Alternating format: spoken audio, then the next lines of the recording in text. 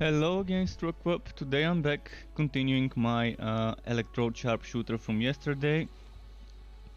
Hopefully I don't run into the same problems with HP potions and the HP potion system as I did yesterday. But yeah, yesterday I kind of had to switch to practice because I ran out of potions and I ran out of gold for potions. And I just couldn't heal myself at all. And I don't have the healing from the pet yet unlocked, so there's that. So I'm gonna continue where I left off, which is I'm about to kill Psora. So let's go do it.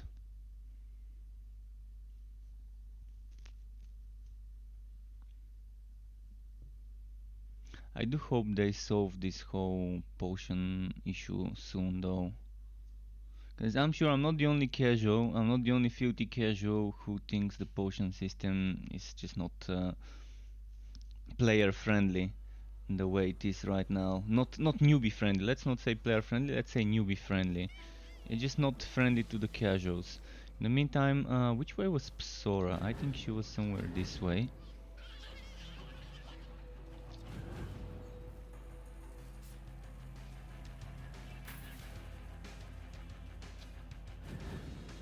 Let's kill this dude in the meantime.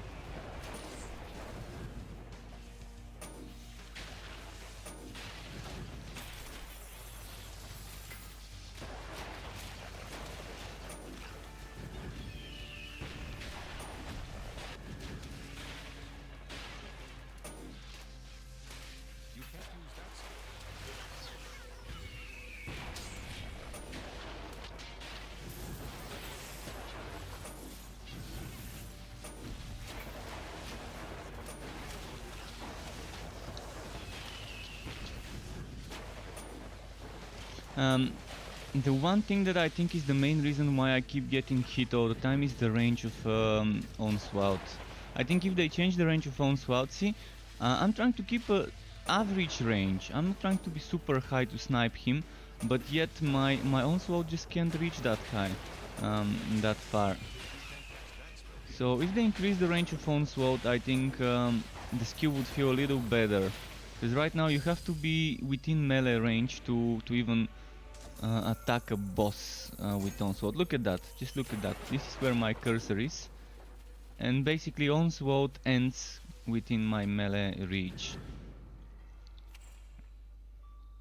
Okay, let's... which one do I want to wife bound?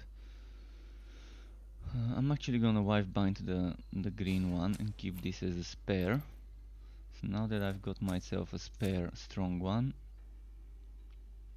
I can do this, and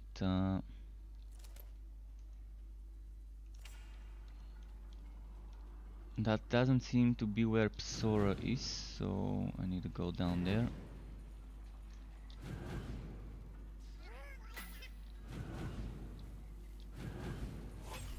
Oh, another boss fight, might as well do it.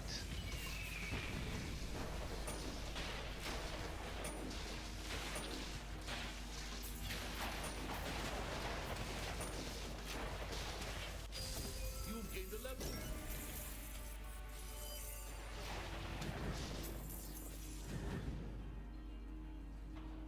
Ah, that's the wrong way. Oh boy. Alright, I'm just gonna go back to the waypoint maybe. I do need potions, I do need some potions.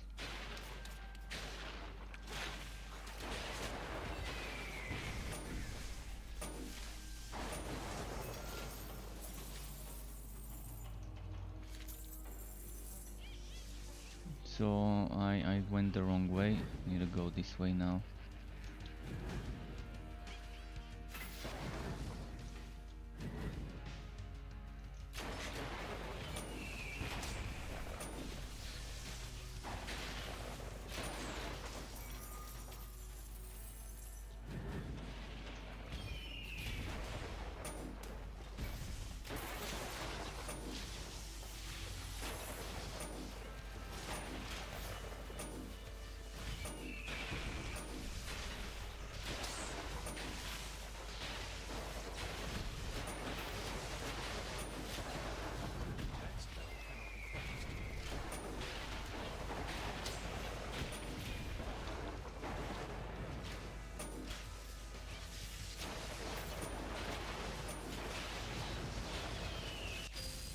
Better drop a potion now.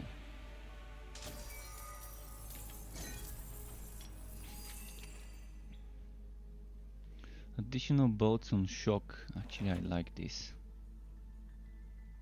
But this one is additional defense, so another not bad one.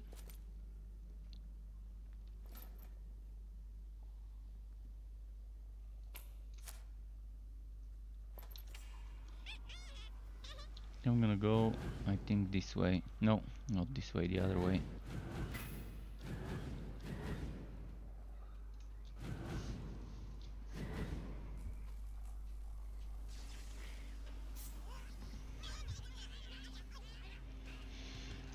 Okay, by the time I reach Psora, can I get a level up to 21?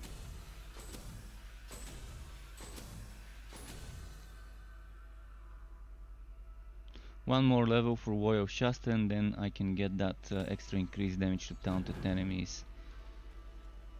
Now the thing is,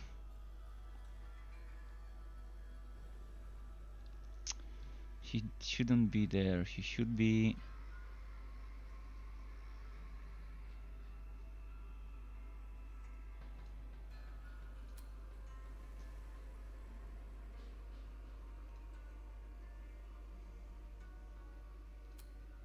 maybe something like this.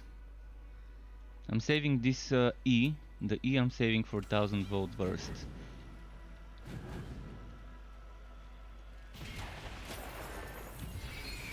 Because it will go there. 1000 volt burst. I will be experimenting with implementing the basic attack as well. Because until I get an infectious shooter, Scout's Bones is not gonna be that effective until I get Infectious Shooter. When I do get the Infectious Shooter, it's just gonna increase my DPS probably tenfold. Because there's gonna be 10 times more procs of Thunderstrike. That's just average numbers. It could be more, it could be less, but it's gonna be a very big DPS increase getting the Infectious Shooter pistol. You just think of the amounts of missiles, projectiles that you can get with max level Scout's Bones. Shooting 3 bows, and each of those 3 bows shooting projectiles. And all of those projectiles can proc Thunderstrike.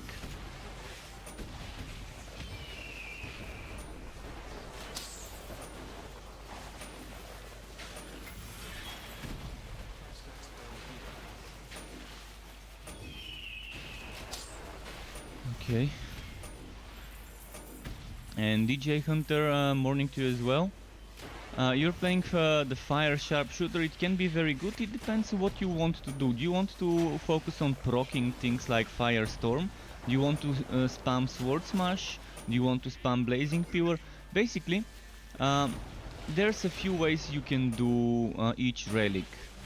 And with the Flaming Destroyer one, I can quickly explain to you some of the ways. I'm gonna quickly go to the city to buy potions.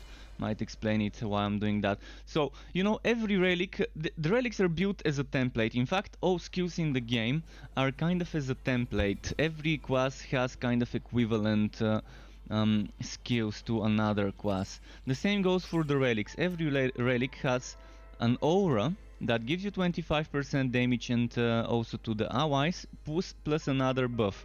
It could be defense, it could be movement speed, it could be healing. There's one more thing that the aura does, depending on the relic. Then each relic has a barrier skill that gives you things like block chance, or evasion, or damage reduction, or defense, things like that. And this one doesn't cost energy, but has 20-second cooldown. And then you've got the attack, and the attack that costs 25 relic energy, and if you max it out it goes down to 12.5. Chaotic Strikes, Sword Smash, Frost Blast, Venomous Maw, and what am I missing? And Spinning Blade. And then you've got the 50 relic energy cost. which is very good to spam in certain cases along with this one. Those are good to spam if you want to be casting the big relic skill that requires 200 relic consumed before you can use it. So if you want to be using skills like this, like 1000 Volt Burst, Arachnid Assault, etc. more often, you would probably go into Chaotic Strikes or Conjure Electrode or their equivalent counterparts in the other relics, because spending more energy means using this more often. But if you want to keep this 25% damage buff for yourself and the allies for longer, you would go for the aura and maybe use one or zero of those other skills to focus on this part, on the buffing part. But that means you're not gonna use this one as often, because this is not gonna consume as much energy as the other ones can. Then each relic has some sort of a proc. This relic has probably the best proc of all of them, Lightning Strike. Together with Tingling Sensation and Shocking Display, it's a very good pairing. Firestorm and Magma Burst on the Flaming Destroyer is also a great thing for proc builds. So, for example, if you take this build I'm playing right now and slightly rework it with the Flaming Destroyer, instead of Lightning Strike, Tingling Sensation and Shocking Display, you can get Ignition Source, you can get the Magma Burst and the Firestorm, and just do it in such a way. But you can also do a build focused on Sword Smash and just spamming Sword Smash, but that would require you to be a little bit closer to the enemies, and it could be a little bit risky if you don't have good defense, if you don't have good survivability. So you have to figure out which way you wanna go with certain things. But it's not a bad relic. In fact, it can be a very strong relic, the Flaming Destroyer that you've chosen. Okay, I'm gonna buy some potions now. I prefer the regular potions. Another thing that I don't like about the potion system is when I'm fighting a certain act, they're only dropping the potions from that act. And I don't like it. I don't want to be using the potions for poison when fighting in the poison act, because I like the act 1 potions more. If they simply change it to a system that's on a cooldown without having to drop the potions, it would be definitely better, because you just pick the potion skill or healing skill you want to use and just stick to it until you want to change it. Okay, I'm gonna put some stuff here. Let's put this, let's put this and this. Let's put this and this, and the rest I'm keeping for now. Or maybe let's put this as well. I'm saving some items for Wobies. When I'm leveling other Wobies on my outs, I'd rather have some stuff ready. Now let's go finish this quest and kill Psora. But the Flaming Destroyer is a great relic as well. I mean, every relic can be good if you build it the right way and synergize it with your items, with your skills, and in general to just make sure you're going for certain combinations. But I wouldn't say there is a bad relic other than the Cold Heart, which needs some little bit of a rework on certain things. Other than the Cold Heart, I think all other relics can be very strong. Even the Cold Heart is not that bad, it's mediocre, but mediocre may not be what people are looking for. That's why I hope the Cold Heart gets some things changed. In particular, with the Breaking Point or Frost Skin, one of those things needs to be changed, because Breaking Point is underwhelming right now. If it's only depending on, if it only depends on Frost Skin to proc, and the Ice Shield also can give you Frost Skin. But Breaking Point can be such a great synergy for Tier 3 Snowstorm. Tier 3 Snowstorm lets you critically hit 100% frozen enemies, or is supposed to let you critically hit frozen enemies. It's still not working properly, because they still haven't figured out how to make it work to actually give you more than 40% crit chance, which is the cap. But when it gets fixed, getting Breaking Point to proc means you're getting Breaking Point to freeze nearby enemies, and that means they're gonna be taking extra crits while they're frozen, and it's gonna be a great synergy of a build once everything works the way it's supposed to. So the Cold Heart might be a little bit underwhelming right now, but once they rework some things and once they fix the bugs that are affecting Cold Heart, it will be a very strong relic, and I would love playing it, especially on melee heroes. On melee heroes it would be perfect. But in general the game is much better played with others. It's much more difficult playing this game solo. Although when you play with others the game becomes more difficult indirectly. Like the enemies, not actually indirectly, it actually becomes difficult directly, but indirectly becomes easier because, see, you're playing with others and the game scales. The difficulty of the game scales based on how many people are in the party. But when you have more people in the party you can stack buffs, you can stack pet auras, which are also sorts of buffs. You can staff pet skills, you can staff your own skills, and you're basically stacking a lot of things to give each other damage, defense, evasion, block chance, etc., movement speed. And this is a great thing to keep in mind.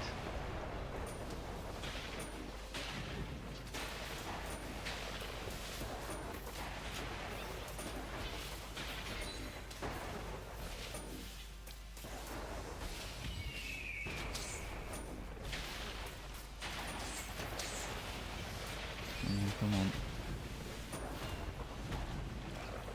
Oh wow.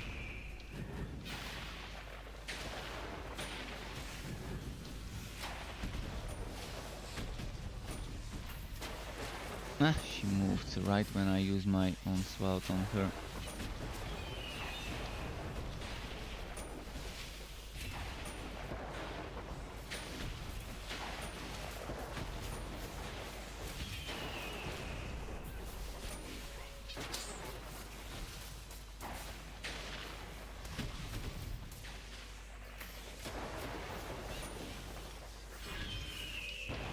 Let's see.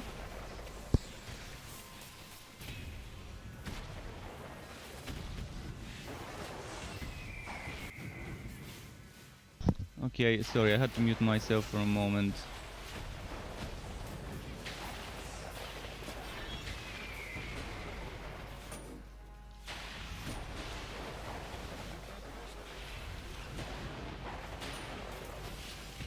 There we go, got her.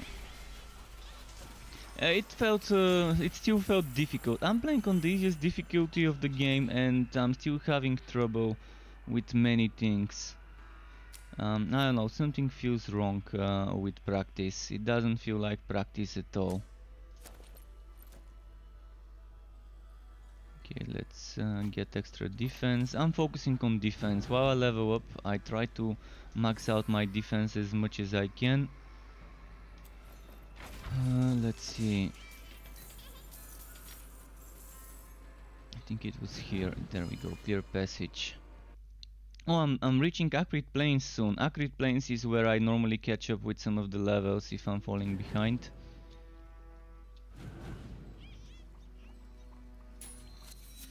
There was an NPC to talk to. You have completed a quest. I need to talk to Sergeant Quife. Is he going to be here? No, he's not here. Well, I have to go to McTyre's Cove to turn in a quest.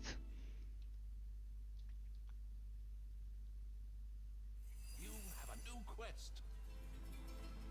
At last, confirmation that the Netherrealm. Okay, good. We must stop this. Oh, 101, one-handed. Okay, we're saving this. And our way is blocked by a miasma. The spores of the Poison defense. Well, I like that poison defense. Might as well equip it for a bit. and into the Hive capital. Consult with the seer if anyone knows the secrets to this foul swamp. I need more potions, as usual. Whoa, you look like you could use a drink.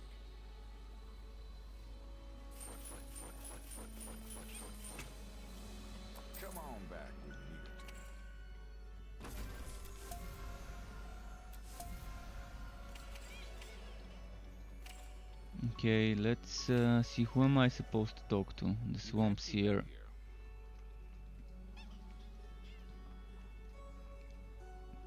Just in time, traveler. My alpacas have fled their pen. They must be deep in the swamp by now. Fetch those misbehaving scraps for me, and I'll find a way through your impenetrable miasma. Oh, I've got a skill to spend. Well, it's time we get this one. Oh, I should have leveled up Shasta. Well, next level. Next level I'm gonna max out Shasta. Not max out, but tier 2 Shasta. And that's all I need. I don't really need max level Shasta. But tier 2 Shasta is a must have on every sharpshooter build. It's just a lot of damage to lose. If you don't take tier 2 Shasta as an active skill, you're losing a lot of damage. 50% extra damage to taunted targets. It's just too good.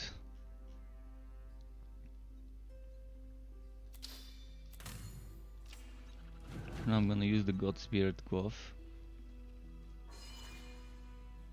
And Rain84 says, hey buddy, how's the game now? I've not played in around 2 months. They changed a lot, fixed stuff. A lot of stuff has been fixed, a lot of stuff has been broken, a lot of stuff has been changed. So there's been huge changes in regards to certain things. For example, when you last played, did the relics act as subclasses? Was the relic choice permanent? I don't know when you last played, but were you able to change relics when you last played? Because there was a time long ago, few months ago, where relics were something that you can change and you could craft, but right now it's a subclass that you choose at character creation. But it gives you a lot more diversity and a lot of skills and active skills and a lot of things you can do, and it increased the build diversity has been increased by a lot. You can probably make around 120, 30, 60 builds. I think on every class and subclass combination you can make around 8 builds, and there's like 20 subclass and class combinations. You know, 4 classes, 5 subclasses, that's 20 archetypes, as I like to call them. I don't know what you would call them, but I call them archetypes, and the combinations between a class and a subclass. And with every archetype there's at least 7-8 builds you can make, maybe more, because you can focus more on one side of the class, you can focus on another side of the class, or you can focus more on certain things of the subclass, such as the passives or the actives or another active. If you're gonna be making a sharpshooter, some of the relics I would suggest are, if you want a summoner, go for Bane. If you want proccing stuff and stacking a lot of attacks per second, a lot of hits per second, you can go for Electrode. If you want direct damage, Electrode also is not bad if you get chaotic strikes. If you want direct damage, also the Fire Relic is not a bad choice either. It also is good for proccing though, it's not bad. So both Electrode and the Fire Relic can be good on both proc builds and on direct damage builds. If you want survivability, damage reduction, healing, you would go for the Blood Drinker as a subclass. So Blood Drinker is very good for the survivability, maybe not as much damage, but the survivability is just great. So it's not a bad relic, honestly it's a good relic. For new players who haven't played before, Blood Drinker is maybe a very good starting choice. For old players who are returning, if you know how to survive, to dodge stuff, if you're good at dodging and moving all the time, maybe you can go for Flaming Destroyer or Electrode. It's definitely two great choices for people who are experienced with the game already. Unless you want summons, I mean if you want summons it's Bane. You can do other summoner builds like a freezing summoner build, you can even do bleeding summoner build with the Blood Drinker and with the healing. Kind of out of the box build, but it can work. It can be done. Eventually I'm gonna do it. Sometimes I'm gonna do the Blood Drinker Summoner.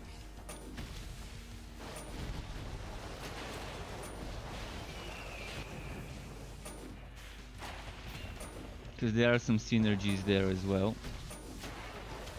In fact, this build, when I'm ready leveling up, I will save some Respectacles and I'm gonna make a Summoner build with Goblin Legion in the build. I'm probably gonna try removing Lightning Barrier, putting Goblin Legion, and the Goblins will be proccing Third Lightning Strike. So once I level this hero up, I will start experimenting in making different builds that are different than my Electrified Sharpshooter. My Electrified Sharpshooter build is what I'm using as a base, but I'm trying to change things up, experiment. I mean, I really want to see a proc monster build that uses the Goblin rifle, the Rifle of Leadership, and maybe Bone Razor Bomb Walker. To have a lot of summons and all those summons to be proccing Lightning Strike. I want to see if I can break the game. If I can break the game by proccing as many Shock Bolts and Thunder Strikes as I can from all the summons I can get without using Bane. I think Electrode Summoner could be a super strong OP build, and I will find out. Especially if we retain the Infectious Shooter. It's gonna be difficult to get all the things I want in the build, but it would require Bone Razor Bomb Walker, Infectious Summoner, and I would have to wear the Bomb Walker and swat in the Legendarium the Bone Razor, and swat in the Legendarium the Infectious Shooter, and swat in the Legendarium the Rifle of Leadership. Once I get those 3 items in the Legendarium and equip the Bomb Walker, I think the build would be pretty solid. I'm just gonna need a strong blue enchanted socketed one-handed weapon. And I can try using Onslaught. If I use Onslaught, if I use Goblin Legion, if I use Scout's Bones, there's gonna be so many hits per second, resulting in so many procs per second that we might end up breaking the servers. We'll see.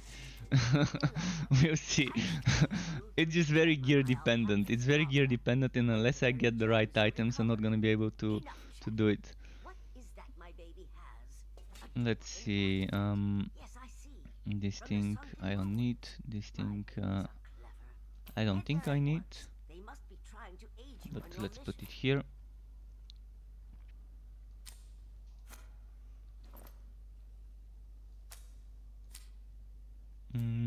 This thing, right now we need to equip that, our new weapon.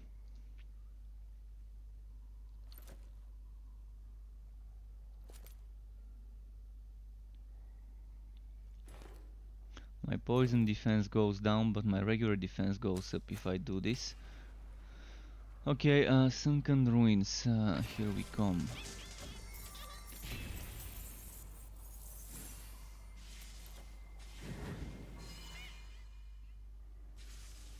But yeah, I'm trying to, whenever I start a new hero, I'm trying to not repeat what I've done. Even if it's 80-90% similar to an old build, I still try to keep some differences to my previous builds that I've already done. So even though I started playing Electrode Sharpshooter again, after already having the Electrified, and even though it's very similar to the Electrified the way I'm gonna build this, I'm still gonna have some differences. For example, using Onslaught, which still seems underpowered as a skill. It's an interesting change, and again I could consider switching Lightning Barrier for Goblin Legion. We'll see. There's gonna be things I will experiment with for sure with this setup. But I worry about the proper build making once the hero has been kind of at least level 57, and once I start farming for items. Right now I'm just trying to push the story as quickly as I can, and once I'm done with the story I can just worry about farming items, filling up my legendarium. I mean, once I'm done with the story I switch to ridiculous and I farm specific Fazier's dungeon maps. The infamous uniques maps are the best way to farm items. You don't farm items as drops, you farm items as legendary gear bundles. So that's the main source of gear, legendary gear bundles from contracts. You can get 2 to 3.5 per map if you're doing the right map. Of course you're not gonna be able to do the right map every time, because it just doesn't show up every time. But when it does show up, it will be super good.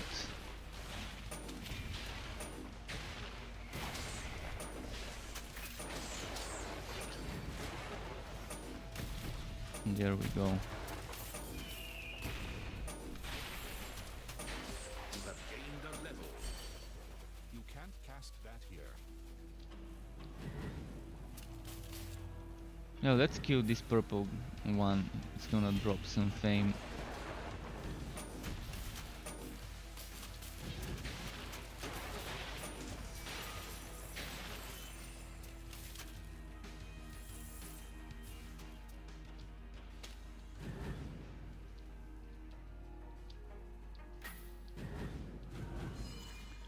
Okay, we're in the sunken ruins now.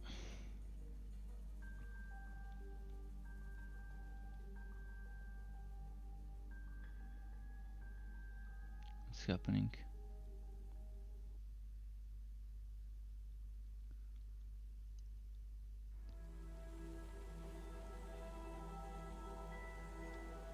But yeah, I've been playing and enjoying the game before the game got hate.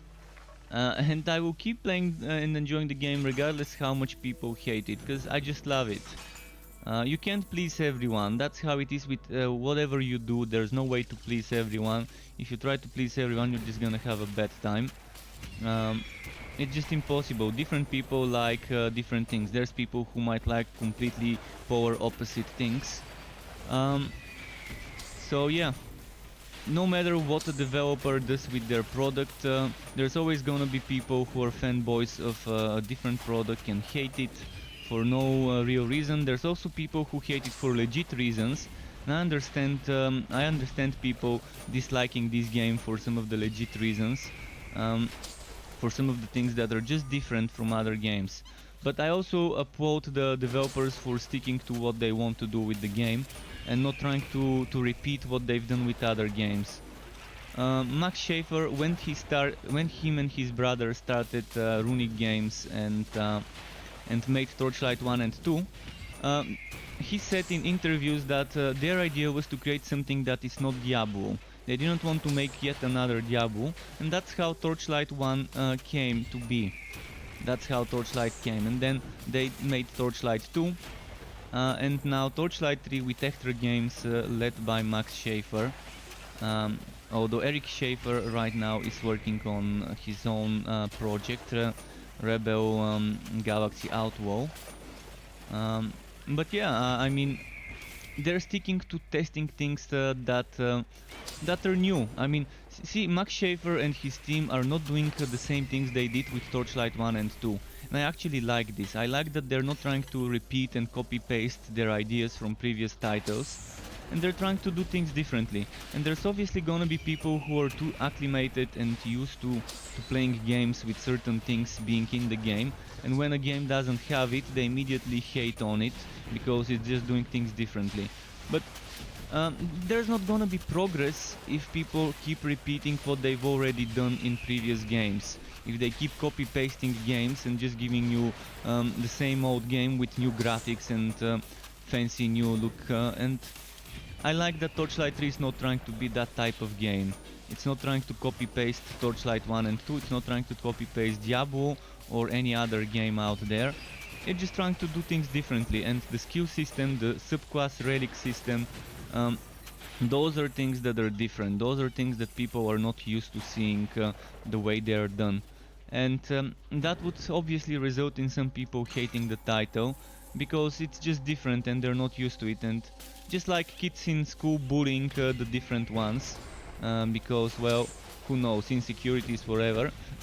The same could be said with this fanboyism, people just loving Path of Exile or Diablo or other games out there, and if something's different than the games they're used to play, it's instantly bad without even giving it a chance.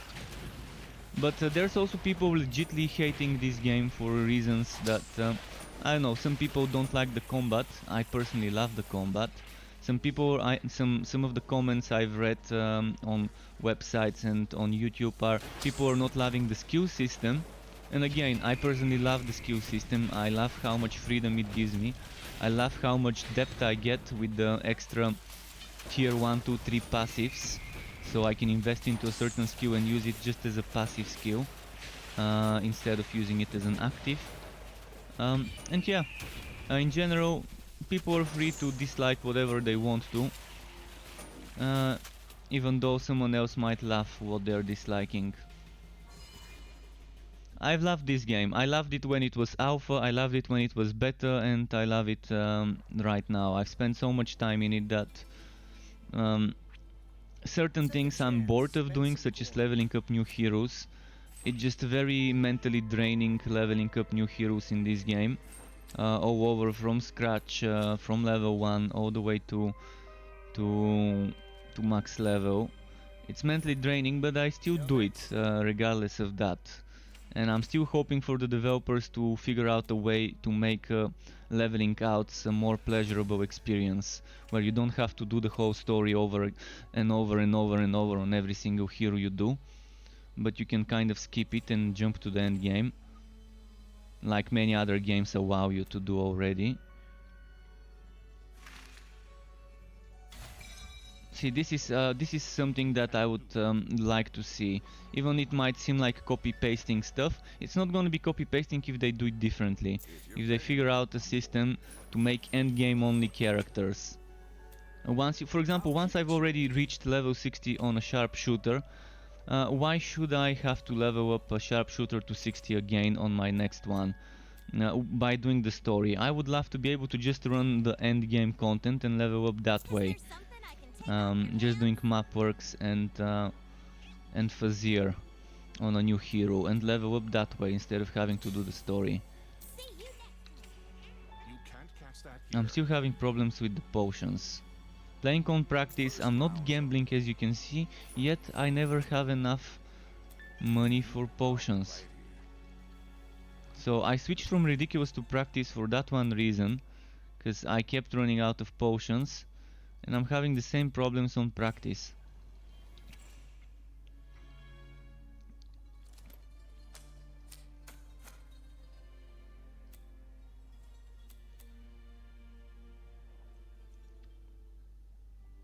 Nice damage.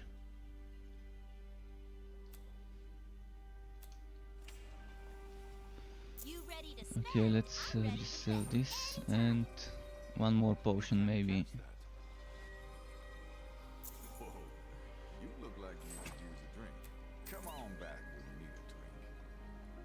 There is a solution for that. If you tell me God's Beard Gauntlet, I am already wearing the God's Beard Gauntlet.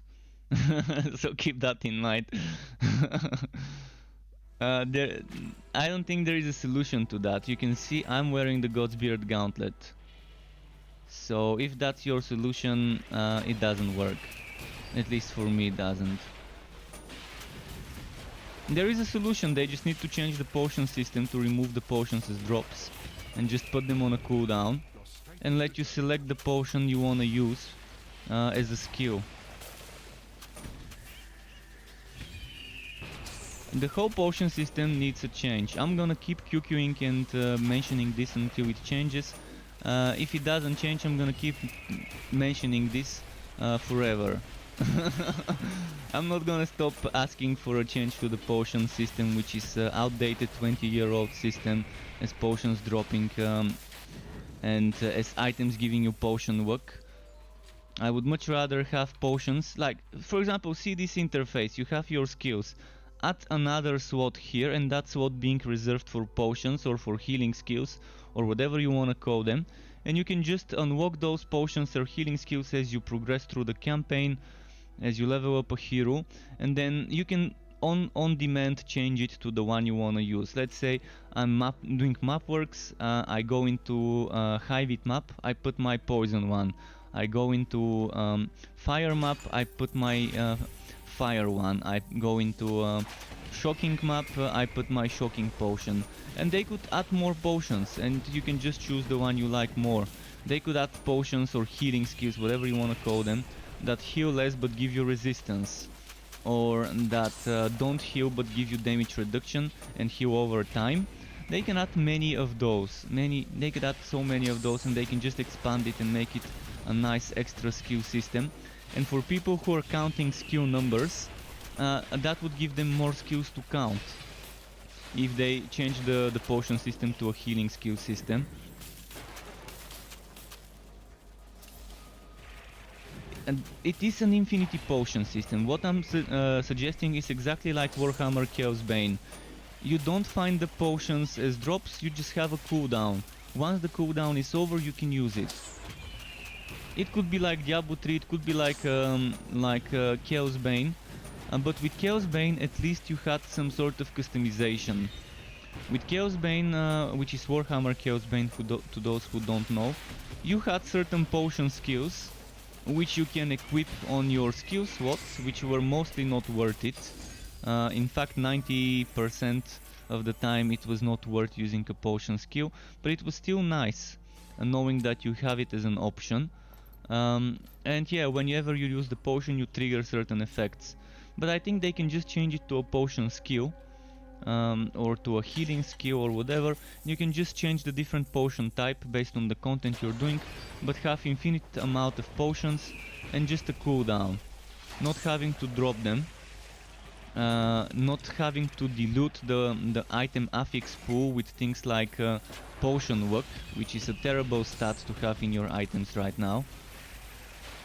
Having to sacrifice damage or other things just so you can get more potions. It's just not fun having to sacrifice damage or crit chance or defense just so you can get some more potion work.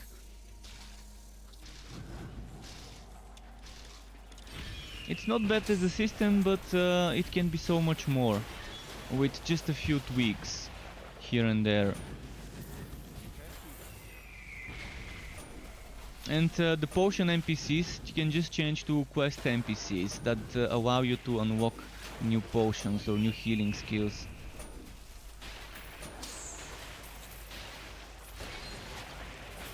I mean, if I'm having trouble with the potions in practice, with a very strong build using wife-bound items whenever I can to maximize my damage, and I'm still having trouble with clearing stuff and I'm dying, then the game is just having some problems. For the more casual player base, you can't expect every player to be meta and to be super good at the game. This is why difficulties like practice need to exist for people who just want easy mode and who want to just breeze through the content. But right now practice doesn't feel like me breezing through the content. I'm constantly having trouble with keeping myself alive. I'm using potions and I'm running out of them. I'm running out of gold without gambling a single time. And those things can be changed easily with some tweaks, some changes as quality of life. You have gained a level. I'm not sure if it's me using Onslaught. I normally don't have this hard of a time. Last time I leveled up such a build when I was doing my Electrode Sharpshooter, I remember destroying stuff super easy, but I was using targeted strikes there. And targeted strikes is super strong, so I guess it could be that. It could be me using Onslaught putting me into danger. Cause look at the range. I showed it earlier today, look at that. So the range between this and this, that's almost melee range. And in order to be able, for example, if I want to cast it here, on top of the shrine, I have to get this close. In fact, this is the middle. So this is between me and the middle, the distance. And by the time I cast it, the enemy probably is already here, and soon it could be attacking me. Chance to slow would really help, but when leveling up you can't have the best stuff all the time.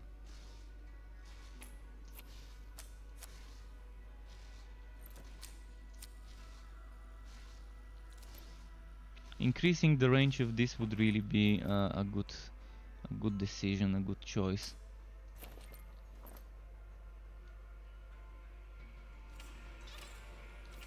Okay, let's go kill some more. Actually, I've got a skill to level up. Now, where do I start leveling up? Should I get more shocks so I can trigger this more often? Should I level this one up? Or get this one up? Or maybe level up my onslaught more? I'm thinking of investing into this more, so I can shock enemies more often.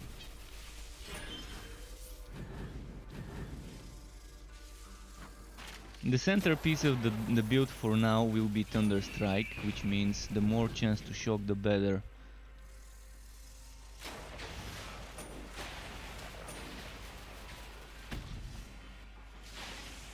There is an option, but that's the thing.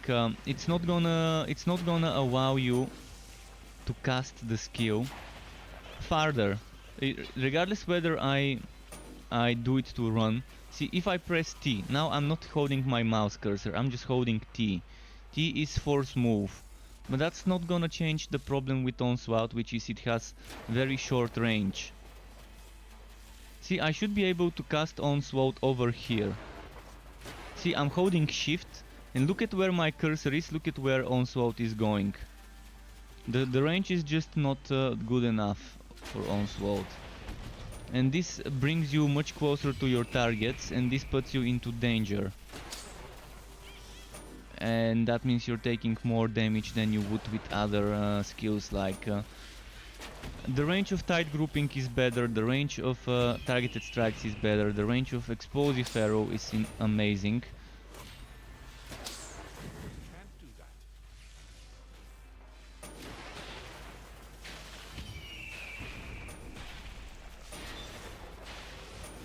I mean, I've played so much with every single hero, and I've tested so many things, and I know what's strong and what isn't, and Onslaught isn't.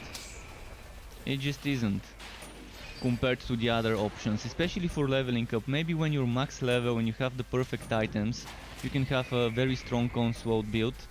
I tested Onslaught on my summoner build, on my infectious summoner, and it works very well. For a summoner build, Onslaught works fine on my Bane Sharpshooter.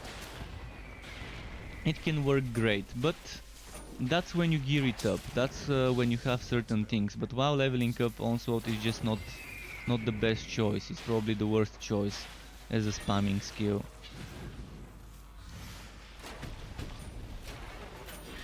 Its damage is not high enough, its range is not good enough, and you can't expect people when leveling up to get lucky and get damage to Onslaught items, because that's their way of handling Onslaught being weak. They decide to just give Onslaught damage from affixes, from items, and be done with it. And it's not enough, because that's just you're just letting people be too much gear dependent. If they want to play Onslaught, they're too dependent on items and on affixes, and the skill shouldn't depend on items or affixes to do damage. It should do damage by itself, and the items or affixes should be the extra spice, the extra salt and pepper to a steak, for example.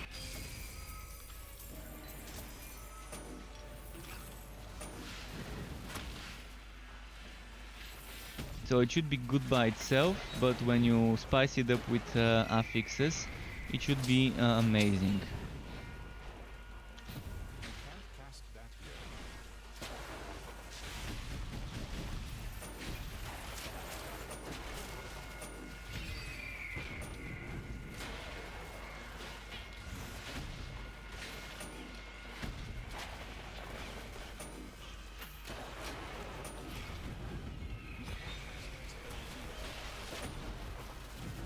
But I'll see how this turns out. I mean, I'll be experimenting. As always, when I level up things, I test stuff. When I level up new builds, I test, I experiment, I change, I respec all the time. And by the time I reach level 60, I know what the build would be.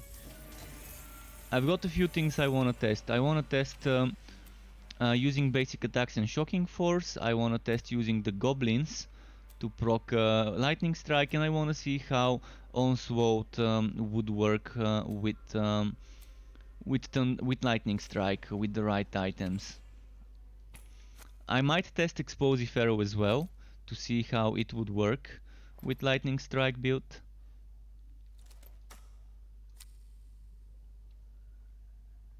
Did I get I'm still trying to get a scroll.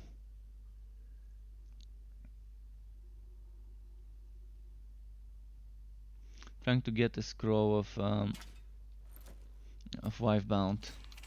Another level up, by the way. I'm gonna go get more chance to shock.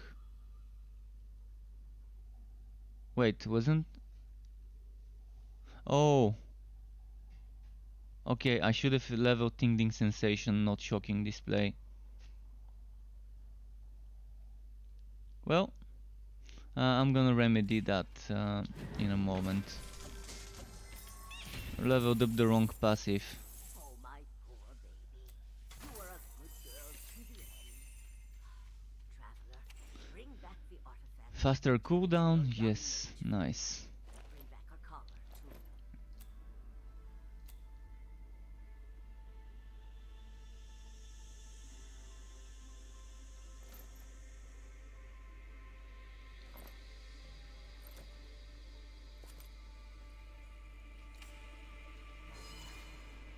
Slowly and steadily we're beating Act 2. We've got like 7-8 levels until we're done with Act 2.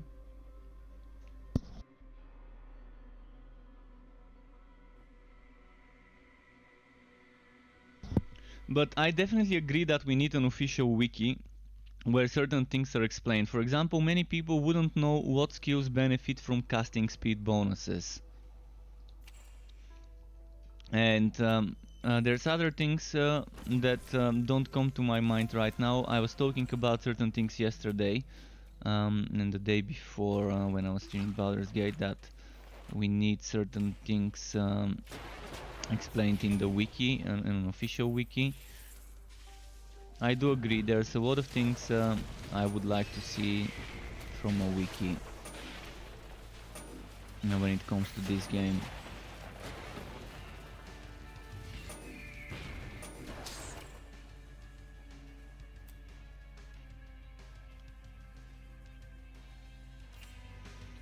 I'm gonna go reach the protected trail.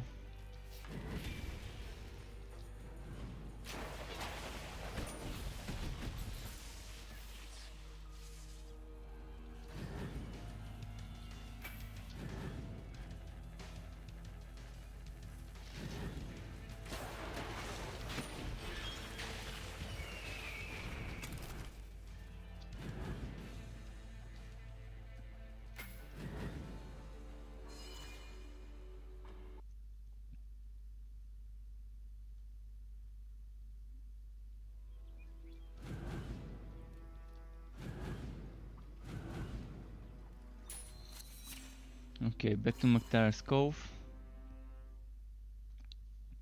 But yeah, even though the game still has a lot of things that need some improvements and changes, overall it's a very nice title to own and to play.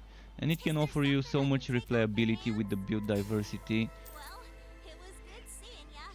It's just nice. It's a little bit disappointing endgame wise for me, because the endgame the game can offer is just not my cup of tea. I mean, I love rifting systems, but the way it's done here is very underwhelming. And hopefully they will improve it soon. Hopefully they would come soon with some ideas to improve the Fazir's dungeon.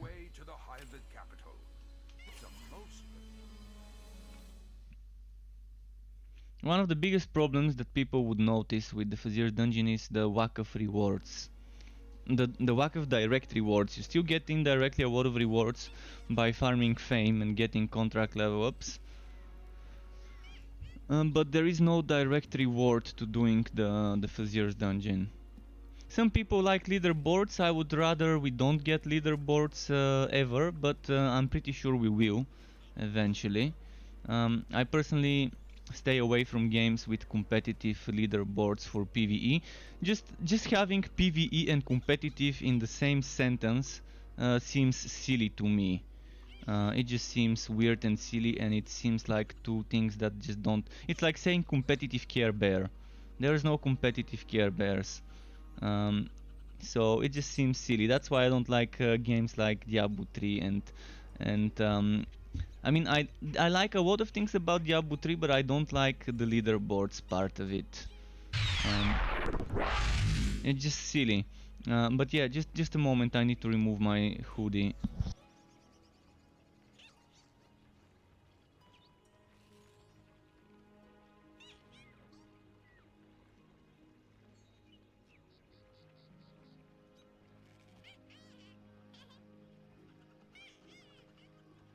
But yeah, competitive Care Bears aside, I can't say I haven't played Diablo 3 and I haven't tried pushing the leaderboards. Although it got pretty boring because in Diablo 3 everyone is using almost the same build with very slight changes, and it's just pushing numbers there. It's pushing Paragon levels to get extra stats, to get that extra little bit of damage, to be able to handle that extra new Rift level or two, and it's just an endless power creep.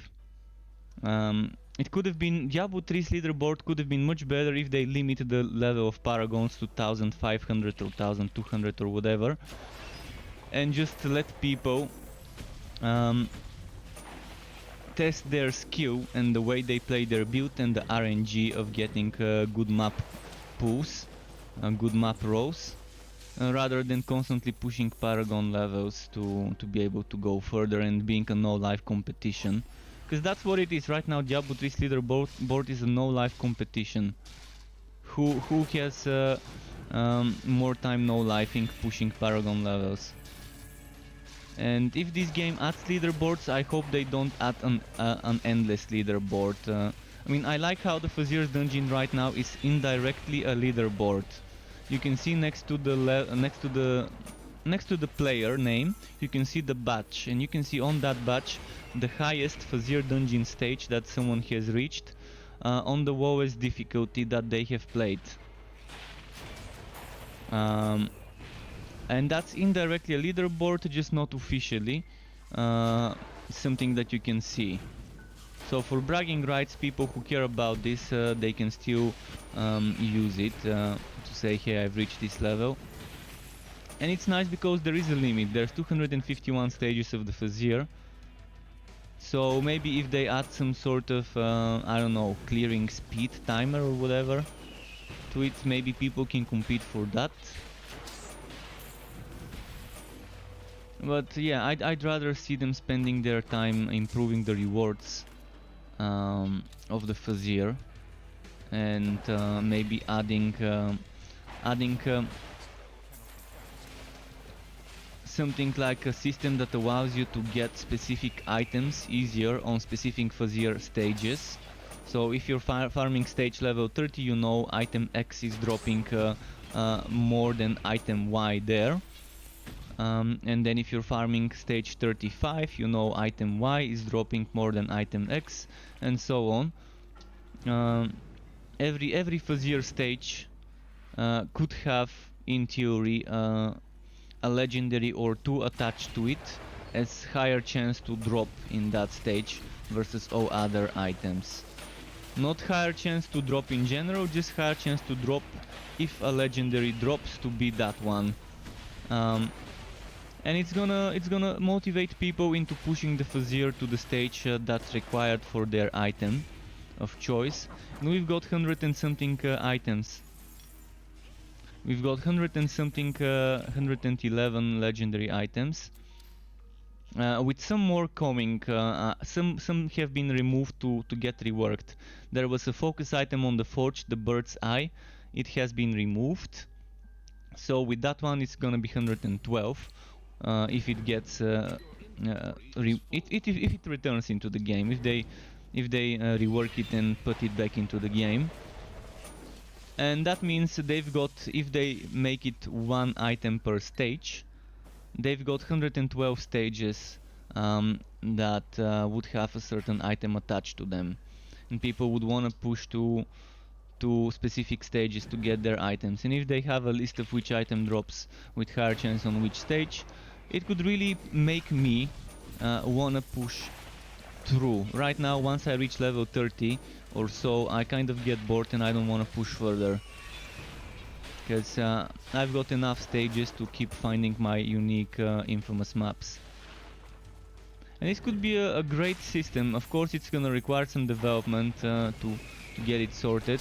I've suggested this 3 months ago, I think, is when I suggested this, before the Fazir was even added to the general public. They showed this to some content creators and to the moderators of the Discord, and they gave us the opportunity to provide feedback. And one of my feedback was that it just doesn't seem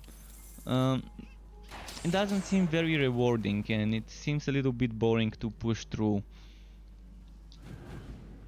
And I did suggest this as an idea to maybe make it have increased chances to drop certain things, along with other feedback. It's, for example, getting gear bundles once you clear a certain stage for the first time and reach the next checkpoint. For example, you know how every 3 or 4 levels you get a boss fight. I think after killing that boss fight you should get a blue or legendary gear bundle. Maybe getting 2 or 3 blue ones and then get a legendary, and then rewind. Another 2-3 blue ones for the next 2-3 challenge bosses, and then on the 4th challenge boss you can get a legendary gear bundle. And this would definitely play into the psychology of players who just want to feel rewarded for their time directly. Getting a gear bundle every 15 Fazir levels is not a bad choice. Every 4 stages you get a blue, the next 4 stages you get another blue, the next 4 stages you get another blue, and then maybe the next 4 stages you get a legendary. Or you can do it blue, blue, legendary. So by the time you've done 12, you've done 3 times 4, by the time you've done 12 challenge levels, you are due legendary item. So I wrote such a suggestion long time ago. Not sure if it has been considered, but I think many people would love it. I'm not sure whether people who are watching me know what I'm talking about, because many of you might be new and have not reached the end game yet. I do have on my YouTube channel a video about the end game where you could probably learn more about what I'm talking about. But yeah, in general it's just a rifting system where you're pushing further and further and further with 251 rifts, 251 challenge levels, and every 4 levels you have a boss. Once you beat the boss you unlock a checkpoint. That's what I'm talking about. And I'm talking about those bosses to be more rewarding. Once you finish a certain boss, to get a certain reward from it.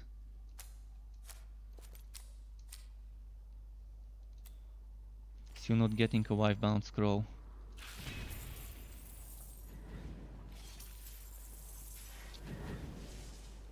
But I've been happy seeing this much interest in the game. I've not seen this much interest in that game since a long time, and it's so nice to see so many people loving the game and playing it, and seeing the numbers on Steam charts, on SteamDB growing is great.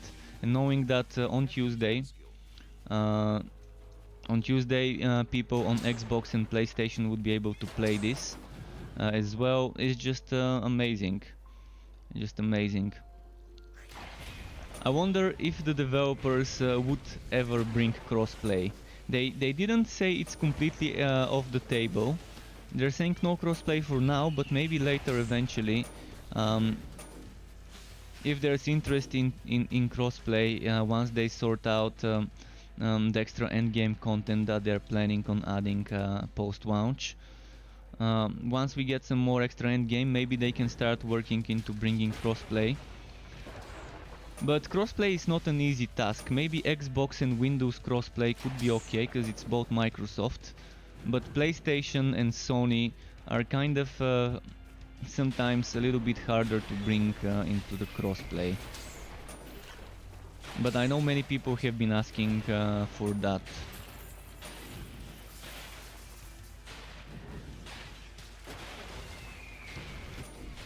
And I'm also wondering if the game would release on other platforms for PC, like good old games. For now, they're only releasing on Steam. But if the game is successful and if people require, or not require, but request for the game to come out to Stadia or good old games and things like that, it may not be bad to have it there.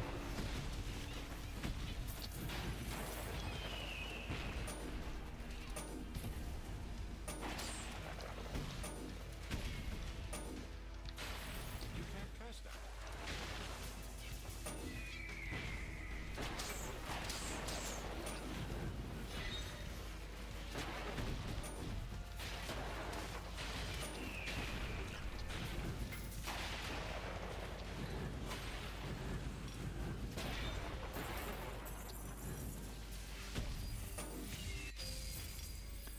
Okay.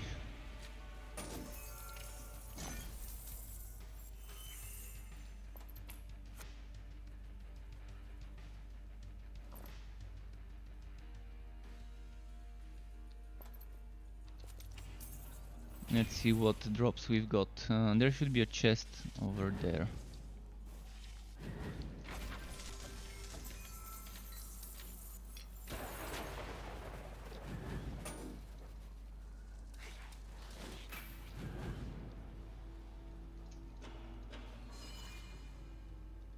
I'm gonna go to the outpost.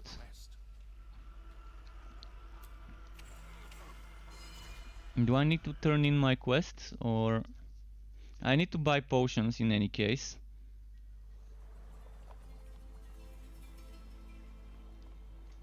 If you're paying. Oh, Scroll of Life Bound. I've been waiting for one to drop for quite some time. And I'm gonna lose this crit damage and bonus ice damage, but 100 defense. I'm already at such a low amount of defense, it's silly.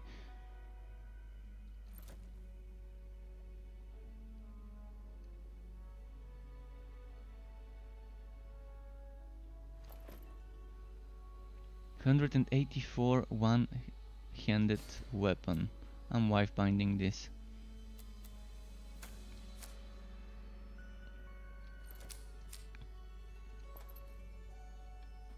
And I'm equipping a shield now.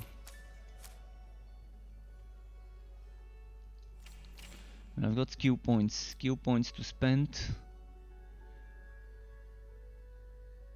I wanted this skill for chance to shock.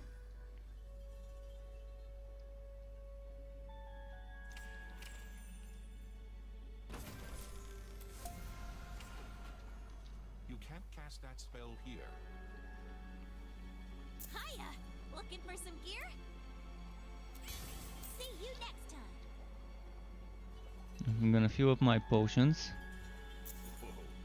You look like you could use it. And let's go, go to the Defender's Gate.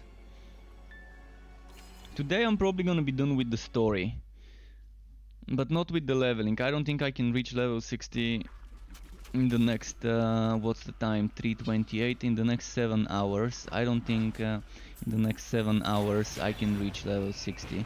But I can definitely reach the end game and probably level 53, 4, 5. I mean, I've got 7 hours, I'm 25 right now. Getting close to the end of Act 2. But yeah, I've got another 7 hours of streaming left, roughly.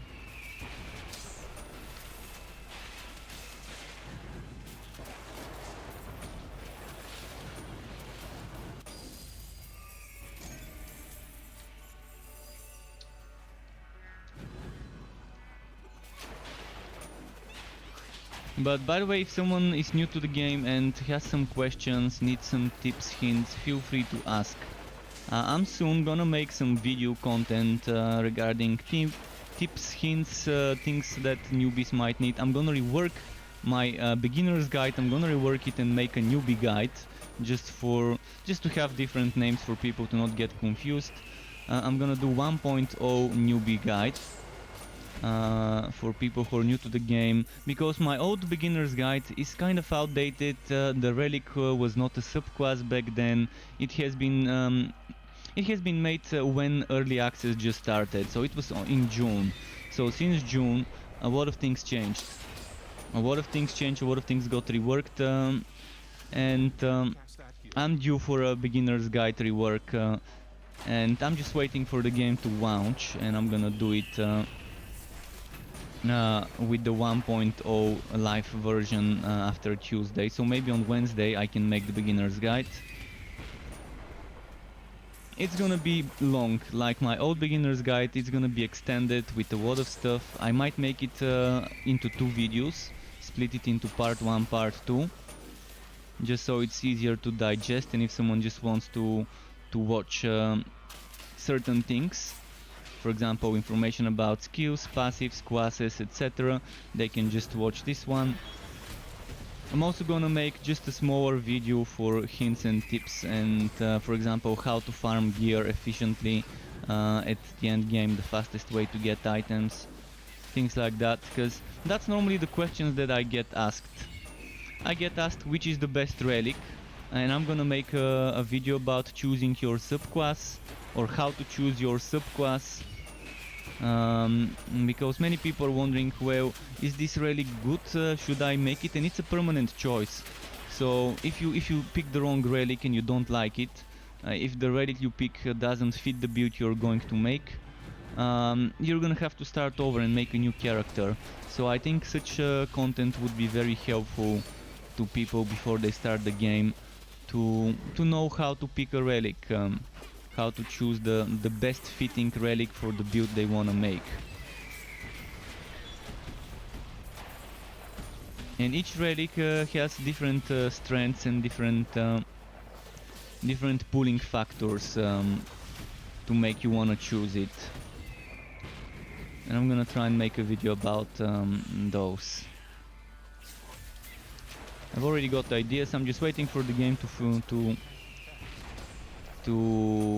have that October 13th launch, and start bringing the content for all of you.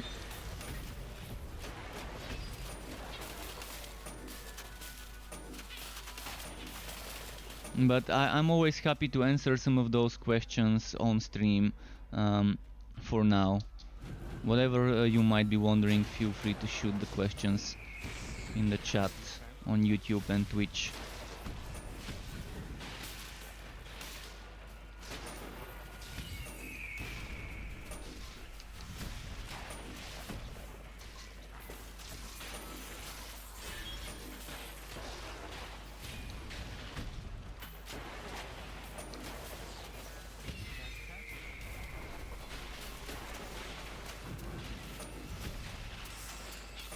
I like the amount of champions I'm finding on practice. I think they've made it so that on practice you encounter a decent amount of champions as well. It wasn't like that. Before, Riddick was the one where you encounter so many champions, but while leveling up I've noticed they might have increased the number of champions spawning in practice as well.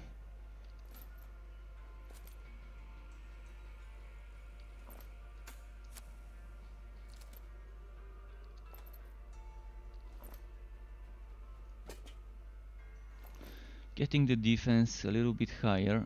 I really need to focus on getting a regular defense, not poison defense, regular defense, because the Act 2 boss is doing physical damage. She's a Netherim, so I'm trying to stack as much as I can of that one. So I'm saving some things with high defense rating.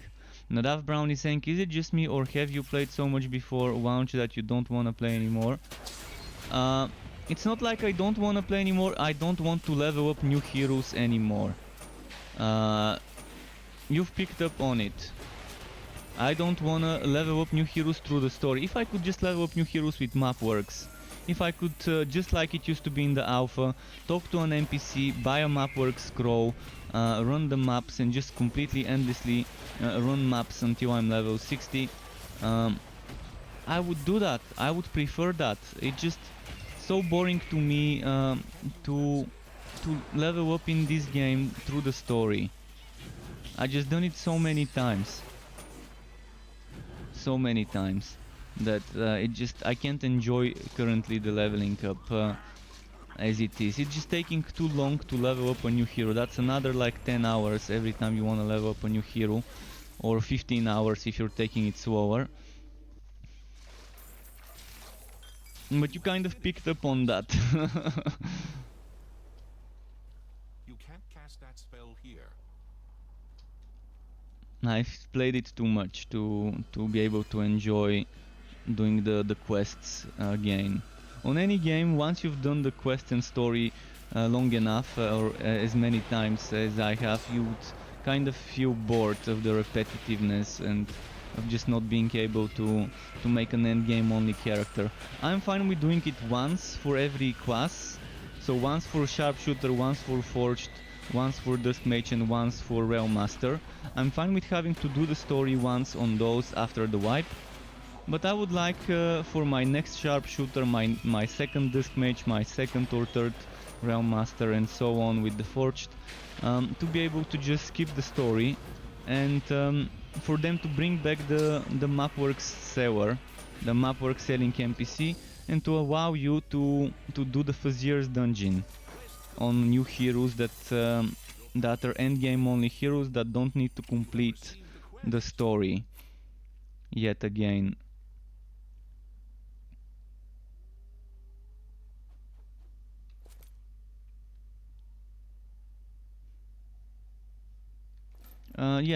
New players won't understand what's happening with me and not wanting to do certain things.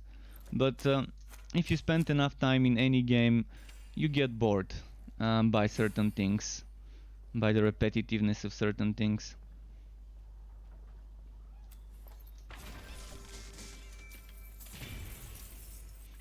That's why I don't like doing games like Path of Exile, where you have to start over every league.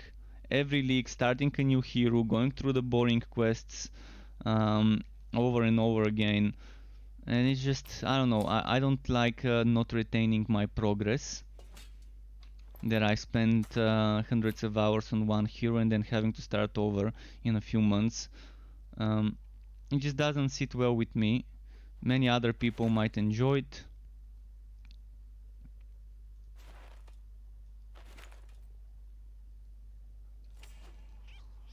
Alright, let's go get the next checkpoint, the next waypoint, and I'm gonna go to the fort and put some items in the storage for outs to use.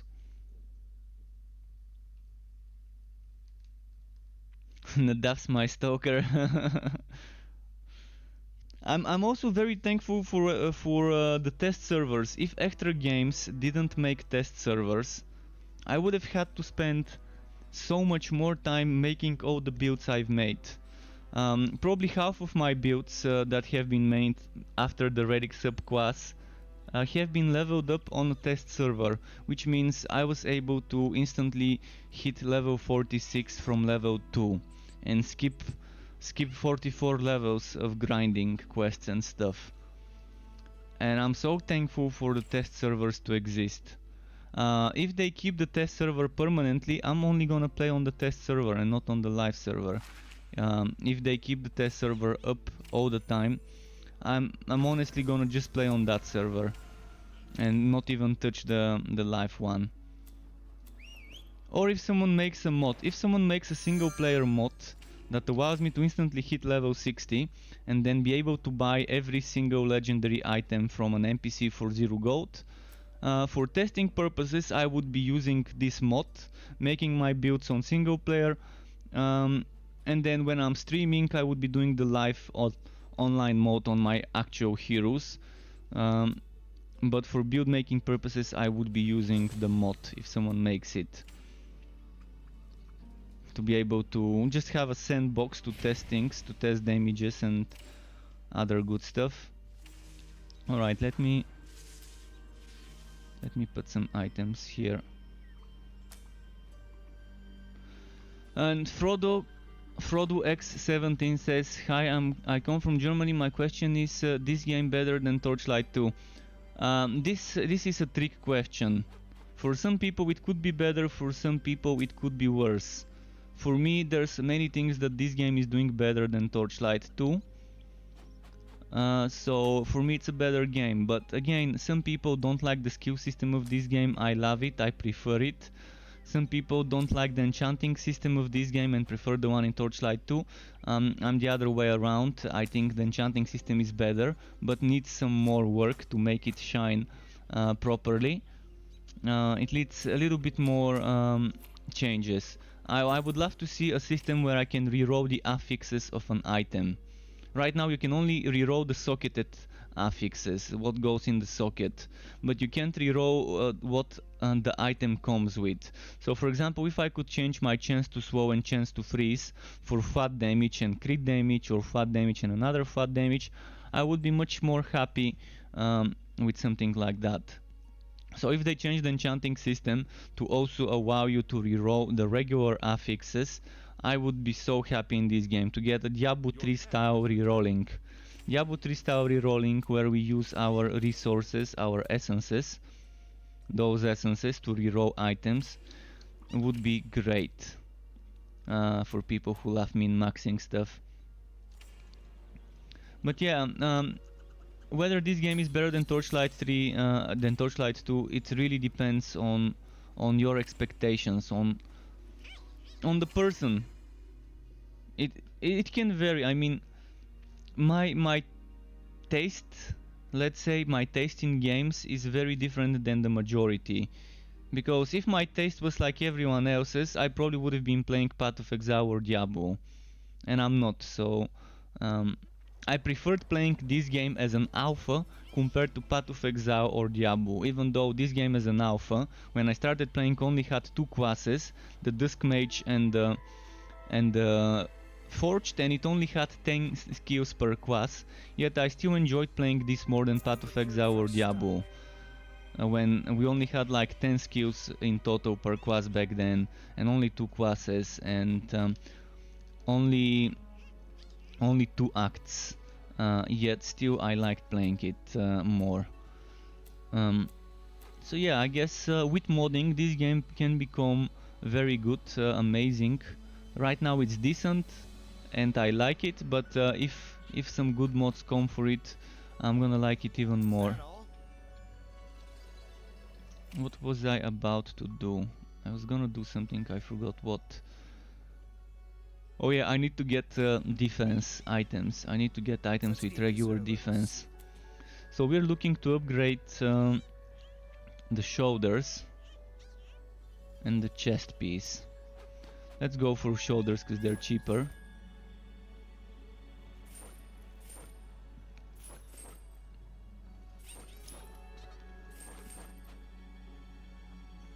Okay, this is an upgrade. Now let's try and upgrade the chest piece.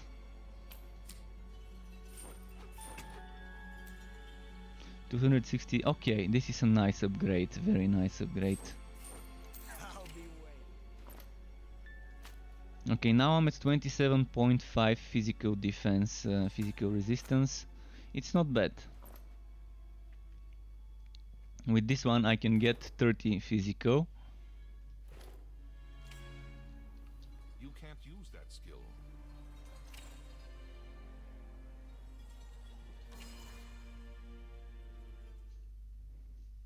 Yeah, this game actually, on first hand it might have simplicity, but there is depth to the simplicity.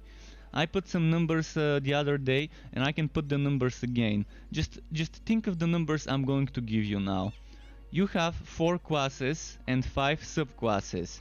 Every class has 14 skills. of those 14 skills, every skill has 3 passives attached to it. And while I'm talking, I can show you. See, this one has tier 1, tier 2, tier 3. Every one of those 7, and those 7 has those. So that's 14 times 3, which I think was 42. Is it 42? I think it's 42. So 42 passives for every class. Multiply that by 4. That means you have 42 skills with 126 passives attached to those. Now here comes the numbers for subclasses. There's 5 subclasses. Each of them has 5 skills and 5 passive skills. So 5 active, 5 passive skills. The active skills each have 3 passives attached to each of them. So this one has 3 passive, this one, this one, this one, and this one. So that's 5 times 5, 25 times 3, which is 75 passives. 25 active, 25 passive skills, and another 75 passive skills attached to the active skills you can use. So if you take a class and a subclass and combine all the different combinations, you have 14 plus 5 active skills. You have 5 no, actually you have 14 plus 25 active skills. Let's use calculator here because I might get things messed up. So 14 plus 25 active skills, that's 39 active skills, and you add another 25 passive skills, and then you add another 42 passive skills for the class skills, and then you add another 75 passive skills attached to the relic active skills. That's let's see the numbers. So that's 39 plus 142 passives. So 39 active and 142 passives you can get on every class. So on Forged, on Dusk Mage, on Sharpshooter, and on Realm Master you can get 39 active and 142 passive skills. And the passive skills is a combination of tier 1, 2, 3 bonuses of the relic passive skills and the tier 1, 2, 3 bonuses of the relic active skills. So there is simplicity on first glance, but there's also a lot of depth. Now onto this, here comes the Legendarium. Enter the Legendarium and we get another 3 passive legendary skills we can equip on top of the legendary skills that we get from items we are wearing. So you have 1, 2, 3, 4, 5, 6, 7, 8 equipment slots and 3 pet equipment slots. Each of those can hold a legendary power given by an item. On top of that you have 3 legendarium slots where you can put pet or player hero items to get another legendary power from those 112 legendary powers. From the 112 legendary powers, remove 16 for each class. So you've got around 90 something legendary powers to fill up those 3 slots and those 8 slots and those 3 slots.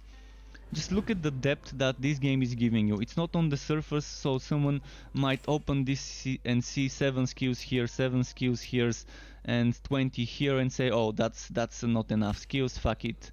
But no, the depth is there, it's just beneath the surface. So the build variety, the build customization is super nice. And it's simple, you don't have to be a rocket scientist to make a build in this game. It's not as difficult as Path of Exile to see the synergies in the game. Simple yet deep. This is kind of how it is with this game. And yeah, that's a good number. That's a good number of skills, passives, and other things that you can add to make a build.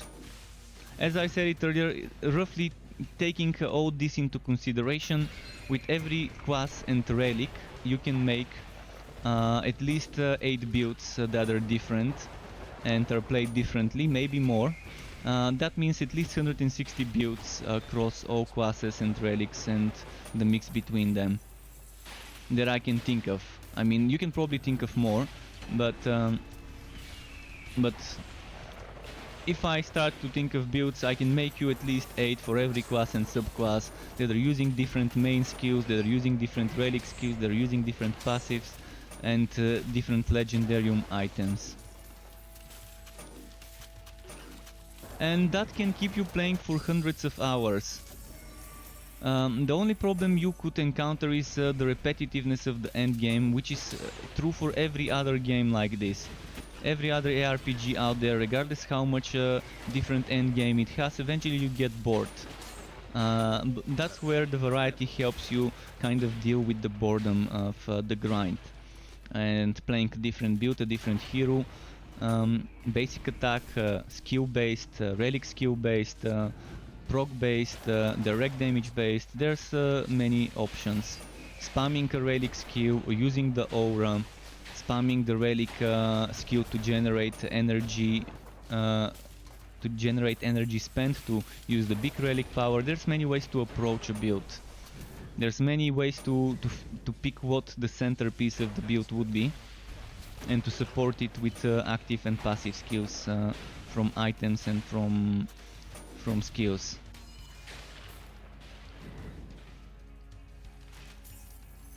And yeah, as long as the developers add new endgame modes as their priority for the next big update after launch, for the first big update after launch, if they start working on some new endgame mode that's completely different from the Fazier's dungeon, I think many people would be happy, and this would keep people returning.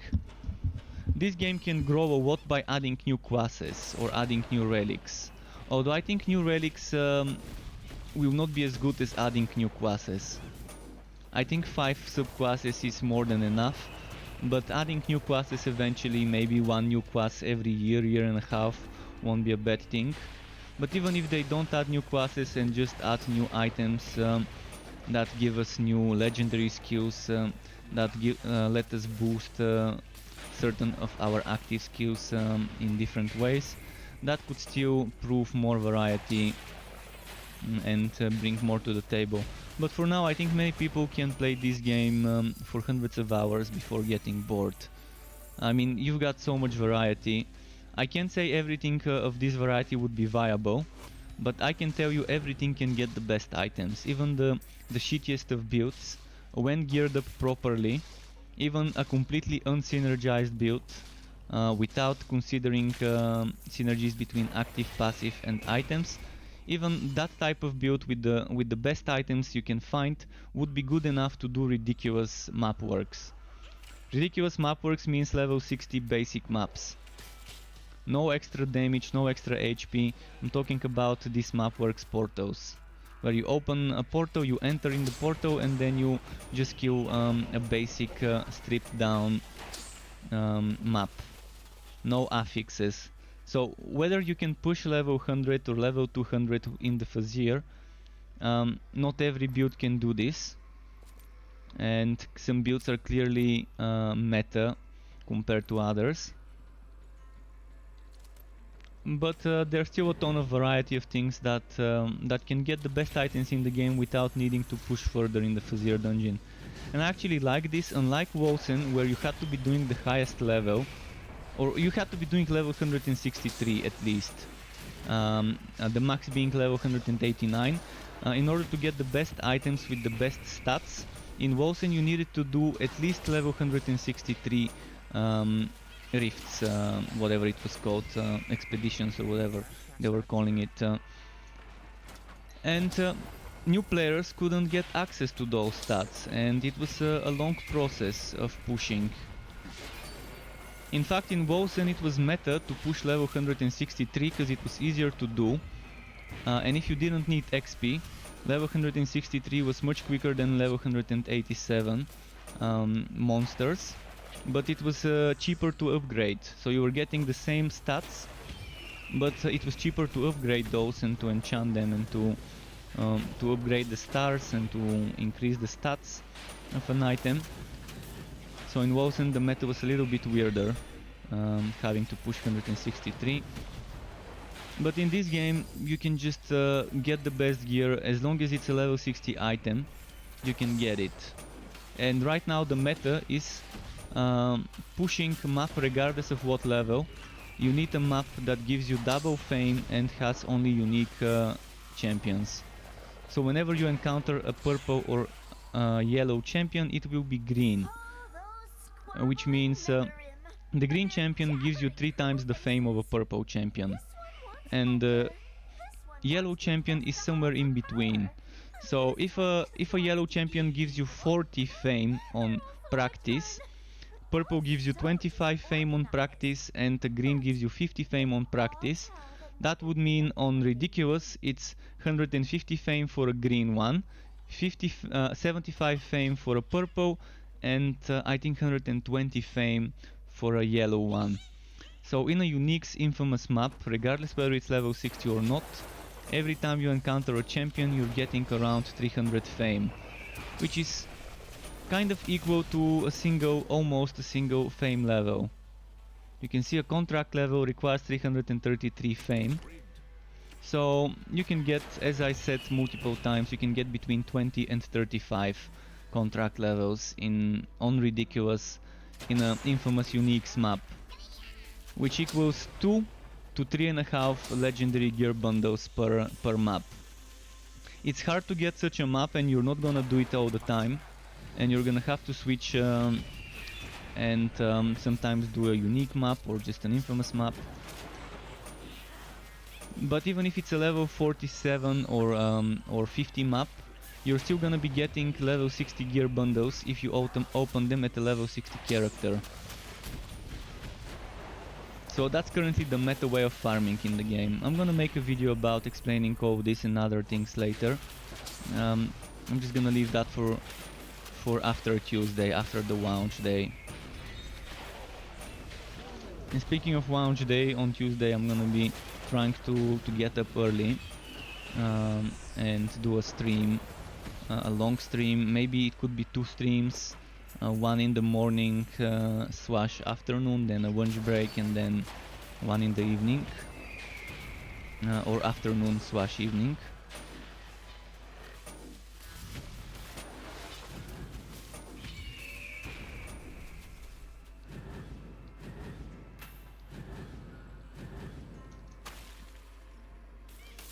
I have a feeling I missed a crystal, so I'm gonna go back and check for one of those purple ember crystals. See, there we go, there was one here. Let's check over there, there could be another one here. Okay, there isn't.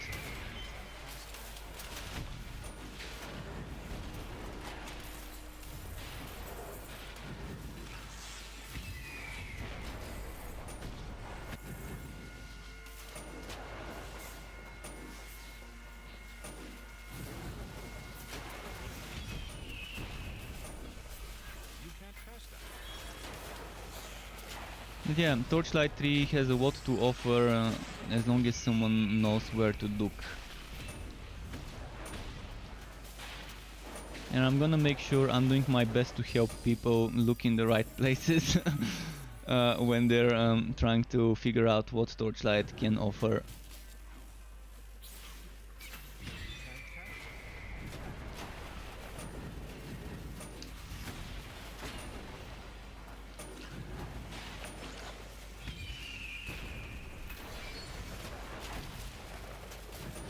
Okay, nice. Some builds are definitely not great for leveling up. This build, I think, if I was using something other than Onslaught, would have been much easier to level up. Especially before I got Shasta and the taunting. And before I got Thunder Strikes, it was a little bit underwhelming. Even now, it could be a little bit better. Yeah, guides on classes, subclasses I will definitely make. I mean, ever since the alpha I have a tradition to make a video showcasing the class skills, and I'm gonna make one for each class and one for each subclass, trying to showcase all the skills and passives and stuff like that. It's gonna be not that high on my priority list because I'm gonna do the beginner's guide and then the choosing your subclass guide, things like that first. But eventually I will make one video for each class and one video for each subclass, showcasing things. I'm gonna need a lot of respectacles. In order to showcase all 5 passives and all 5 active skills maxed out on a relic, I'm gonna need to use some respectacles, and I'm gonna be saving up some for this one.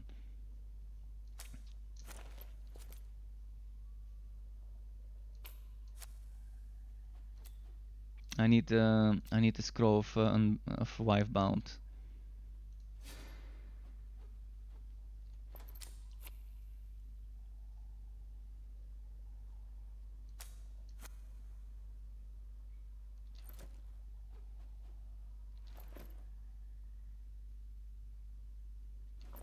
I'm trying to keep one weapon and one spare weapon. So if I Wivebound one weapon, I always have the spare weapon to fall back on. And then I Wivebound the better one and keep the other one.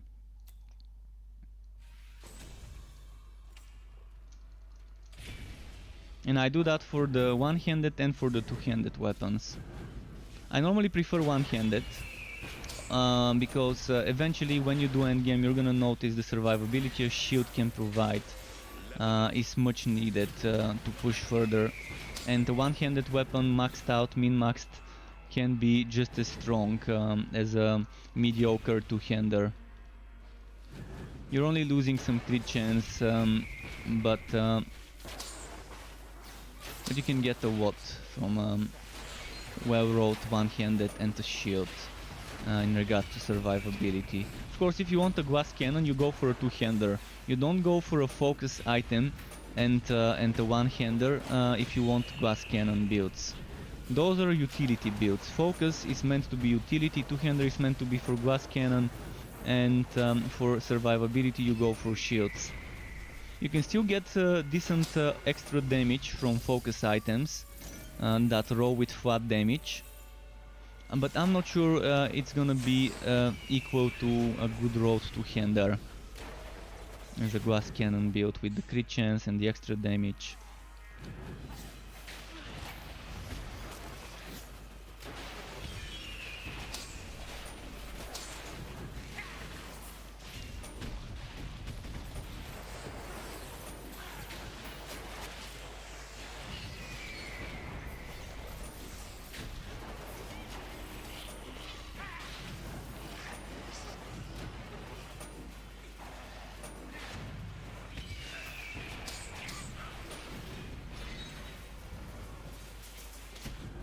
Too many.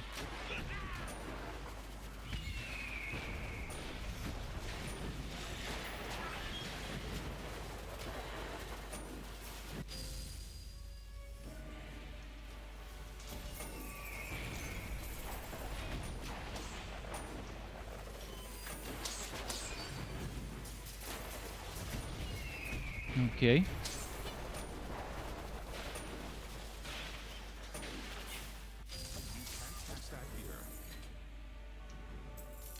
And I'm a big fan of them adding extra 10 skill points and spreading those skill points to get from level 5, 10, 15 and so on every 5 levels to get up to level 50 to get another skill point for the level. So at level 5 you get 2 skill points, at level 10 you get 2 skill points, at level 15 and so on until level 50 where you get the last couple of points per level.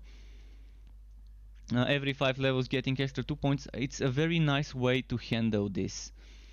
To handle spreading extra skill points throughout the leveling up process. So you're gonna feel like you're getting a decent amount of skill points to spend while leveling up. And it's sorting some of the classes that feel a little bit weaker while leveling up. It's sorting this problem.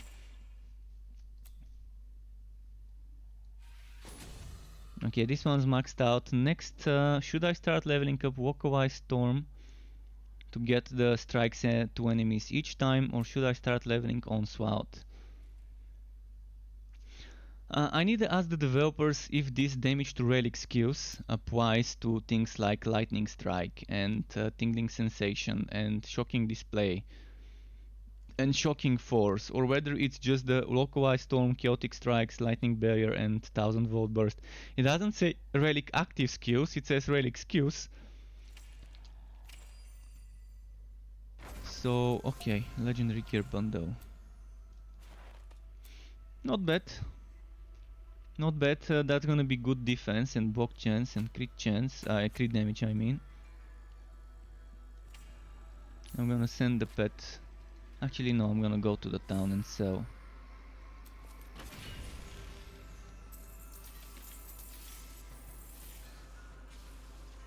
I've missed a crystal somewhere. Let's try and find it.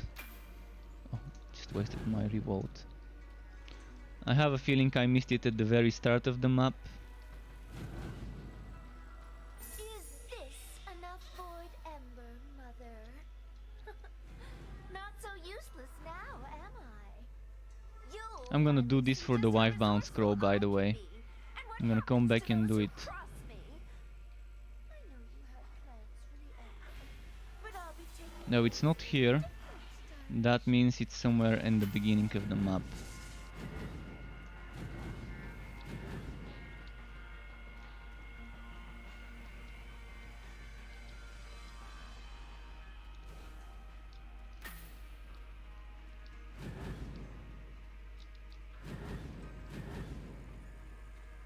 There we go, it's here. You have finished a quest.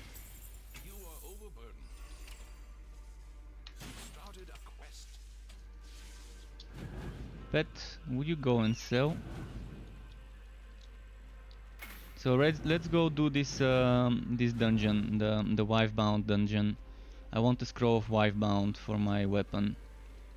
And this is 100% chance to get one such scroll. This is super useful information to people who are using the wife bound while leveling up. Cast that spell. So in dungeons that spawn from those portals, from the phase beasts, you always get at least one wife bound scroll from the chest.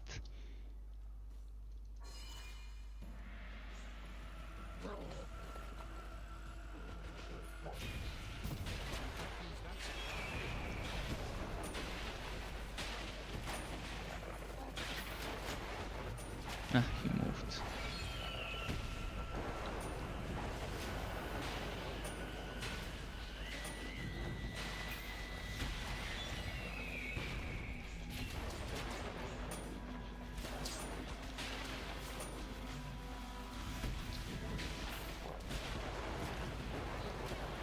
Where I keep in mind there's still a bug with revolt, where revolt doesn't reset the cooldown of all adventurer skills, just some. So a build like this eventually will get much stronger when revolt resets the cooldown of Scout's Bones. So any build that's using Scout's Bones and revolt will get stronger once they fix it. I'm gonna demonstrate. I'm using Scout's Bones. Now I'm using Sacrifice to Goose, and now I'm using Revolt. You see, the cooldown of Royal Shasta got reset, but the cooldown of Sacrifice to Goose and Scout's Bones didn't.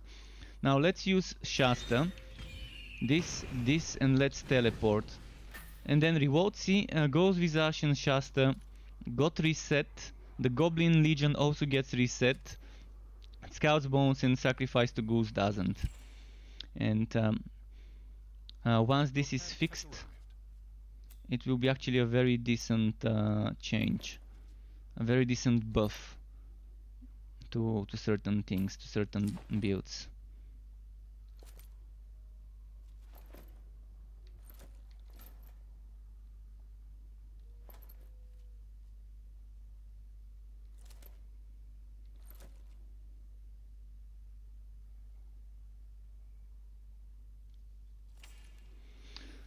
Okay, let's see what dropped.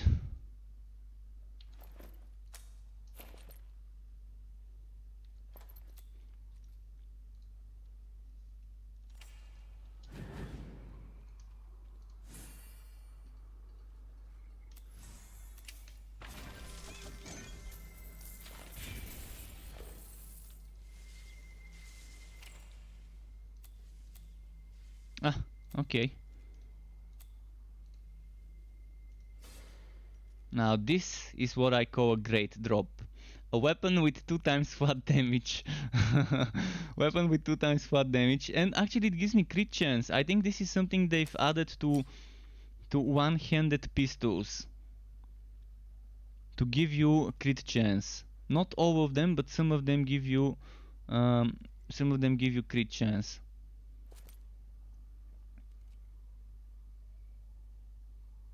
This is 120. I mean 220.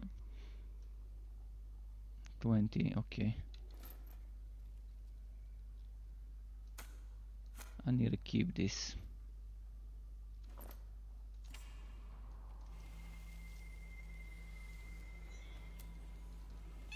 Am I missing something?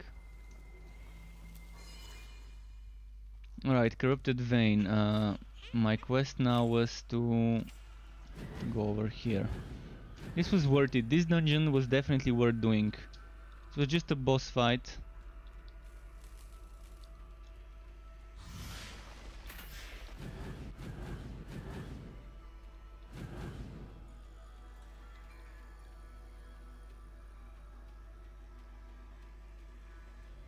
Wait, where is the portal? Oh, there we go.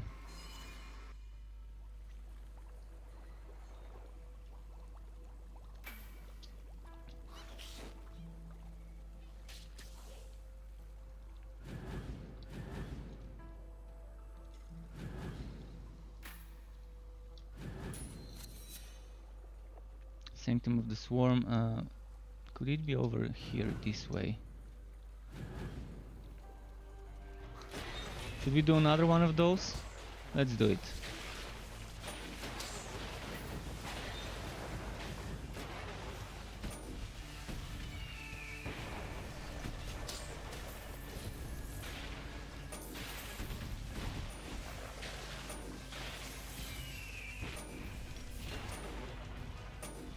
I wish I could get two portals opening up and then entering both of them. Shit, I hope I don't lose the Stormblade. I accidentally entered. So, I guess you can have multiple Phase Beast portals now.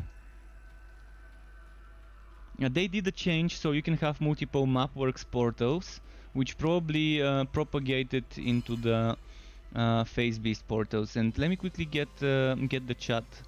I'm gonna answer some questions. E2 said to make sure to report the white damage numbers. I'm not sure what the white damage numbers are actually. Is that some sort of a proc? Or is it just damage numbers that are not getting the correct covers on them? And Sebastian said, did you notice any changes on legendary drop chances? I'm at level 60 now and got only 2 legendary drops out in the world. The rest came from gear bundles. Yeah, they changed it some time ago. They reduced the chances of getting legendaries. Not just drops, the Gambler as well. The Gambler has reduced drop rates. That was from like a month and a half or 2 months ago. I can't remember exactly the date, but one of the patches reduced the drop rates of legendary stuff. So gear bundles are your main source of legendaries right now. I mean, I've only gotten 2 legendaries until level 28, which actually is good, because back in the day in the alpha, getting a legendary before level 30 was so rare. It was so rare to get a legendary drop before level 30 out in the world. And I'm not considering Snekustick from Kronk. I'm not considering the fire starter that you get. I'm not considering things that are 100% drops. There are certain things when you're doing the story that always drop from a certain enemy the first time you kill it, and always drop from a certain gift back once you complete a certain quest. I'm not considering those. As for those white numbers, I have no idea what's causing them, but I'm assuming they're just missing the right color. They're missing the the right coloring there.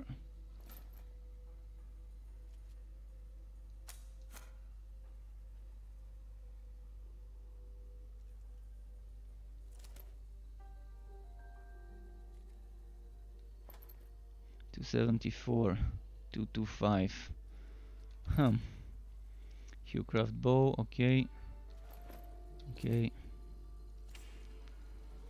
You can. Oh, the other portal disappeared. Okay, so I thought I had two portals spawned up. Okay, it was just one. Still not bad. Let's go find that zone, and I need to go to the city and to my fort.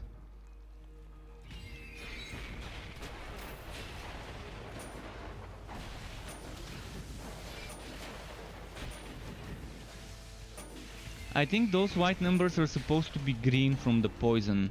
I think they need to be green from the poison.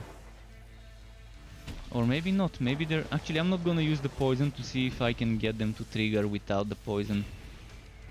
It's some sort of damage over time or some sort of proc. I just don't know what. It's definitely not the poison. Okay, let's start using... I'm gonna start only using... Yeah, they're happening if I don't use anything. It could be the shock boats, it could be my pet. Let's just let the pet do the fighting and see if they're gonna trigger.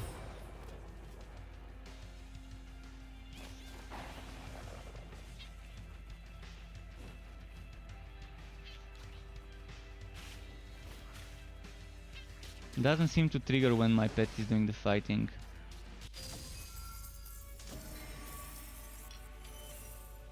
Let's see, come on pet, trigger some more stuff.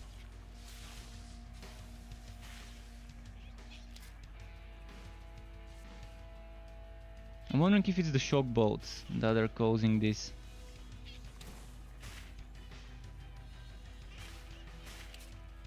Okay, let's do storm, let's do onslaught. Onslaught, that's the white numbers. White numbers is onslaught. That's what it is. So onslaught is the white numbers. Okay, I'm gonna report them. I'm gonna go and report them. Let's just check the next zone, and I'm gonna out and tap and report it right away.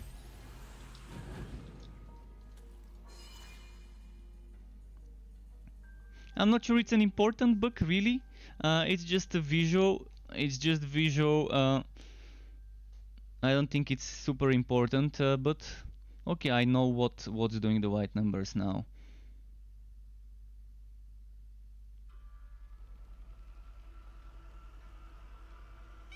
So yeah, we can go and report it right now.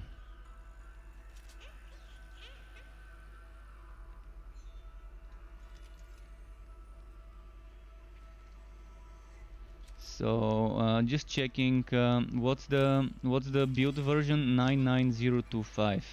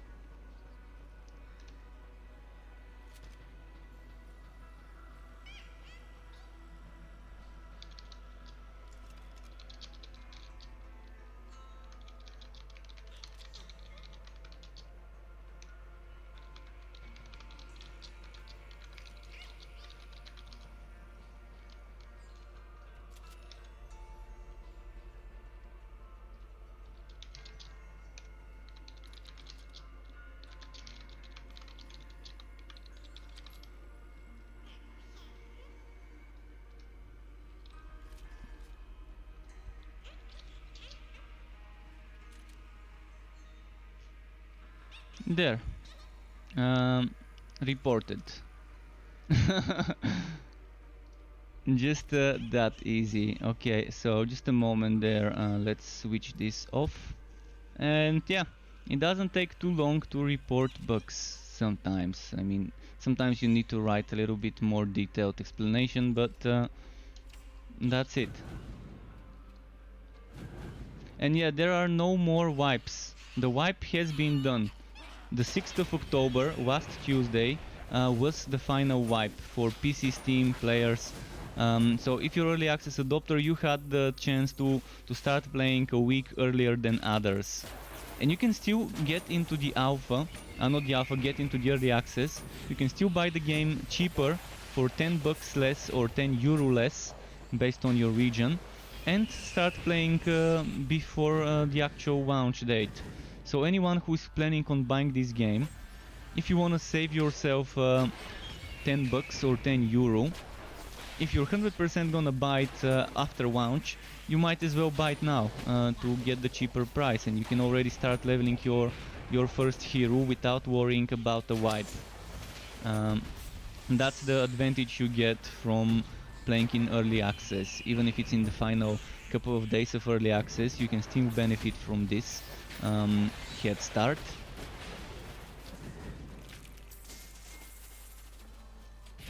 And you can already start experimenting with certain things.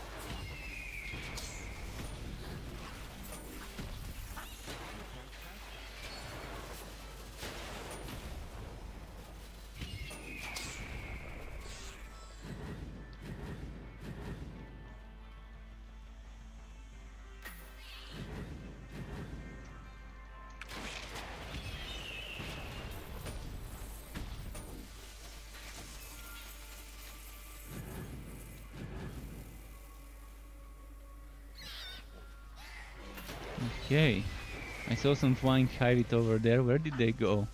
That was a nice little touch in the environment.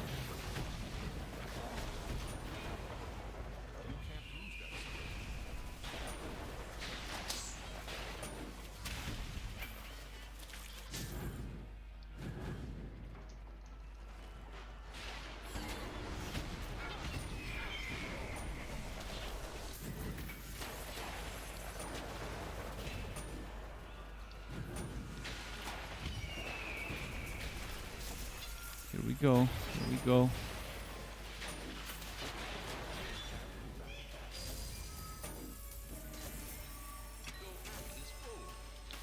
Okay, what's happening here? I need to clear out some items. I'm gonna try and get some sort of a checkpoint, but maybe I can just use a portal and clear them out from my fort. I'm actually saving some Wobi items for my next leveling of heroes. I know I will be leveling multiple heroes as I always do, so I kind of need to go to my fort and put some stuff in the storage.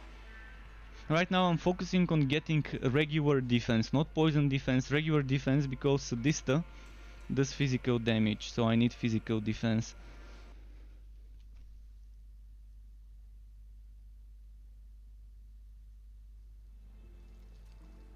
You can see I'm using the bare minimum in my fort. Sometime I'm gonna spend time fixing my fort, making it better, stronger, but for now that's on hold. Okay, what should I put in my storage? This one is outdated. This one I'm probably safe for Sadista.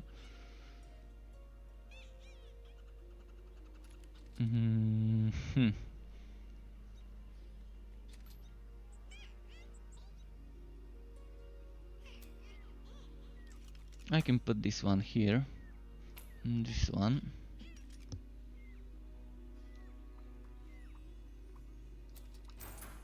Okay, I'm gonna send the pet to sell some junk. And now let's see, am I saving this for Sadista? That's 358 defense. Neither of those gives me as much, so I don't need this or this.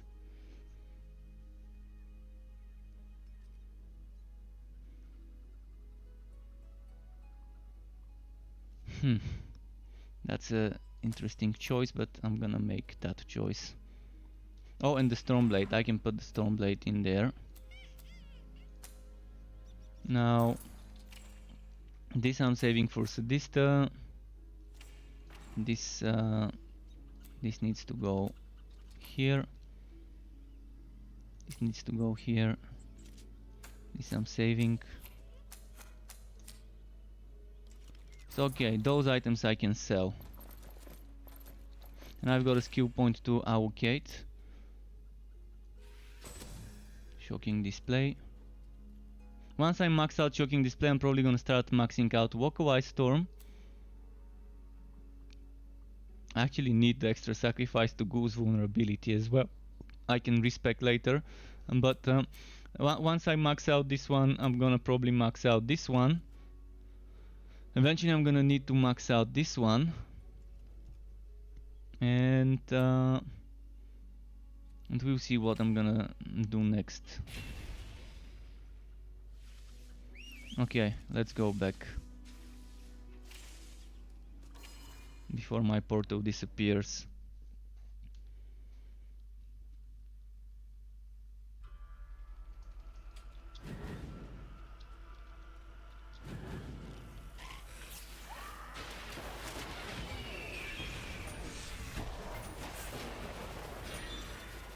Let's do this. Nice wide vault, perfect. Just the one I wanted to kill. Just before this vault, I was thinking, oh, I wonder if it's gonna be wide vault.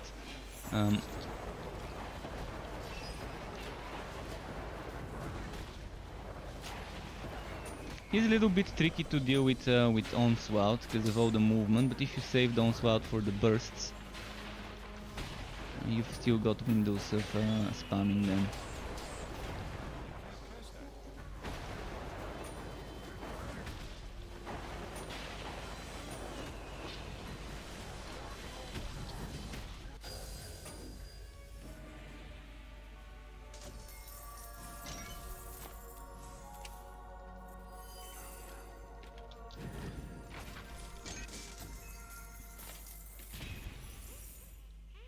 Two Wifebound Scrolls, worth it.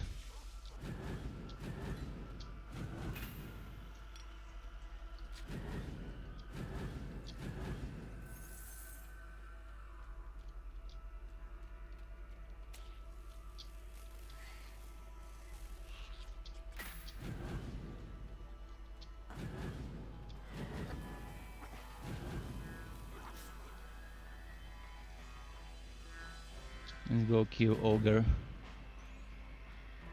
Why is this taking damage? See, certain things are taking damage from, I don't know from where. Seems like there's a new bug that I can't explain what's causing it.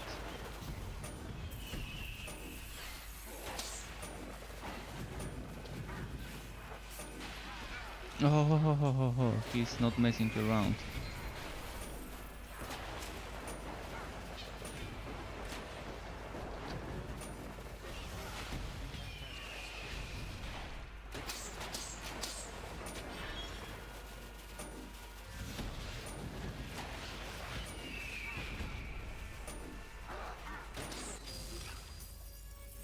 Should I go charge up my 1000 volt burst before Sadista? You can't carry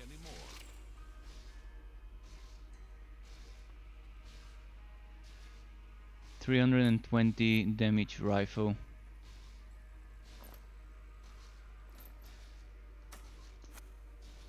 What's happening here? 123 defense. I can save this for Sadista and switch to it.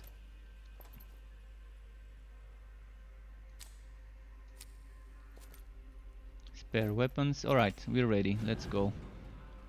We still got time though. We still got to finish the next map completely. But I'm gonna save my 1000 volt burst. I'm not gonna use my 1000 volt burst before I reach Sadista.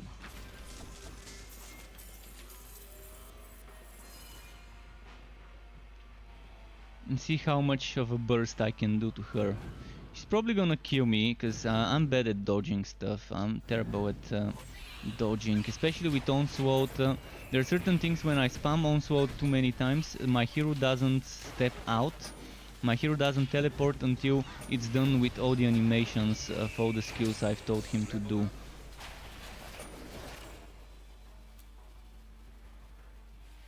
This one's maxed out as well. And Zericus is back. Marvin also says, I'm gonna quickly check some of the chat messages I might have missed. No, the white damage numbers, I think physical damage shows up as red. I think physical damage, like bleeding, kind of shows up as red. I mean, it could be just damage that's not any element, but isn't that physical? Maybe there's something that's neither physical, nor poison, nor ice, nor fire, nor electric. Some sort of zero element type of damage. Maybe there's this thing. In any case, it's been reported. Let's see what messages I might have missed.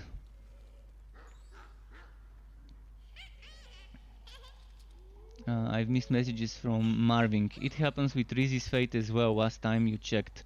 Okay, that's interesting. Maybe this needs to be reported too with Rizzy. Hooks to Sky is what Zericus is saying, but Sky is nowhere to be found in this room. Sky is somewhere elsewhere, probably in the next room or in the living room. And Maharaja86 says, why do you play on practice? I got pissed off from Ridiculous last night, and practice is good enough for leveling up. It makes things go quicker, smoother. It doesn't matter where I'm playing on practice on Ridiculous. It's the same stuff, it's the same content. I go on Ridiculous when I'm done with the leveling, when I'm done with the story. Some things are just boring on Ridiculous. Ridiculous is boring. There's too many bullet sponges that take forever to kill, even with a meta build. And I constantly run out of potions, and I don't have enough money to buy potions on Ridiculous. That was actually the main reason I switched to practice. I started on Ridiculous, and I ran out of potions, and I had to keep going to the city to buy potions every 3 minutes, which is boring in my opinion. And I was not even spending all my money on gambling, but there was one dungeon that I went to the city 3 times in the span of like 6 minutes or so. And in the end I ran out of money, so I didn't have money to buy myself a potion. And I was like, fuck it, I'm going to practice. And then I had the same problems on practice. I kept running out of money and out of potions.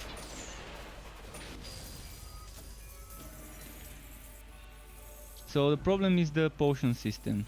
It just needs to stop being a drop potion system and just be a cooldown only system. I'm skipping the cinematics because they just need to increase the volume of those cinematics.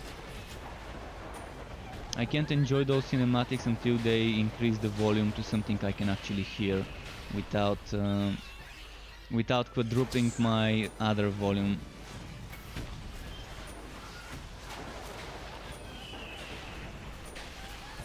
This boss fight, if I was on Ridiculous, would have taken much more time than I wanted to invest into a boss fight.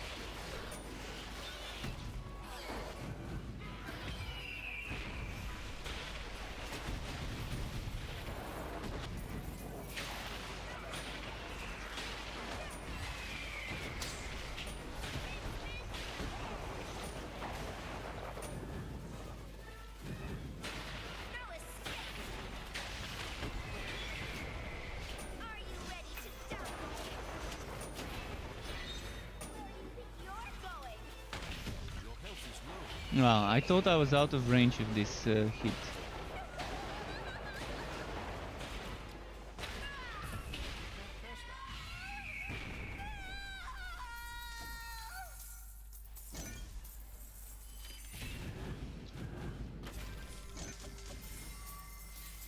No. Release, okay. So, anything worth keeping? Your pack is ready. My pet got wrecked. I forgot to switch my gear to defense. Well, fair enough. Still did it. But yeah, you can always change the difficulty later. There's one thing you need to keep in mind.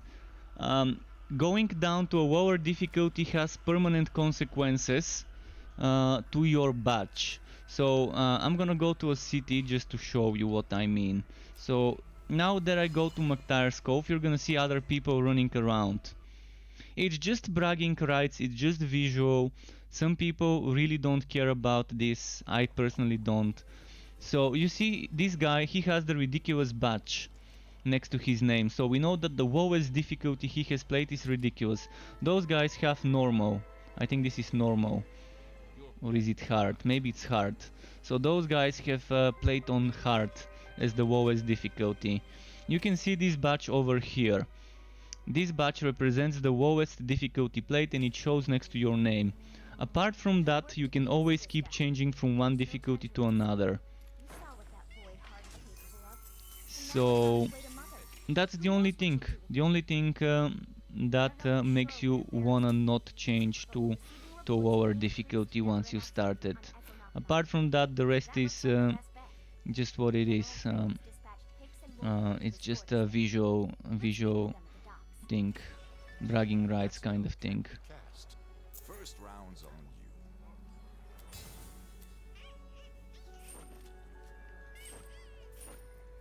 you. And it's really not enough to motivate me as a player. Alright, I'm gonna switch all the poison gear out. We don't need poison. Well, we could use poison for certain enemies, but we're not gonna need it as much in the next zone.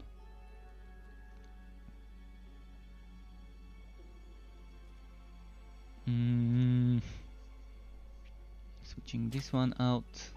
And I'm gonna put that poison gear. I'm gonna put it in the warehouse, in the storage.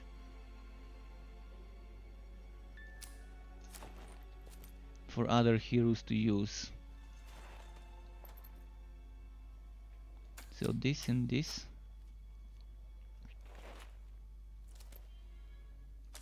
This and this. What else is poison? This is poison and this is poison. You can't do that.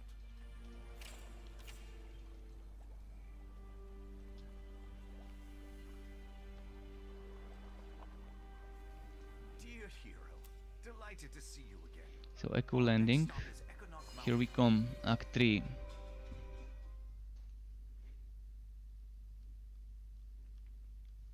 I like these acts quests. There's much less going to the town when doing the quests in this place. Especially the first few quests. You can just do 3 quests in a row or so before even needing to go back into the city. You buying or what? Thanks for the gold. Okay, I'm gonna go to my fort and quickly take a peace break. You can't cast So that spell here. be right back just for a couple of minutes just to go take a leak. So if you're on Twitch, I can run some ads for everyone to watch. If you're on YouTube, you have to watch my BRB screen, which is this one. So be right back in a moment.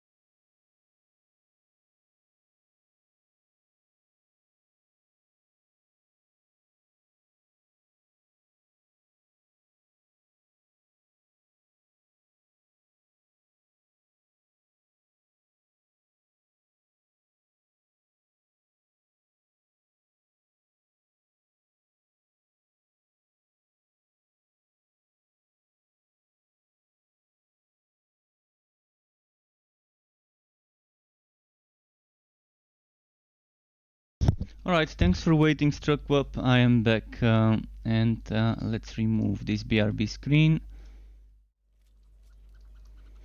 and see what I was about to do. I was about to put my poison gear somewhere. Let's put it in, let's say number 2. I can put this one as well. And we've got a new weapon in the face of this quap.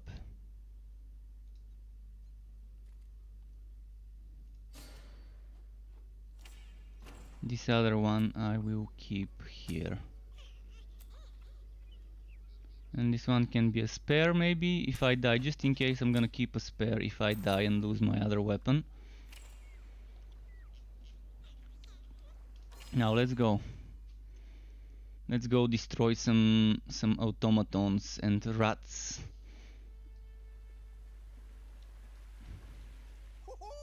Bless my bolts! The Empire is finally here! I'm the mayor of this humble town. You can call me Bolton. My Is this a town's under bug? attack by the Voltura. I can't wood this well. Empire thinks it's something Anyways, let's just move. Netherim, and that stopping the Netherim will neutralize the Voltura. And as for the difficulty you change here in character selection. Into the old library. Look You click here on difficulty and then you change it like this. Get rolling. Bring the dwarven library materials to Wolfram when you get back. He should be able to make sense of it all.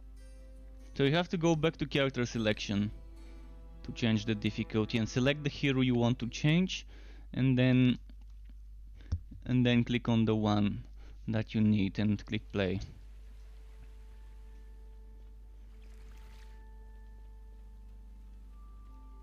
I've changed it to ridiculous, so let's do a little bit of ridiculous, I guess.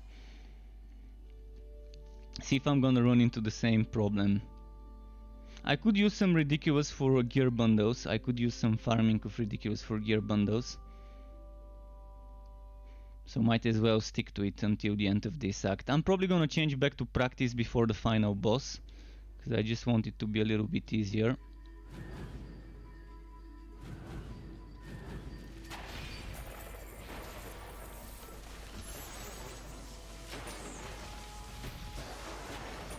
See, bullet sponges. This enemy just takes too long to kill. It's not worth my time. The biggest problem of ridiculous bullet sponges. Even with a super strong weapon for my level, life-bound, 400 damage pistol, even with that things just don't die as quickly as one would want them to.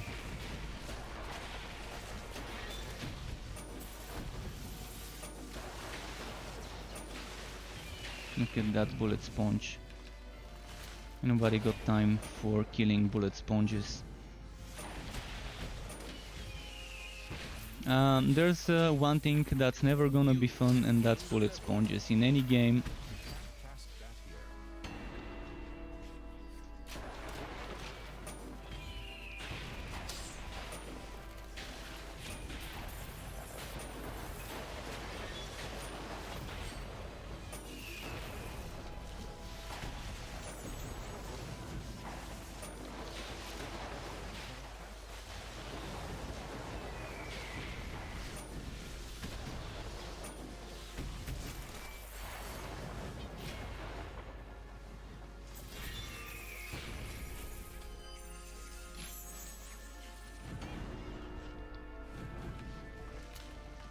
I'm gonna run to the Grand Hall.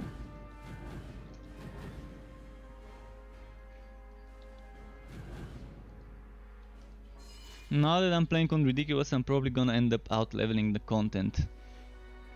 It happens, when you're playing on Ridiculous you end up out-leveling the content because you get a lot more champions spawning, which means a lot more XP.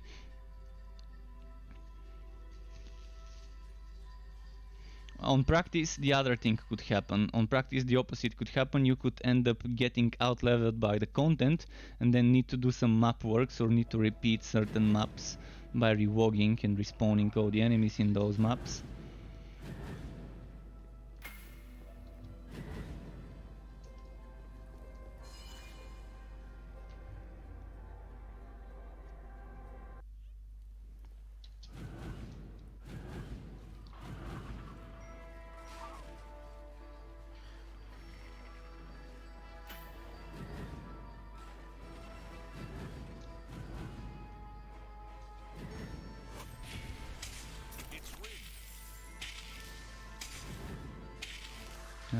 Let's actually kill some now.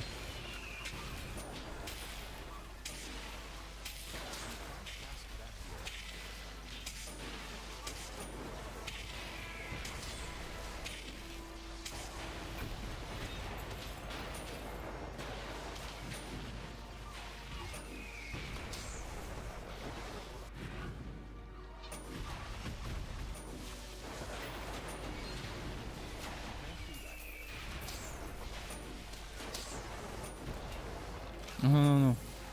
No, no. Too much damage from those ranged enemies.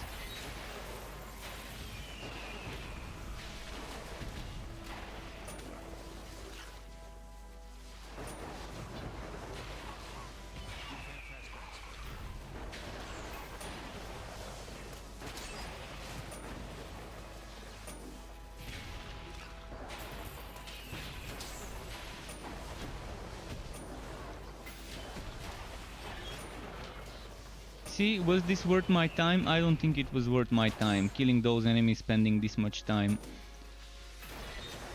And that's why practice is perfect, even normal, it's okay to just push the main story and then later switch to ridiculous for farming fame with the Fuzier's dungeon.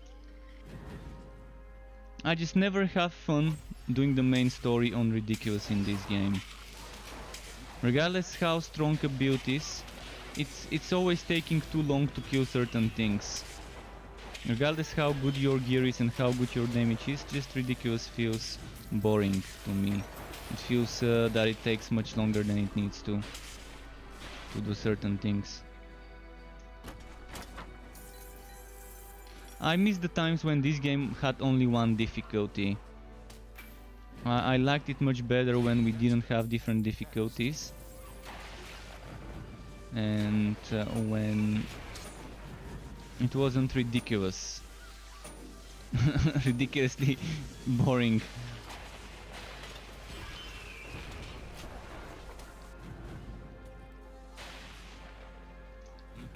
It would have been nice if they kept the difficulty only for the end game. And when you start your end game you select the difficulty before you start it, but the rest having just one. But I like that at least we have practice. It may not be as casual and as easy as I want to when I'm doing practice. But I like that we have it as an option if I want to just have it a little bit easier.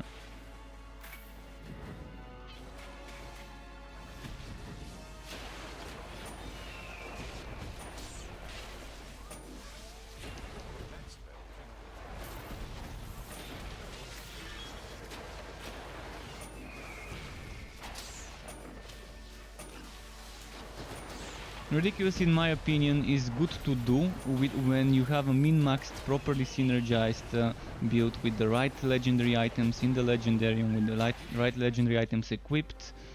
With all the extra skill points you get when you're level 60. But when leveling up, it feels weird. It feels weird leveling up with an underpowered hero and doing it on ridiculous. It's like unnecessarily difficult. Oh, I need to kill this guy actually. He's my quest. I forgot.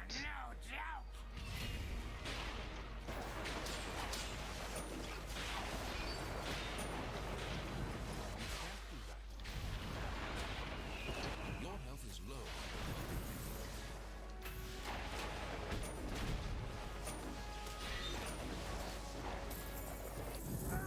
Fuck, traps. Traps would get me. Really? Really, game? You're gonna let a trap get me?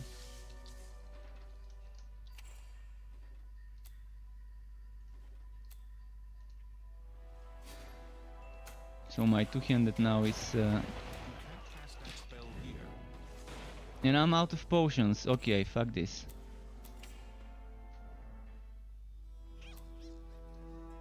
It's just not fun.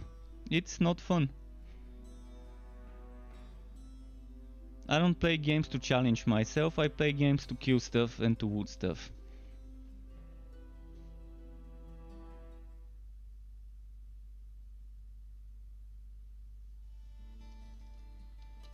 I need to buy potions.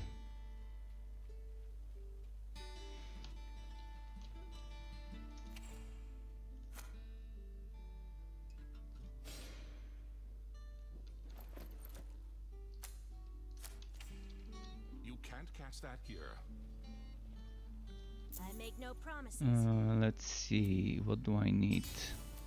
Good luck out there. I ran past the potion NPC and forgot to talk to her. Need a potion? Ooh, let me get it for you. You can't do that. See you next time. Exactly, leveling should be fun, not a fucking swog. And it shouldn't make you wanna rage quit the game when you're leveling up. And believe me, this game has made me wanna rage quit so many times. Due to mostly difficulty. I mean, when things are hard, I can't enjoy a game. If I want to play a hard game, I can play Path of Exile. It's hard enough, it's punishing enough. It can get you tilted within a minute of playing it.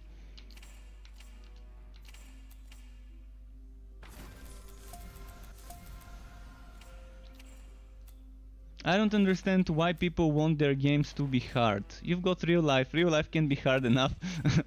Games could be easy, like a distraction.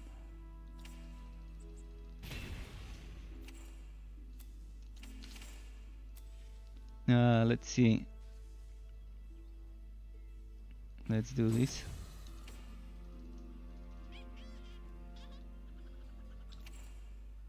I actually need to get my old pistol because I lost my other one.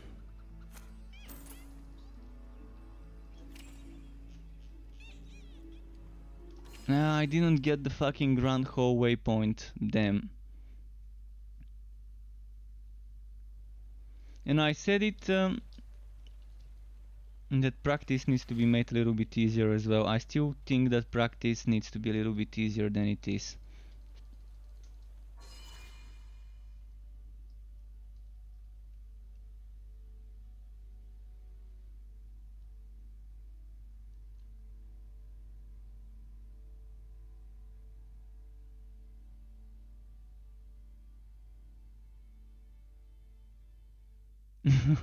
Plenty of people enjoy hard mode, but let them play hardcore.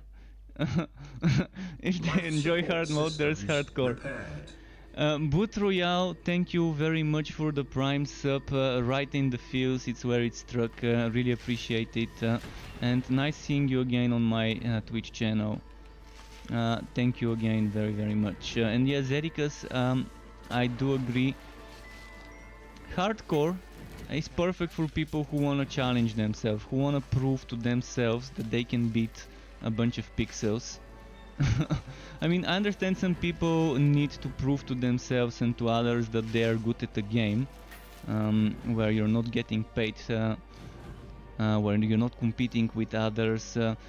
This brings me back to arcades. In arcades and putting high scores, see, it dates back even from the 80s when people were going in arcades and trying to beat the high score of someone else. So I understand how people might want to prove that they're better at the game and compete with others and set records. And there's games for that. I mean, there's games and modes that are perfect for that. If they add some sort of survival mode like the Crucible in Grim Dawn and add a points system and allow you to spend your points or save them, so you can spend them to buff yourself or save them to reach out the end with more points, I think many people would play that, and they can easily tie leaderboards to that in regards to who has reached more points by the time they reach the final stage. And they can add checkpoints just like the Crucible in Grim Dawn, where you can start from a later stage, from stage 20, stage 50, stage 100, etc. With a fixed point number, which is less than you could get by starting, or maybe have different leaderboards for based on that at which point a person started. For example, if you start at stage 1 You have a separate leaderboard if you start at stage 50, a separate leaderboard and things like that. I mean, I can spend a whole day thinking of ways to design this mode, and I can put it on Note, and I will eventually. I've done it in the alpha. I used to figure out ways that the game could be fun in the end game, and after the game launches I would put all of my ideas into notes. All of my ideas for endgame, all of my ideas for quality of life improvements and all of that. Your life is slipping away. See, why am I getting almost one shot in practice? This shouldn't be happening. My defense is, how much is my defense?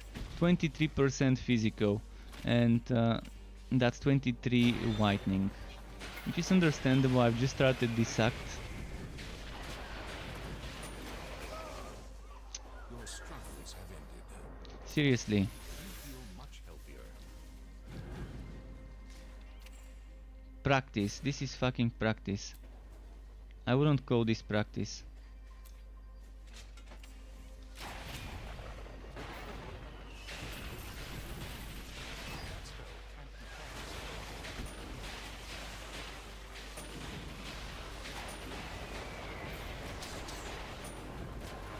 Your health is low. How did it hit me? I was outside of the damn circle. How did it hit me?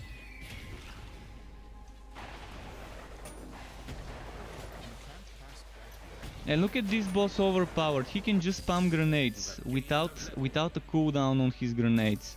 He can just spam them.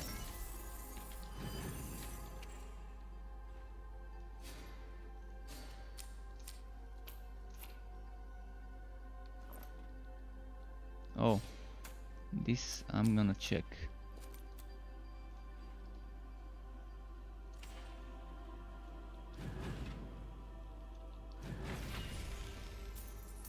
I really need some armor with electric defense, because obviously I'm suffering a lot from those. And I wasted my scroll on the previous stuff. Should have saved it for this one.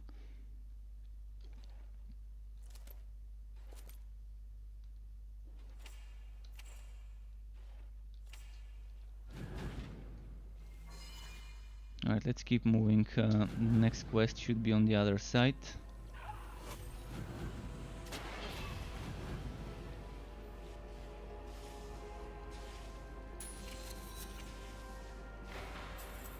I hope they change the wife bound system eventually to something less punishing.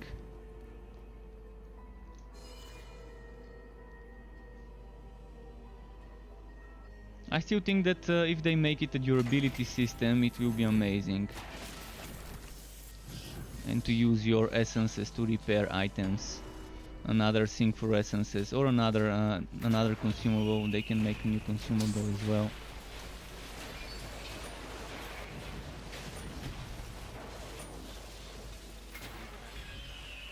So, to lose durability while an item is wife bound, to not lose durability if it's not wife bound when you die.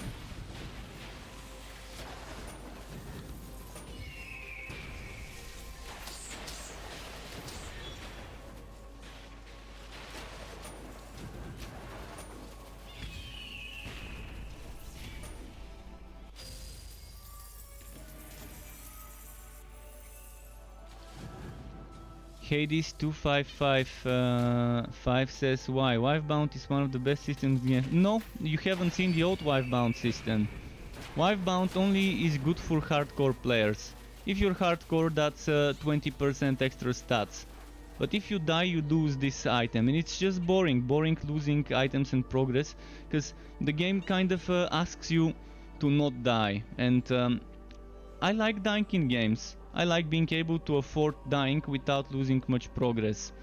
And the old system was you find a wife-bound item, you use a scroll of unbinding, and you retain the 20% extra stats on the item, but the item is no longer wife-bound. But I still think it should be a system that's a durability system. You die, you get the item broken, but you can repair it by consuming some sort of resources.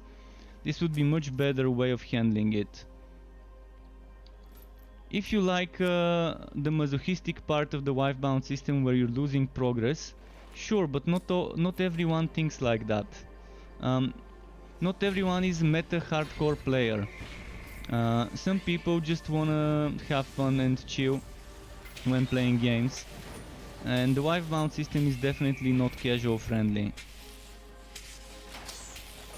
And it would be much more fun if we get it to be a system with durability.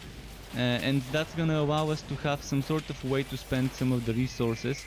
Because eventually when you reach the end game and when you start farming, you're gonna have so many essences and nothing to do with those essences. At one point you're gonna be swimming in essences, for example. And I don't see a reason why we shouldn't change it to a durability system. It's still gonna make you want to not die, because you know you're gonna have to pay essences. And it's still gonna forbid you from using the item until you repair it. But you can make it so that if a person is playing on a lower difficulty, they don't lose all of the durability. For example, you die on ridiculous, you lose 100% durability. You die on hard, you lose 50. You die on practice, you lose 25%. There's many ways a system like that can be improved, made better, and in general, I think it's fun. I think it's fun. Currently the wife-bound system is just boring. Even the older wife-bound system was more fun than this one, where you find wife-bound items and then use the scroll to unbind them by retaining the extra stats. I actually was excited and I was farming wife-bound items in the old system. Right now I only use them while leveling up, because you have to have a spare weapon. You have to have a good spare weapon, and not everyone has two amazingly good weapons. To have one as a spare and to have one to wife bind. I mean, I understand that different people want different things, but this system seems a little bit too punishing to be attractive to casual players.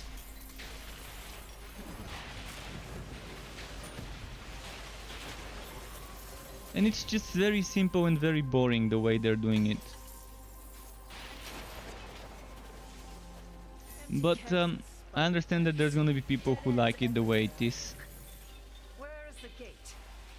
I'll keep exploring. And I did say that I don't use it, but again, why should a system that makes people not use it, not wanna use it, exist, when they can make a system that would make everyone wanna use it? See, that's not good game design if people don't wanna use the system that you've designed in the game. You want people to use the systems you're making for the game, not to not use it because it's boring. Because that's like selling some rotten tomatoes and wondering why people are not buying your rotten tomatoes. Well, there's a reason why.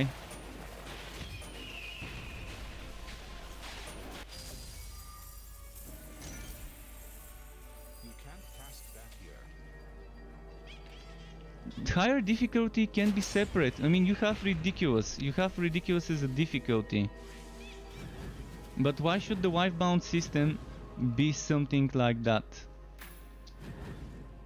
When it can be such a fun system if you make it a durability system.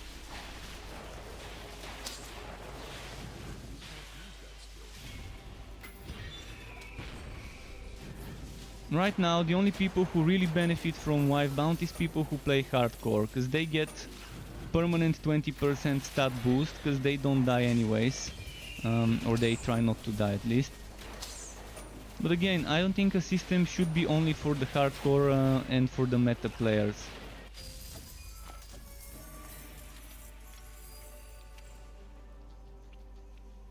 If they change it to a system with the durability, everyone would be using it and everyone would have a benefit from that system. Whereas right now, as I said, only a select few would wanna even consider using that system.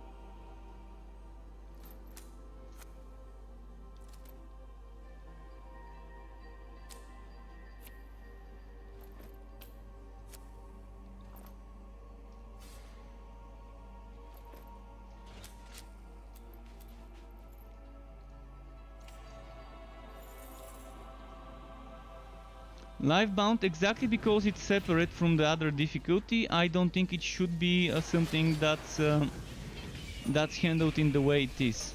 If you want difficulties, yeah, you have ridiculous, you play on ridiculous, there's your difficulty. I don't think Livebound should be something that's handled in the way it is. I mean, everyone's free to think whatever they want, it's the internet. Again, my taste in games and the way I like my games is different than probably 90% of the people. If I liked what others like, I would be playing Path of Exile, which is what the majority of people are playing. And the fact why I would prefer playing this game other than Path of Exile is exactly for the reason because it's different. It's less punishing. Well, right now it isn't less punishing. In fact, the end game is super boring and super punishing, and you lose progress.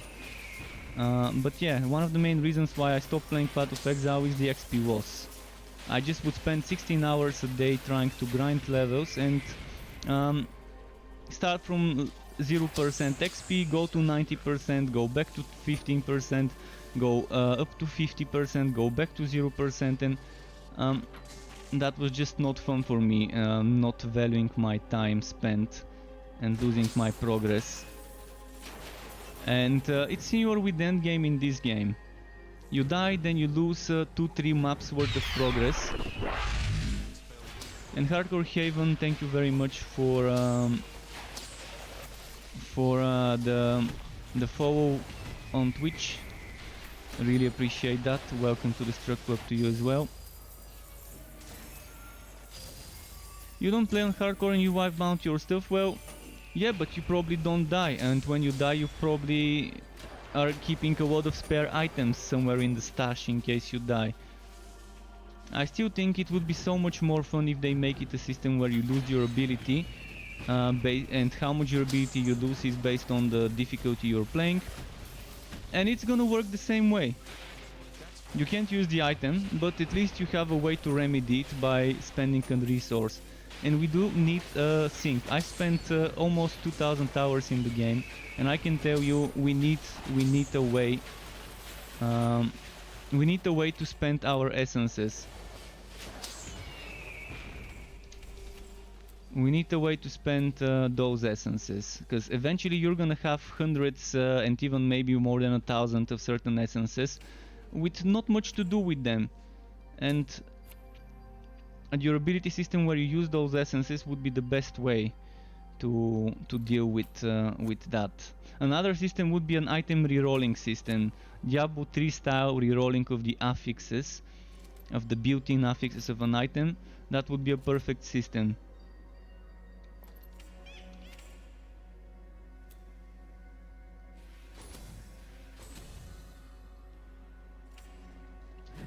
We do have the only way right now to use those essences is with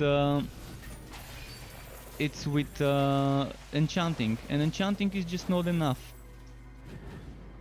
And Wivebound as a system, I don't know, it's just not fun. If you have a system that's forcing your players to not play it because it's very punishing and not useful to everyone, that means you're only catering toward the elitists, to the 1% who are meta, who could afford not dying and use that system. And it's just not intuitive. It's really forcing people to have spare items, and sometimes it's very hard to get a spare min-maxed item. It's very hard to have an item with only flat damages, and to have it twice, even harder. I mean, everyone's free to think what else they want to think. This is how I stand on this, and no one's gonna change my... Hardcore Heaven, thank you very much for the Prime sub. I really appreciate that. Right in the feels, man. Right in the feels again. Thank you a lot. Everyone's free to think whatever they want and play the games the way they want, but I'm not gonna change the way I stand, my stance on this system. Ever since they announced that's how it's gonna work, I thought it was gonna be a bad idea, and I haven't changed my opinion since then on this system. I prefer the old system much more, and I think a new way of doing it would be even better.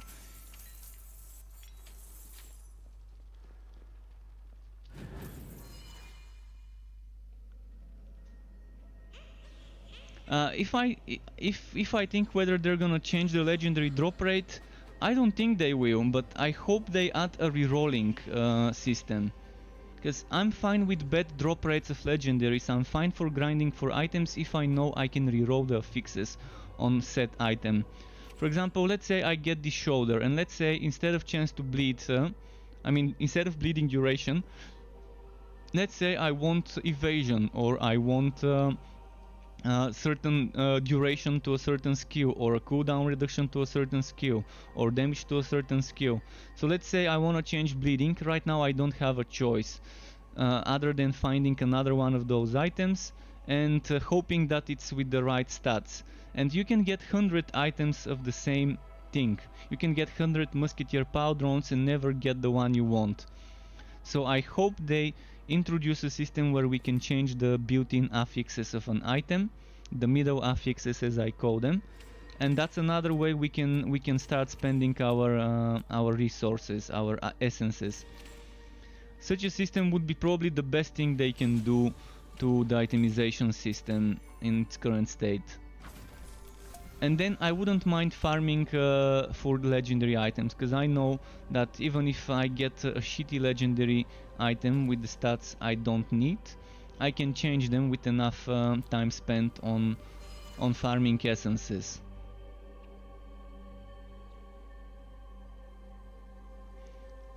It used to be worse. In the alpha, getting a legendary drop before level 30 was almost unthinkable. But I guess you don't get drops from enemies, you get drops from bundles. That's the current way of getting drops. So the meta way of getting drops is doing endgame on infamous unique maps. And those infamous unique maps are where you get gear. So Fazir Dungeon infamous unique maps can grant you between 2 and 3.5 legendary gear bundles per map. Of course, it's not easy to find infamous uniques, and most of the times you wouldn't be able to find it. But when you do, it's definitely a nice feeling. And there's a way to exploit it and farm endlessly an infamous unique map. If you leave a map before finishing it, it's gonna still be there and you can repeat it. I don't suggest abusing this, because it's just not fun when you're abusing something in the design of a system. That's a flaw. But if you feel like it, you can do it. It's not like the game is gonna tell you, hey, don't do this. It's not considered cheating if you leave a map before it's done and then start it again. Whether it's ethical, it's a different story. I won't do it, but someone else might think it's fine to do it. But that's the way you get gear right now. You play on ridiculous, infamous, unique Fazier's maps. It doesn't even have to be a level 60 enemy map. It can be with level 46, 47, 50 enemies. You're still gonna get a ton of fame.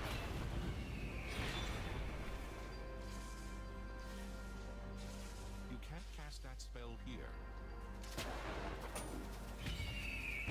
As for the builds you're seeing, if you're seeing my builds, I always put not a meta, because I don't wanna claim a build is meta. When I make builds, I don't care if it's meta or not. It doesn't mean that it's a bad build. It means that I haven't reached level 251 on the Fazir with this build.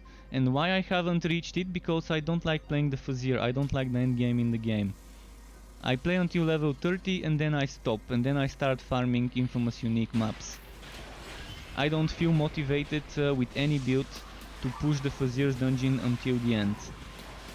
But that doesn't mean a build is bad. In fact, right now the only hero that's in a bad place is Forged. And it's ranged Forged in particular, not melee. Melee Forged is okay. Ranged Forged is the one that's gonna get reworked soon. In fact, Forged as a general, the class is getting a rework post-launch.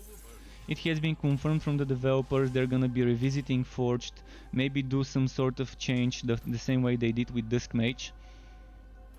But the builds you can see on my website and on my YouTube channel, some of them are super good, and from the footage I've included in the videos you can see what to expect. In most of my builds I've included practice and ridiculous footage, or some of them are only practice, some of them are only ridiculous, but you can compare the numbers on practice on one build with the numbers on practice on another build and check the difference. There isn't a single build that I found that can't do Fuzziers to at least level 30. Some of them just do it a little bit slower with a little bit less DPS.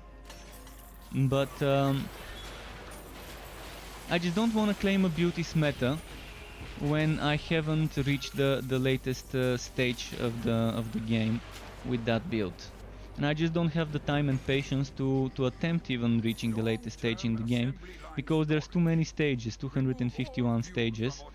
I just don't have patience and time to grind the boring bullet sponges on ridiculous in the Fuzzier.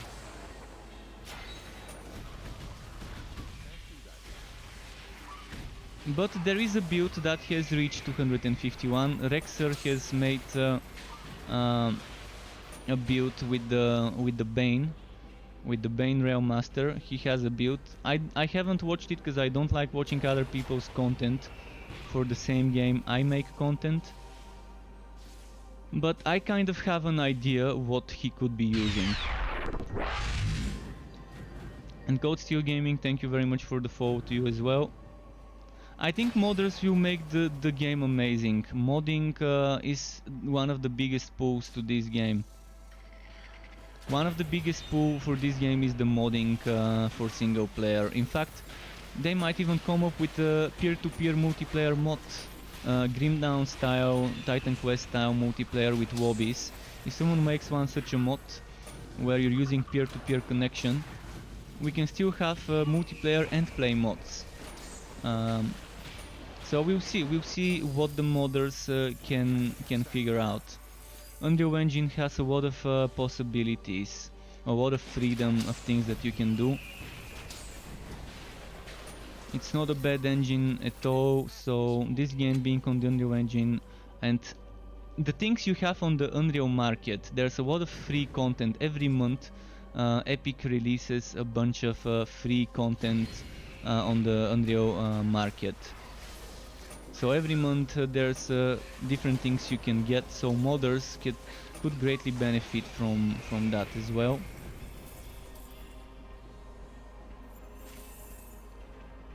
I mean, I understand people hating Epic for making Fortnite and having bad practices and all of that, and the recent Epic Apple kind of drama.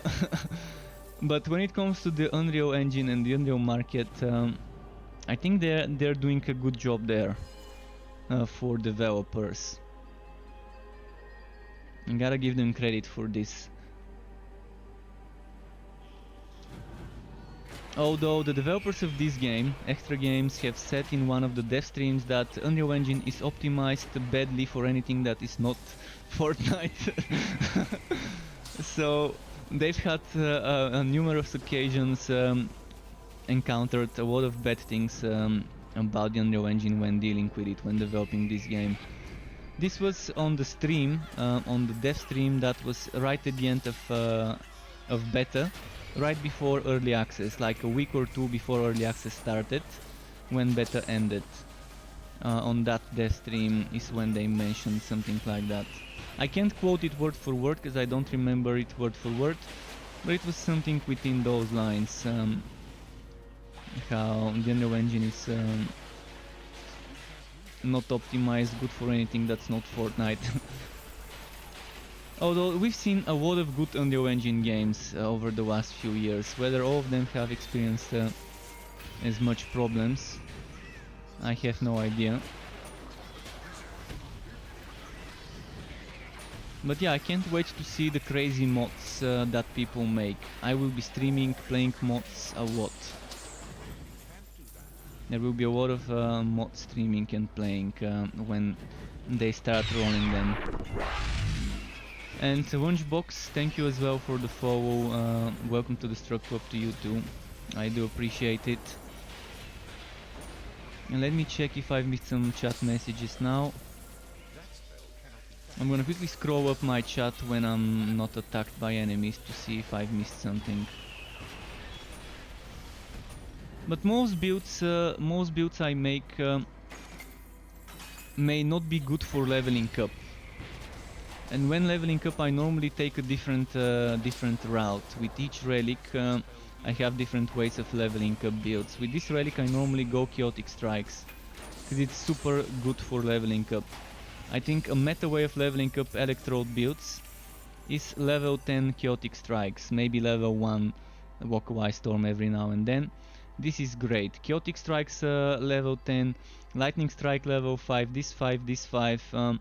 This is a good way, and then using the Egg of Mayhem, which is this item, the Egg of Mayhem, this item. So if you wanna have it a little bit easier while leveling up, Egg of Mayhem, Chaotic Strikes, and then just respec once you level up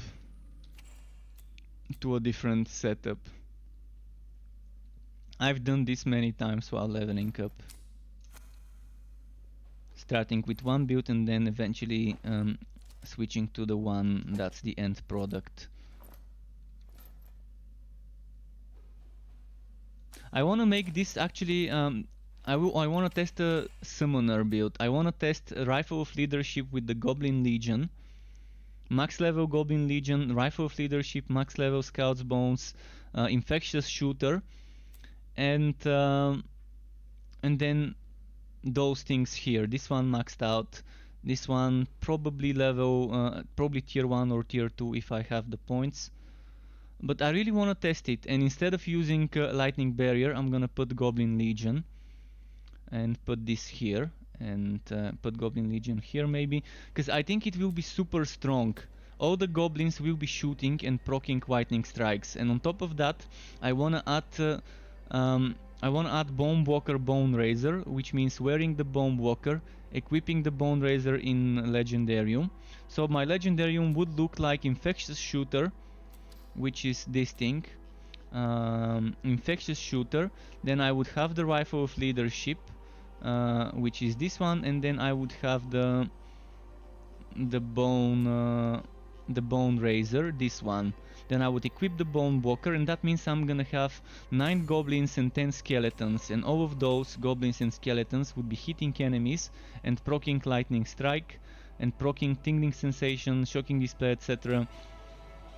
And in the meantime I would be spamming Onslaught.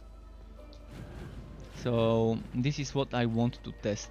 Then eventually I would respec and test basic attack setup, including basic attacks and using the basic attack proc.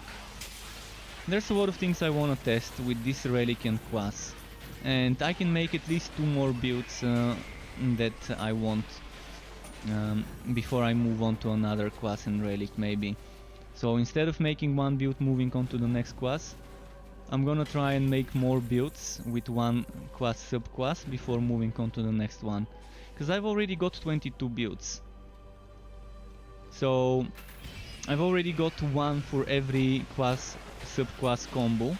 Now I'm gonna be experimenting more with each class subclass combo and trying to squeeze out all sorts of weird builds that people might enjoy. And I think this would turn out a great build. I'm just suspecting it will be a good build. I can't confirm, but my guess is that it will be strong.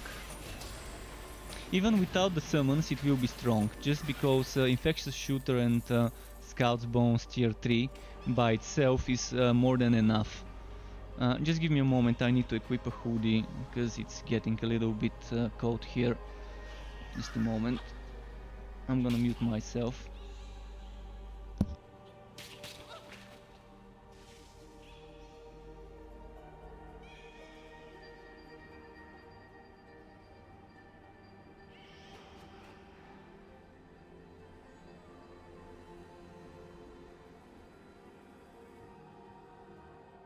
Alright, I'm fine now. Hoodie is on. So, and the problem with this build is the summoner electrode. It would require a lot of items. It's very gear specific and I'm not gonna be able to do it immediately. Maybe the basic attack build I can do quicker, because I can equip things like Stoneblade and other stuff. But farming Respectacles is not gonna be that hard once I start doing Fazier's Dungeon on Ridiculous. So hopefully I'm gonna end up getting the right things eventually, and the right items. It's 4 items I need: Bone Razor, Bone Walker, Rifle of Leadership, and an Infectious Shooter.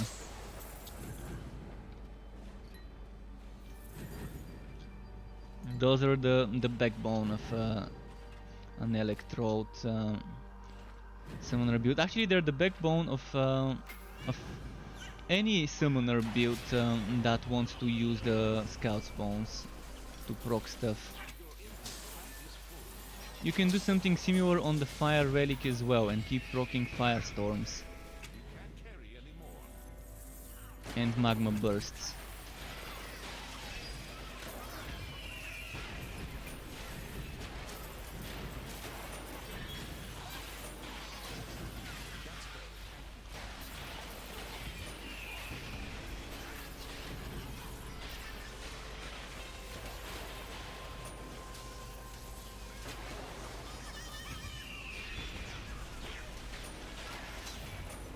Okay, we got those killed.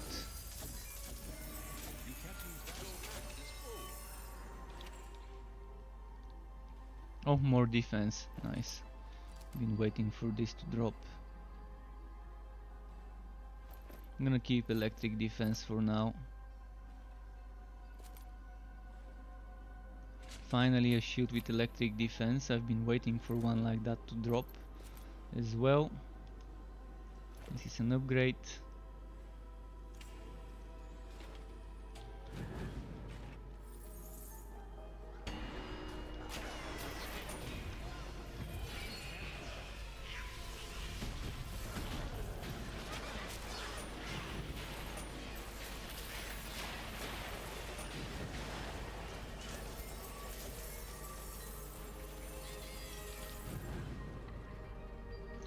Okay, let's go kill the White Vault clone. And about what I think about relics: you only use the ice shield on mine and rest is unused because they feel underwhelming. Well, for the ice relic I think ice shield is amazing, and I think snowstorm is also amazing when they fix it. Snowstorm, first of all, you get 25% damage buff while it lasts. Second of all, it freezes enemies. Third of all, when they fix it, it gives you 100% crit chance on frozen enemies. Of course, right now it's not working because the crit chance is capped at 40, and they're looking for a way to fix it for skills that make you go over 40 to actually work. And the Cold Front, the equivalent of this, can freeze enemies with its level 6 bonus, with the tier 2 bonus. It can freeze enemies. The other things are underwhelming. The Frost Blast is really underwhelming. It used to be strong before, it no longer is strong. They nerfed it very badly. The basic attack proc is not bad, but it's still not as good as some of the other basic attack procs. And the other thing, the chance to chill proc, I really don't like it. The level 1 proc, and then the frost skin and breaking point are very underwhelming. I think breaking point, someone mentioned in my chat that breaking point could use a change where it procs off of every X box. For example, every 5 times you block, you trigger breaking point, or every 10 times you block or evade, you trigger breaking point. Something like that would make it worth it. The developers do know about this though. We've talked in one of the Mayhem Mondays, this was brought up, that it's not as good.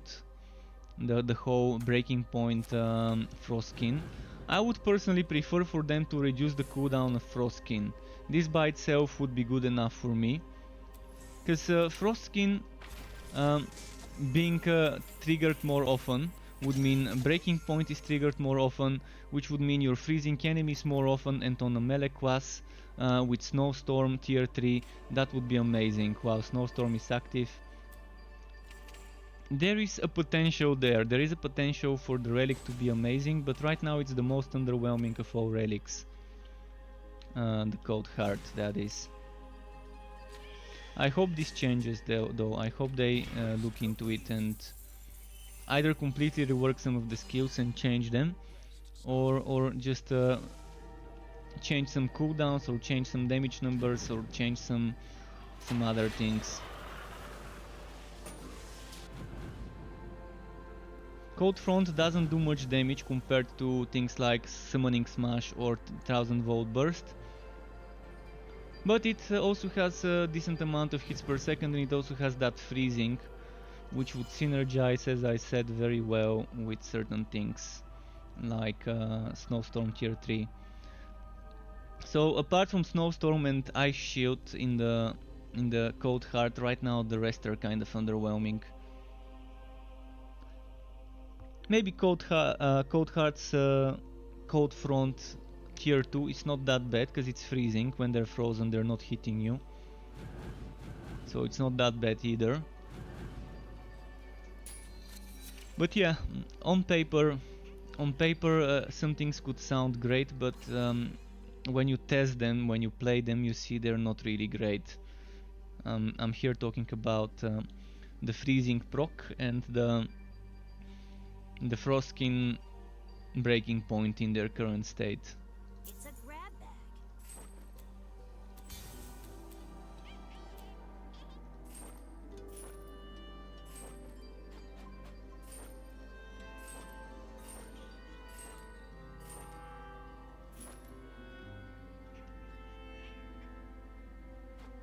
Oh, this bow. This bow, it's two-handed. Should I go for two-handed or stick to one-handed for now?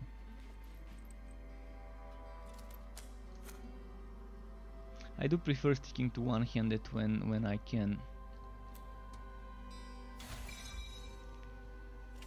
I make no promises.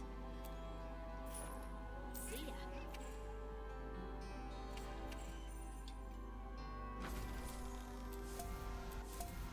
Okay, what's my next quest? Was it the Shriekbeak quest? You can't catch that. Excellent work. This codex running should make the translation go quickly. These tomes describe a gateway hidden atop the mountain. It's called the And Gary Mute said, I love that you stream on Twitch and YouTube, since Twitch seems not to work on a Samsung TV, but I can cast on YouTube. Oh, that's some information that is useful for me to know, Gary. Yeah, I love streaming on Twitch and YouTube. I know that Twitch doesn't like it when you stream on other platforms at the same time, but actually Twitch is winning, because there's many cases where people would see me streaming on YouTube and they prefer watching on Twitch, and they would go on Twitch when they find out I've got Twitch. And Twitch doesn't keep my recordings indefinitely, so Twitch only keeps my recordings for 30 days, whereas YouTube records my streams until I delete them. And I like having archives of my streams. Some people watch my streams on demand because they are not awake when I stream, or they're at work. And I've seen some people watching my old streams and commenting on those days, weeks after the stream has been done. My pet is now staring in its water as if he wants me to change his water. Let me check if it needs a change quickly. He's just staring at it and then staring in my eyes. It's fresh. I think I changed it yesterday. Maybe it's not as fresh. I'm gonna give him some more water inside. It's sky here. Check this. I'm gonna have to change it later, not now. Maybe when I'm done with this act I can take a 2-minute break to change his water.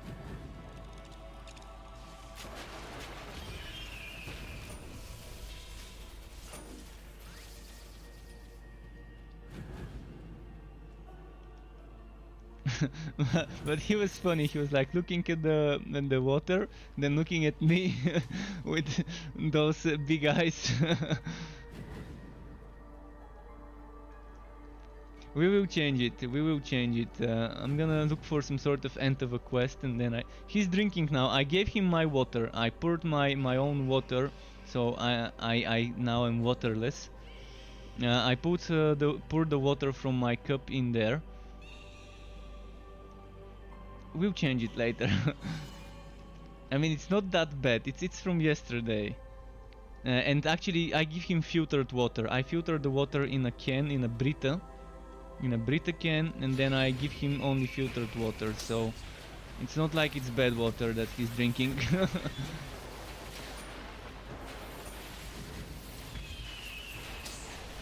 Even though the water in my city is actually pretty decent. Some of it comes from the mountain. We have a mountain right next to the city. Another one is from a dam. I don't know whether my neighborhood gets water from the mountain. I'm pretty sure it used to. Whether it's the case now, I don't know.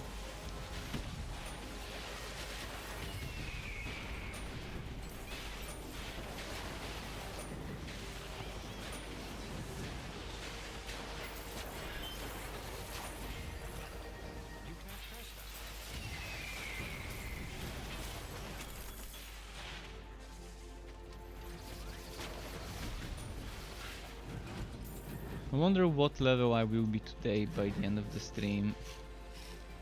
What's the time? 5:37, so we've got like around no more than another 5 hours of streaming. Another 5 hours. What level will we be by that time? Remains to be seen.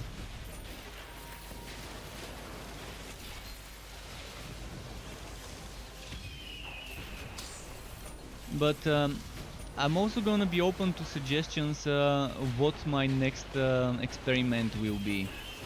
Because yeah, I'm gonna do a few builds with this class and subclass. At least 2 more builds I wanna do with this class and subclass.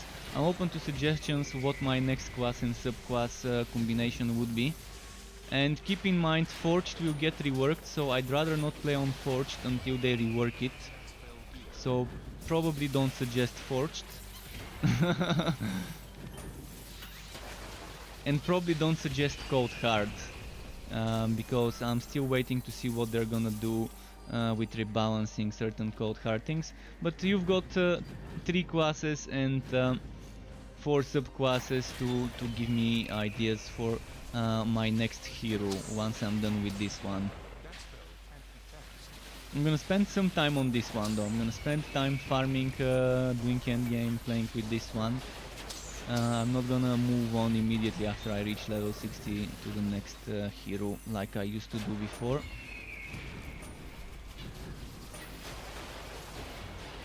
But it's interesting to see what my viewers on YouTube and Twitch would like to see as my next experiment to make a bunch of builds for.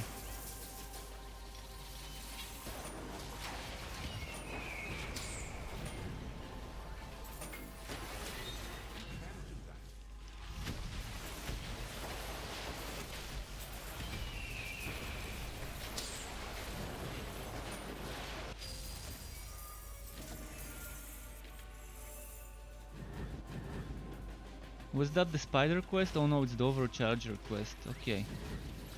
You can just go there. This is my first real character. A few days ago I made for the stress test on the 6th of October. I made a hero to level up just for a few hours to help with the stress testing, which was Flaming Destroyer Sharpshooter. But actually I've made many characters ever since April 2019. I've gone through so many playthroughs that I've lost count already. So after the wipe it is my second character, but in total it's not. And the first character I only got to like level 6 or 7 just to help with the stress testing. I didn't want to make this one for the stress testing because I wanted to keep this fresh for when I'm done with Baldur's Gate 3's first playthrough. And since I finished my Baldur's Gate 3 playthrough the other day, I could start this hero yesterday. I enjoyed Baldur's Gate 3 a lot. For an early access game that just started early access, Baldur's Gate has a lot of stuff that people can enjoy. If you like that type of games, the D&D tactical RPGs, it's definitely okay. Although it's right now only gonna offer you like 20-30 hours of story, Act 1. And for $60 not everyone would consider this a good price. But you get the game, and eventually when the game releases, you will have a lot of experience from early access and you would help develop the game. But I also know that with Baldur's Gate 3 not everyone would want to spend the $60, and that's fine. They can just wait until early access is over, or until they add more stuff into early access. But I think they're never gonna make more than one act available in early access in Baldur's Gate 3, which I don't think is a good idea. I like it when developers test every single bit of content before the game releases in early access. This is exactly what Extra Games, the developers of Torchlight 3, did. They didn't pull a Wosen on us. They didn't do like Wosen, which released 2 acts never tested, 16 out of 40 skills never tested, 1 skill 3 ring out of 3 never tested. So Extra Games did the exact opposite of Wosen. They tested everything, and they tested the test. They added a test realm on early access. Who does that? A private test realm, public test realm. They had both. They had a private test server for me and a bunch of other people who were early testers of things. Then they added a public test server that people could test before things made it into the live server. So there were 3 servers. One server for the very first bug fixing and impressions and feedback, another server for public test realm, and then the live server which gets the update after the public test realm. How is this game in your opinion compared to the other options nowadays, including Last Epoch and Wosen? I think this game is in a different spectrum from Last Epoch and Wosen. I think Last Epoch and Wosen could compete with Diablo 2 and Path of Exile and Grim Dawn in regards to them being grim and dark and gritty, whereas this game, the only thing that I would have considered a competitor to this game would have been Paragon Offline. But Paragon failed. Paragon failed, and it's now, instead of Paragon Online, a Paragon Offline. No, actually, yeah, it was called Paragon, wasn't it? Let me check. But it has a lot of polish compared to Wosen when it launched. I'm not gonna compare this game to Grim Dawn, and I'm not gonna compare this game to Path of Exile in their current state, because it's not fair to a game that is just launching to compare it to a game with months of development, years of development, not months, years of development. If you want to compare this game to Path of Exile, compare it to Path of Exile 1.0 on day 1 of launch. If you want to compare this game to Grim Dawn, again, compare it to Grim Dawn in its state when it launched. And Last Epoch can be compared to this game because they were both in early access, and this game, even though it's in a different part of the spectrum from Last Epoch, it still can be compared because they were both early access titles on Steam, and I think they're still so different that they're gunning for different types of players. Last Epoch is trying to get Path of Exile players. It looks like Path of Exile in many ways. The developers are fans of Path of Exile and they've said it multiple times in the forums. You can see their forum badges looking very similar to the forum badges in Path of Exile's forums. You can see their supporter packs and stuff having almost the same art style and general look when you go and browse them to the ones in Path of Exile. So it's obvious that Last Epoch in a big way is gunning for Path of Exile players. Whereas this game is just trying to do its own thing. It's obviously trying to please Torchlight 1 and 2 players, although that's very difficult because, well, there's big shoes to fill. I think if you remove Torchlight from this game, if you don't expect it to be a Torchlight successor, I think many people would enjoy it without the baggage, without the high expectations. Because I think for a game that's launching, to have one endgame mode may not be enough, but eventually they will add more endgame. It has so much build variety, it has so much diversity when it comes to builds. Earlier I was putting some numbers to people and we can consider that there's around 160 builds you can make in the game, roughly. Probably more, but at least 160 builds you can make in the game that will be different, that will be using different skills, different passives, different relic skills, different relic passives and so on. So this needs to be considered when playing the game, the variety. And the combat looks smooth. Some people don't like the combat, but I personally would disagree. I love the combat in the game, especially when you're playing a Slammer Railmaster. It feels like he's dancing on the battlefield, like a little bit of a dance there with hammer spin and all of that. This could be more casual, but in certain ways it still feels very punishing when you start doing the end game. But I think this is a little bit more appealing than Path of Exile to casual players. Because and compared to Wolsen, it again is more appealing to casual players because you don't need to be farming on the hardest difficulty to get the best items.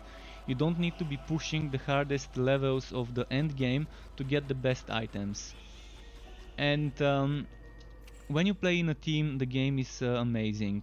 I think they've succeeded big time in making a game where you would want to play it with others versus playing it solo. It's not bad to play it solo, but when you play with others, it's definitely more fun because you're synergizing, stacking buffs, stacking pet buffs, stacking auras, procs, etc. Stacking bleedings with shocks and fires in general, stacking dots.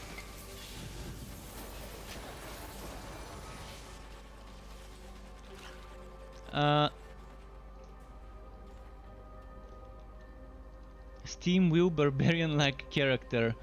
Dark Light Wizard as opposed to a sorcerer. Well, you see, it takes a while to get used to the characters, but once you get used to them, it's definitely fun. With the Forged is in a very bad, well, not very bad, but in a bad place, and Forged needs some reworks. And I'm not the only one that thinks this. I've talked with many people that agree that the Forged right now could use some sort of rework, and the developers have noted this and they're promising to look into the Forged after launch. So the Dusk Mage is your typical mage. Yeah, there is a gimmick where you have to charge the light and dark bar, so you have to use at least one light skill in a dark build, and you have to use at least one dark skill in a light build. So you can't have you still can have a build without a single light or a single dark skill, but that means you're robbing yourself of harmonic form, and harmonic form is a huge DPS boost when you combine it with an item called Celestial Gauntlets. I'm gonna try and show you. Just a moment, want to make sure they're not attacking me. So Celestial Gauntlets on Dusk Mage is probably one of the best items you can get for DPS. Combine it with another two items of the set and you get so much DPS. See, Harmonic form becomes overloaded, granting all skills 50% increased damage and 25 increased mana cost. This is doubled to 100% increased damage and 50% increased mana cost when you have 3 pieces of the set. This combined with harmonic form itself is very strong damage. And they increase the damage of almost every Dusk Mage skill except Dark Spears and Spirit Well. And Dark Spears got 10% less damage, from 100 to 90%. Spirit Well got 0 changes, but every other skill got boosted. And the Dusk Mage really feels fun. It really feels fun to play certain builds, especially with Entropy and Molten Reach, or with Electrode. With Electrode you can get 75% casting speed, which is from here you can get 25% casting speed, from here you can get 50. This is amazing. This makes you spam certain things. You can spam things like Onslaught, like targeted strikes, like tight grouping, explosive arrow. You can even spam things like everything that is not a basic attack and can be charged, where you hold the button and it does the attack all over and over and over again. All of that becomes faster with casting speed. I think the developers really need to update the official wiki with information about casting speed, with every single skill that benefits from casting speed. I might as well do it myself and list all the skills that benefit from casting speed and make a video and maybe a blog post about it. But maybe I would miss something, maybe I would tell something that's not true. So I really would like to know from the devs more about this thing, to make sure I'm giving the right information to people. But casting speed is great, and it's not just on mage that it works on everything that you're channeling. Even the spin to win Cyclone, which feels very wonky and very bad right now, because it feels like pushing a supermarket trolley with the handbrake on, with the foot brake on. That's what the Cyclone mode feels to me right now. Like forgetting the foot brake on a supermarket trolley and trying to push it uphill. That's how wonky the movement feels. It didn't used to be like that, but then they put some sort of a cap on the movement speed of Cyclone mode, because they thought it would be overpowered and that you will never stop spinning. But you will stop spinning, because you would run into heat problems. You can't non-stop spin, because there's heat to consider. So I don't agree with that argument that Michael put in one of the Mayhem Mondays, that the reason for... Actually, it might not have been Mayhem Mondays. Somewhere in the Discord he wrote it, that if Cyclone mode moved with the base movement speed, for example, it would be overpowered because you would be able to spin out of danger. But spinning out of danger is not the way to do it. If you want to get out of danger, you spin until the very last moment, right before you get hit, and then you use Ramming Robot. Ramming Robot is there for a good reason, to help you escape. I never spin out of danger, and if I want to get out of danger, I'm gonna use Ramming Robot. The only way I would spin out of danger would be if Ramming Robot is in cooldown, and I try to always keep it ready for when I need it. So I can definitely agree with the characters being a little bit gimmicky and taking a while to get used to them. For example, with this class, you have to keep using adventurer skills to buff the precision skills and get certain precision skill bonuses with those adventure skills. This gives you crit chance. This gives you those things. And the goblins let you summon more goblins. This lets you poison, this lets you fear, and so on. So this is the gimmick of this class. It's not that bad, honestly. It's an okay gimmick, easy to deal with. I actually love the gimmick of the Dusk Mage. I really love the gimmick of the Dusk Mage after they changed it to harmonic form. And with Forged, the heat is not a bad system. With Forged you can manage that easily.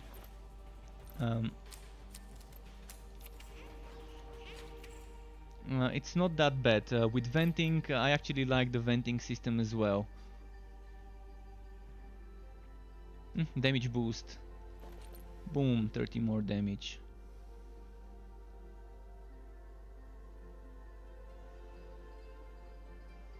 No defense, but a lot of electric defense. Okay, what else have we here? That spell can be cast.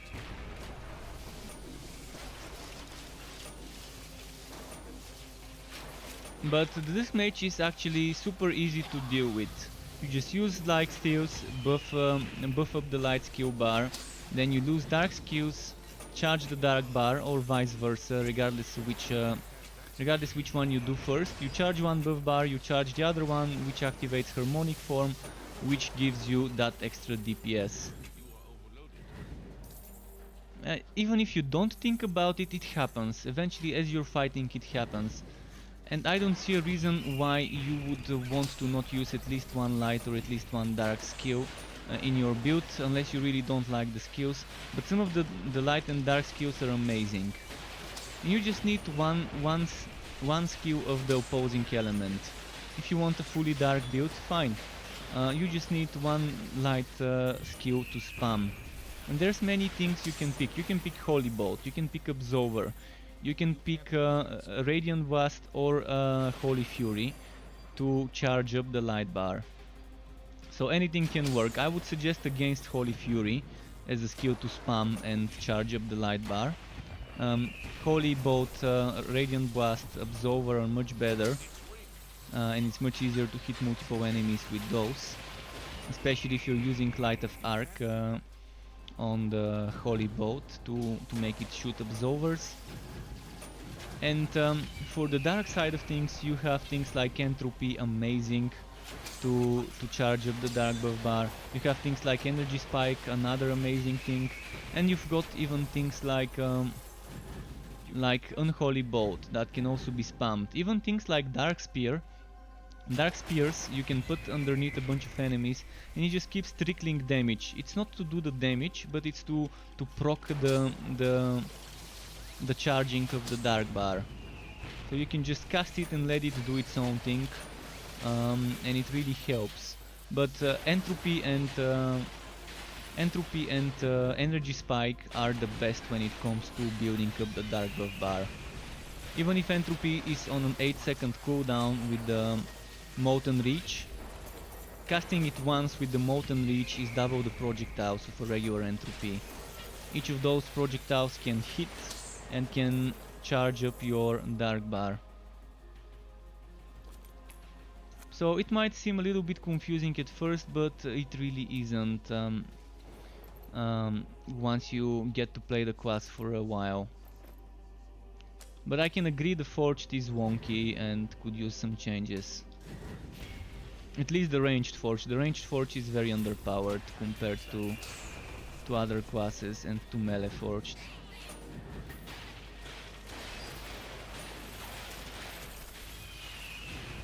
But in general the game has so much to offer, and it's a shame that the early access reviews are remaining on Steam after a game launches. They're not separated by early access score versus final score. I think if Steam changes its system to have two scores, an early access rating score and a final post-launch score, it would be very useful to both Steam and to devs. Because people might see the bad rating of the game and say, oh, I don't trust this rating, I'm not gonna buy the game because of the rating. Which is kind of a sheep-like mentality. Please guys, don't trust ratings on Steam. The least you can do is watch a video, watch a stream, watch multiple videos and multiple streams from different people who play the game differently and do different things.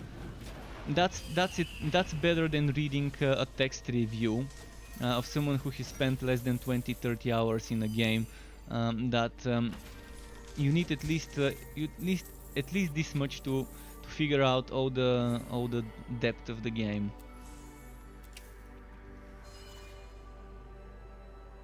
I hope Steam sometimes revisits their policy with reviews and either forbids people to review early access games or separates the early access score from the final launched product score. And as I was saying yesterday, if I see an early access score that is kind of negative, but I see a post-launch score that is very positive, I would say, okay, those devs did their job. They managed to shift the tide from negative reviews in early access to positive post-launch. So they did their job, they weren't sitting on their butts, they were actually fixing stuff. Just like a student in some sort of a university might have bad scores in the first year and eventually improve in the second and third year, getting better scores. Something like that. I think in the UK where I graduated university, they had this system where my first year didn't count towards my final score, and the weight of my third year was bigger than the weight of my second year of my degree. So that's kind of the same thing. Because I was very bad at writing essays in my first year, and then I kind of learned how to write them throughout the second and third. So yeah, hopefully Steam revisits their review policies for early access titles, because there's so much review bombing from fanboys of different games that just don't like the game because it's different from what they're used to play.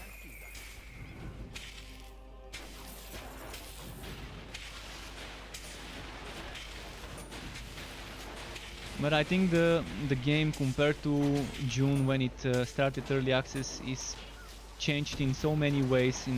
It's so much better compared to June. For those, what is it, 5 months? For 5 months they managed to change so many things, rework so many things.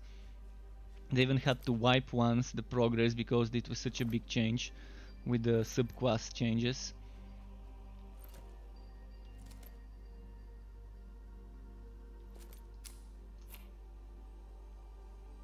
Okay. Right, let's go get Squawk Quo. Oh, I've got a skill point.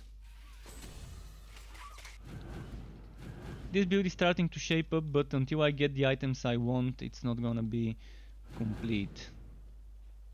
And how many skill points am I to get more?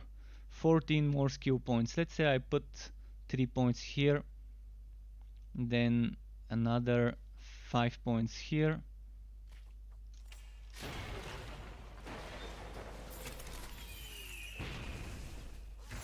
So 8 points. Can't cast that spell here.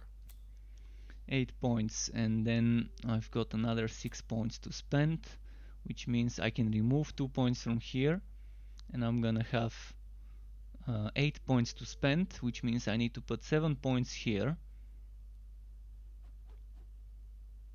And then I've got 1 point to spend, but I can take 2 points from this one, and I'm gonna have 3 points to spend. I'm not gonna be able to get Goblin Legion maxed out unless I remove something from the setup. Maybe this one, and that would allow me to get the Goblin Legion level 8 and experiment with that setup. Or I can just keep reload to a single charge instead of 2 charges, and then get Goblin Legion maxed out to test the summoner build. Well, that's gonna require some items. Gonna require a lot of items, so I might as well experiment with the basic attack build first. Can't use that skill.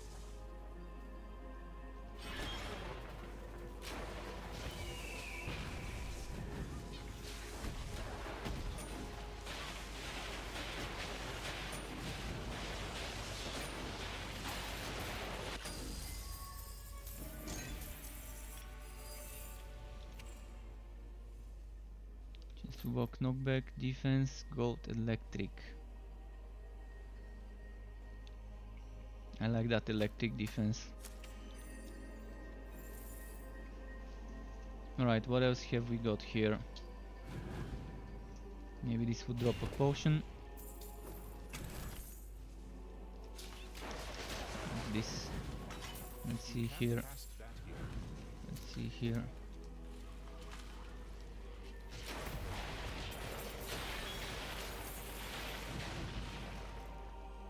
I'm liking the damage output right now. It wasn't that great earlier, but I guess I got some good items and things are just dying as I walk. Which is how it should be on practice. On practice, when this build is ready, you should be obliterating everything. In fact, even on ridiculous, when I get all the items I want and the gear is min-maxed, this should be obliterating non-fuzzier map works, where the enemies are just at the regular HP, where they're not getting bonus XP and damage and movement speed which they get from the Fuzzier. That's kind of that's why I like Mapworks. Mapworks is the constant thing I use to benchmark builds. Whenever I test builds, I run Mapworks to record footage for that build, and while recording that footage, I can kind of gauge how it compares to other builds I've done.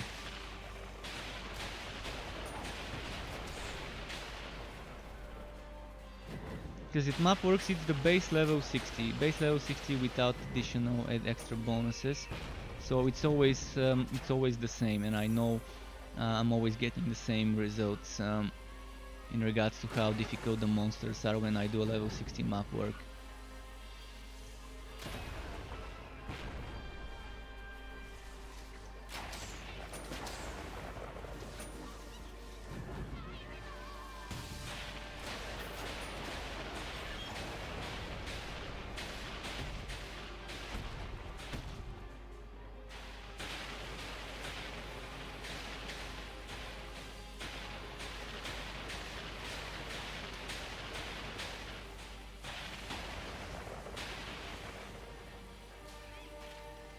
See, this guy got hit by something invisible.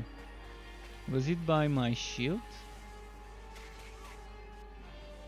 He was far away from any shock bolts or anything like that.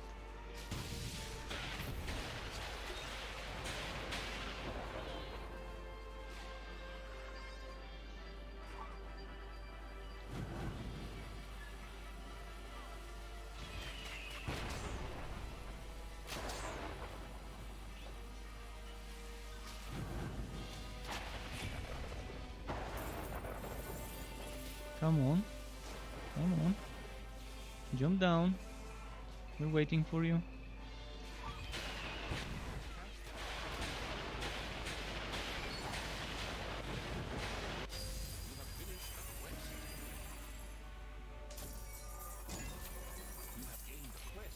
Okay, nice. Do I go for crit chance or levels to Goblin Legion? For now, crit chance.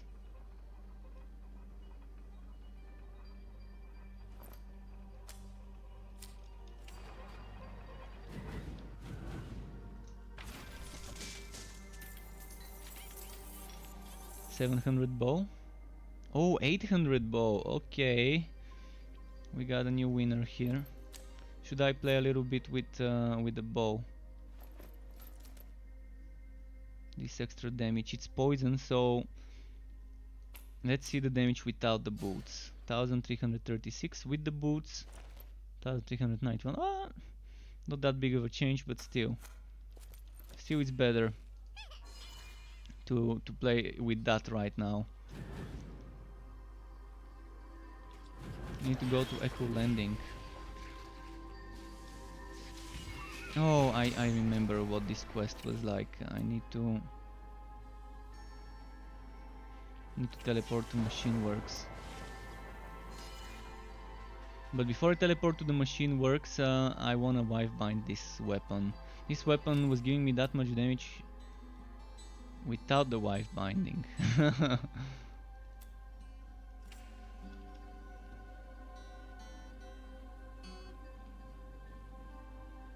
Let's see. You can't do that here.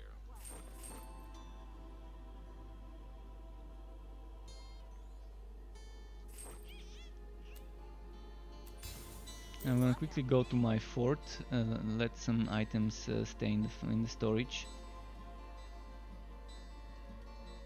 Dear hero, you've returned. The Voltura attacked the town, and it was none other than My that pet's rogue begging detective for food. in charge. Should I make a break and give him some food? And some Sky, townsfolk let's too. give you some food. I'm gonna teleport to my... Wait, I've got a quest here. Let me quickly talk to the NPC so I don't have to teleport again. We're all shaken up.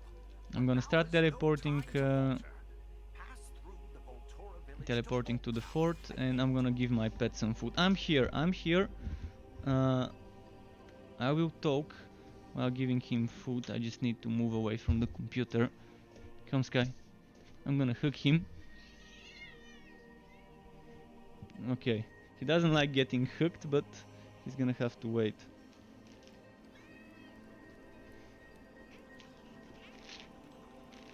There we go. Alright, he has been fed now.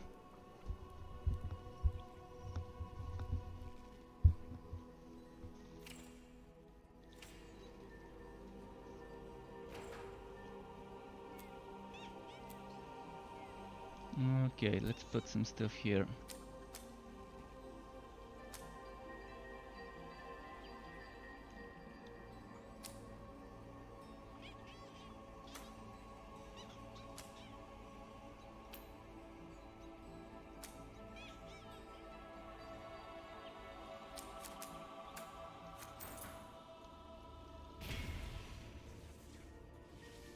Okay. Can I level up one of those?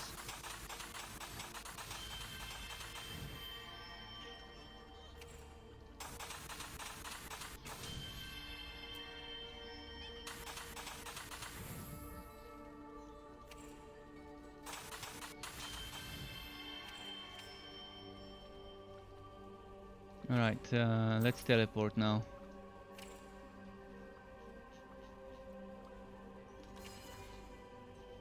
Skytex BW says, what do you think is a good relic for melee trained warrior with a staff? With a staff? Well, if you're using a staff and you're using basic attacks, Bane is good. But Bane is more of a summoner relic. But Bane and the Train is probably super strong right now. Probably the strongest combination if you build it the right way would be Bane and the Conductor setup. But any relic can be good. With this combination you told me, any relic can be good. You can go Ice Shield, Cold Heart. You can go Drain, basic attack, Blood Drinker with Blood Seekers. You can go Sword Smash, Flaming Destroyer with Magma Burst and Summoning Smash and Firestorm. You can have so many things you can do. You can go for a Bane, not Bane, for an Electrode, Lightning Strike, Shocking Display, Tingling Sensation, Walkaway Storm setup. You can also go, instead of Walkaway Storm, just keep it level 1 or level 3 or level 6 and just get Chaotic Strikes and spam Chaotic Strikes.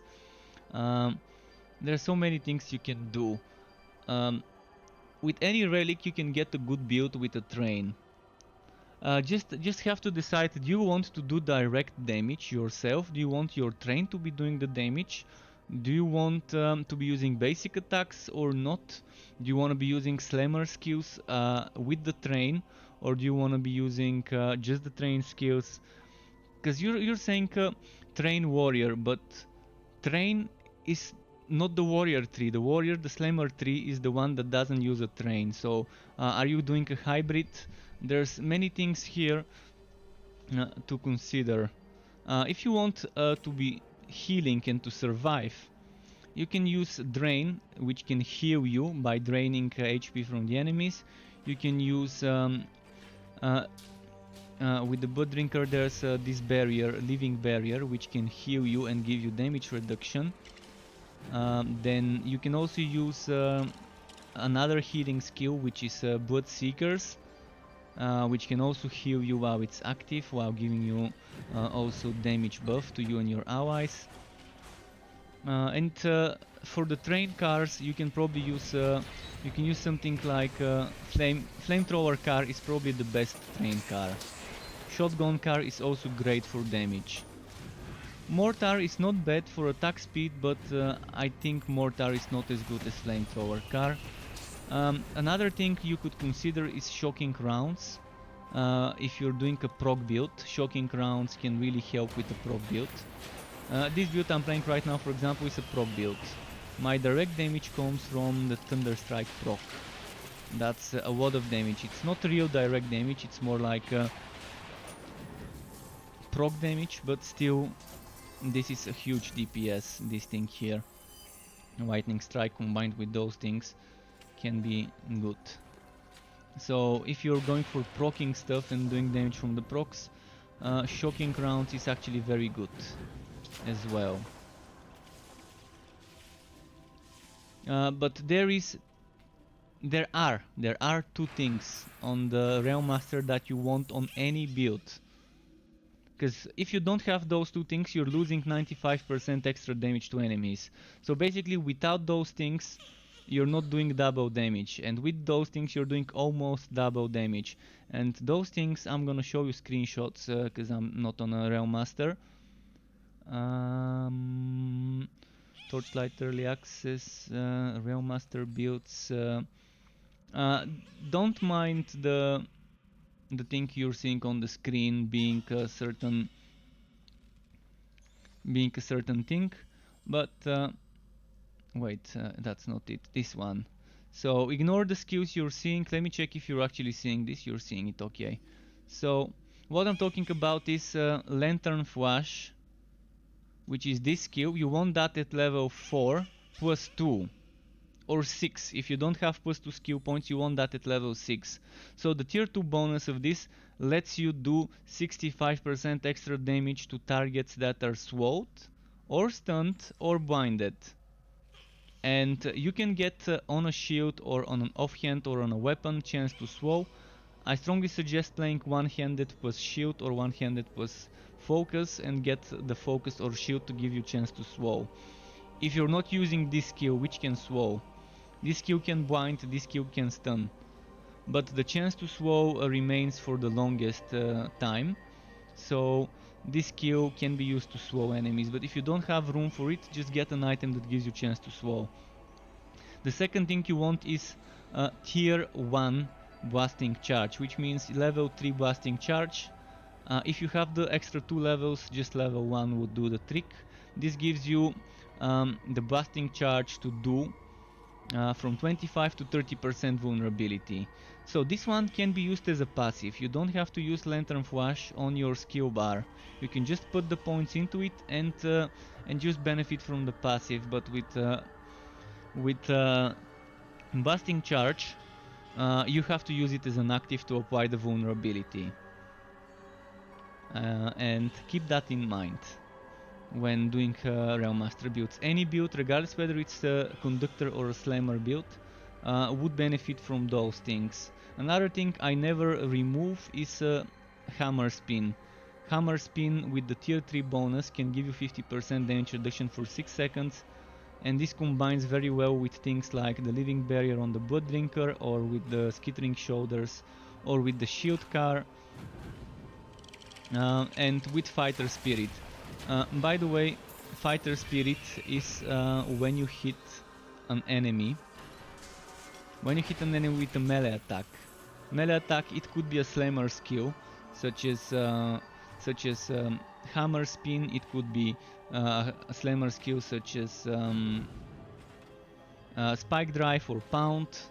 Or it could be a basic melee attack with a Mace or Sword or Greatsword or Railhammer. It will give you 50% damage reduction for a few seconds. And if you have tier 2 blasting charge, you can get extra 20%, which gives you 70% damage reduction. The limit is 90%. You can never get more than 90% damage reduction.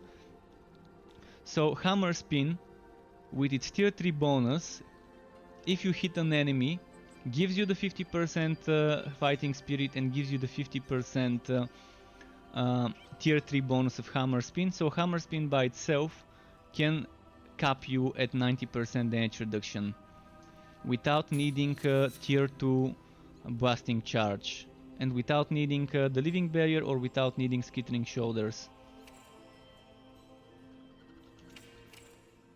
So you might want to keep that in mind as well.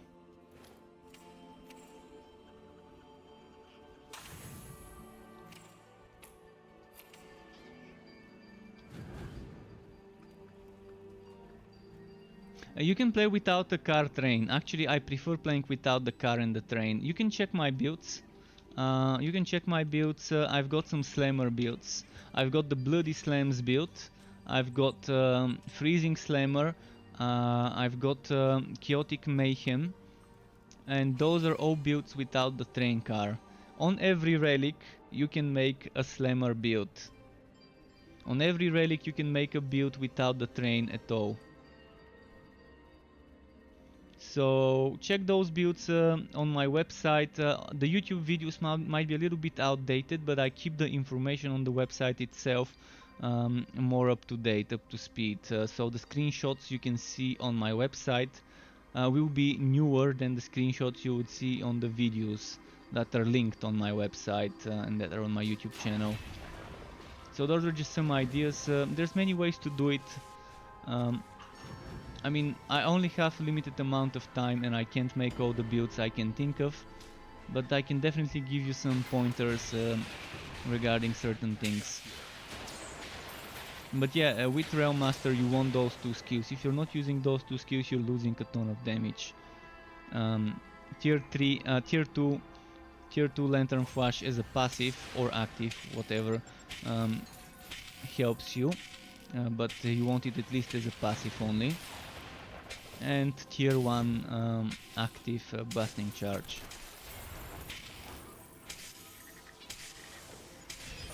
Any build without those could be fun to play, it's just gonna lose a lot of damage, so I never make builds without those two on the Realm Master.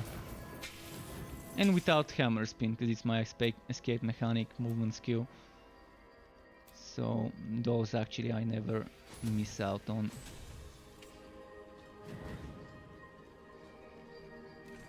I'm not saying it's gonna be terrible to play a build without them, it's just not worth it. Unless you found some weird synergy that can make up losing 65% extra damage or 30% extra damage and makes up for that.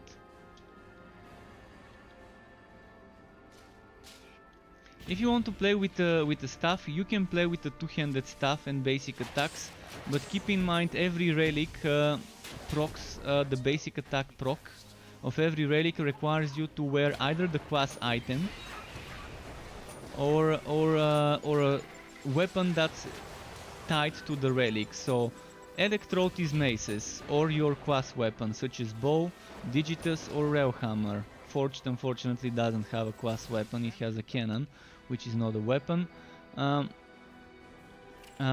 it doesn't have the option to use its class weapon. So Electrode is maces, as I said, or the class weapon. Flaming Destroyer is greatsword or class weapon. Blood Drinker is sword or the class weapon. Bane is staff or the class weapon. And what am I missing there? Cold Heart is rifle, pistol or the class weapon. And using that weapon or the class weapon would let you proc things like this, which gives you relic energy generation increase and a passive proc. Passive proc that does some sort of damage one way or another, or summons a staff. In the Bane case it summons a enchanted staff that can hit enemies. So you can play with the staff. If you want to, you can play with the staff. It's not bad. Staffs have very fast attack speed, they do decent damage. But if you're playing with a two-handed weapon, keep in mind you're sacrificing some survivability or utility from shield or a focus item. But with the two-handed weapon you get more crit chance, and you get a little bit more affixes for damage. and the damage itself is a little bit more. So you can play if you want with the staff, you can play with it. Every class can use a staff. Staff is not limited to just mages. You can use it as basic attacks, but the staff is, as I said, it's basic attack. If you just use it as a stat stick, if you don't use basic attacks, then it doesn't matter whether it's a staff or not. If you're not using basic attacks, your weapon is that, it's a stat stick, no more. But when you start using basic attacks, it actually matters what weapon you pick, because they have different damages for the basic attack, they have different attack speeds for the basic attack, and as I said, they proc different things for the relics. And the poison is the one that's synergized with the staff. And the poison relic, the summoner relic, is the one that synergizes with the staff. But the poison relic is a good synergy with a train because it gives you minion damage. You can get 100 minion damage from one skill and another 25% minion damage from another skill, and your train counts as a minion. So that's 125 minion damage plus another 25% damage, so you can get 150% damage for your train cars from activating Miasma Tier 3 and having Puppet Master. I admire the Voltura's willingness to experiment on themselves. To take fate into And that's their own why the hands. Bane train builds are very popular and very strong. Is overrated. And the person who has finished all levels, all 251 levels of the Fazir dungeon before they rebalanced it, did it on a Bane train build. He still has a build video somewhere on YouTube, Rexer Get Rexed, his build video for the Realm Master. I think he put meta in the title, I'm not sure, I've not watched the video myself as I said earlier. Maybe he put meta in the build itself, in the video. Well, you can't change the relic weapon. The only way to change the relic weapon is to start a new hero. We used to change them before, but since it's no longer a relic weapon, it's a subclass. It's not a relic weapon, it's not a relic, it's a subclass. But you don't need to change the weapon. You can always play with the staff. You can play with the staff without using Bane. It's just not gonna trigger the basic attack procs. But the basic attack proc of the Bane is to summon a staff. To summon a floating enchanted spirit staff that hits enemies. If you don't want that proc, then just forget about the Bane and just play with the staff on another relic and just forget about the passive. It's entirely up to you what you're gonna do again. I'd rather not make the choice for you, I'd just rather give you the facts and all the information you need to decide for yourself which relic would fit you better if you want to play with basic attacks on a staff. There's still a lot of things to consider with basic attacks on a build, on any build.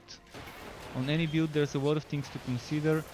Even Electrode, for example, the one I'm playing, would be good with a staff basic attack on a Realm Master. You can just avoid spending points into this, and you can just spend points into this one, this one, this one, and you can use something called Stormblade, which looks like this. Stormblade, hit with basic attack, call down a lightning strike, then you can stack basic attack damage. You can even try using the Sneku Stick or the Frenzy Blade. Keep in mind basic attack speed is capped at 60. With the Frenzy Blade you get 50% attack speed. So if you have items that give you 60% attack speed, Frenzy Blade is useless. Frenzy Blade is good when you start, because you don't have that many items unlocked. But yeah, it's definitely something that's not gonna be that great eventually. This one works very well with the Flaming Destroyer, by the way. Basic attack chaotic, basic attack sword smash build with fire starter. This is the Stormblade, this is the Sneku Stick. There's another thing called the Maestro Sword. I'm gonna try and show you the Maestro Sword. Maestro Sword also is a synergy with basic attacks. Then this is the Fire Wall, that's a synergy with the Fire Starter. So yeah, you have certain things you can synergize with basic attack things. On the Realm Master, you have the Realm Master specific set, which goes very well with train builds, by the way. Seismic charging kind of stuff. Where did it go? It's over here. I'm gonna try and show you. So you've got things like the cosmic boots and the cosmic gauntlets. The cosmic gauntlet is for the train, but the cosmic boots is with basic attacks. Hit with a basic attack, gain a seismic charge. If already at 10 charges, consume them to spend those charges and deal 100% damage shockwave. And you get double the charges with the set bonus. So basically every 5 hits, the 6th hit will be extra damage. Jvorn, thank you very much for the follow on Twitch. Welcome to the Struck Club to you. So you're never gonna be taking the train, that's fine. The seismic charge can work even without taking train. I also don't like the train that much. I do train builds just because I know people like them. And eventually sometimes I might get bored playing the slammers. But I love the knockback knockdown warriors. I liked playing Elementalist warrior in Guild Wars 1 with the knockbacks and stuns. It was pretty fun. And the slammer kind of reminds me of this one. It reminds me of gladiators in Ion with the way it plays. AoE two-hander kind of play style.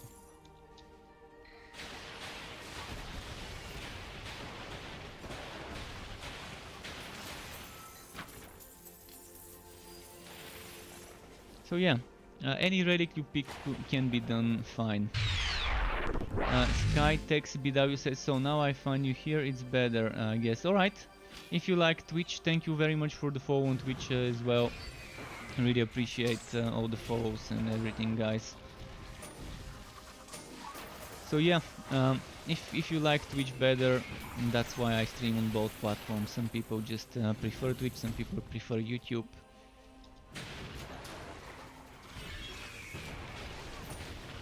I used to stream on Mixer as well at the same time, but well, rip Mixer. I'm not gonna go to Facebook now that Mixer moved there. I'm just gonna stick to Twitch and YouTube. That's more than enough for me. If people want me to stream on Facebook, well, it's not gonna happen. I still have a Facebook page where I just post when I post the videos. When I post my YouTube videos, I post links to them. But I'm not the person that you're gonna see very active on Twitter and Facebook. I just don't like social media. Oh, shocking! Someone just subscribed to my YouTube channel, Jacob Pedersen or Peterson. I'm not sure how to pronounce this. Thank you very much, Jacob, for the YouTube sub. Really appreciate the help in growing that channel.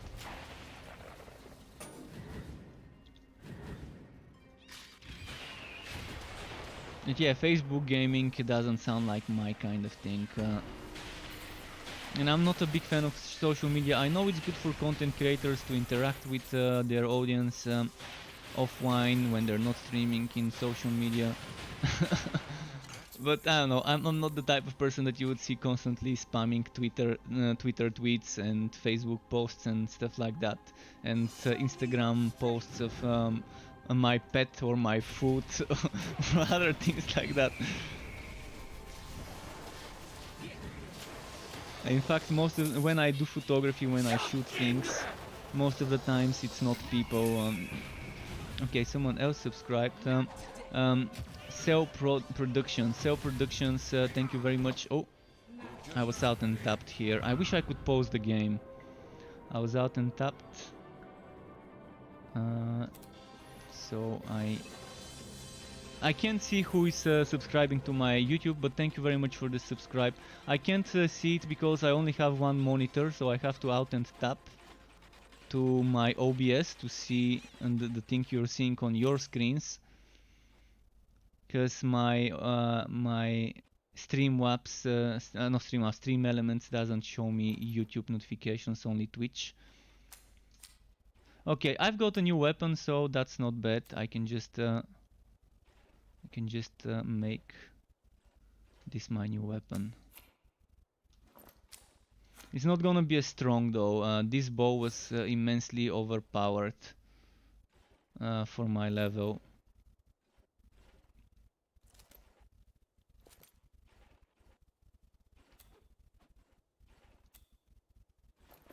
Okay, I've got my weapon, I've got my spare.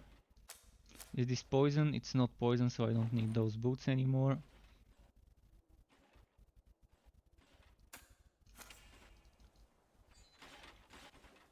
Wait, what happened? Why am I spawned here? Where did... Oh, was I in a Phase Beast map? I guess I was in a Phase Beast map when I died. Wasn't really following what I was playing on autopilot. I was letting my subconscious control the character while I'm talking to you guys. So yeah, alright, autopilot needs to be switched off so I can pay attention to what I'm doing. Where's the boss fight? There should be something in Bolt Town that I need to do. Oh, I need to find Hicks. Yeah, that's this type of quest. So he needs to be near here, near this boss in a cage. Yeah, that's the cage, I actually see it. Hicks is such a joke of a character. He always gets captured, imprisoned or whatever. He's the buffing stock of NPCs in the game.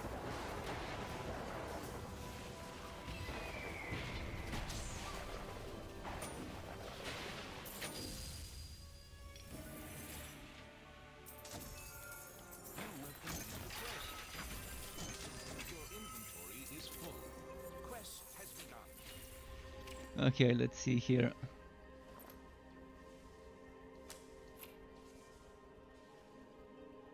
I'm gonna get rid of this crit chance. It's about time to get more defense. Oh, levels to Walkaway Storm. That's actually nice. Although I've already maxed it out.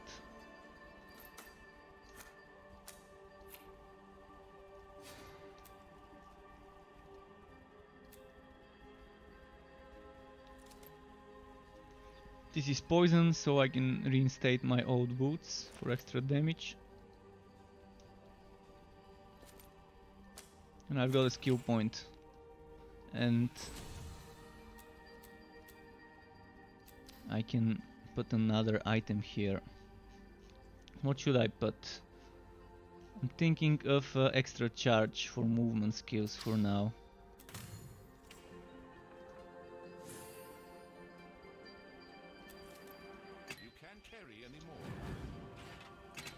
Okay, we're done with this quest. Let's go kill Shriekbeak in his laboratory. Well, actually it's the chop shop first, and after the chop shop comes Shriekbeak.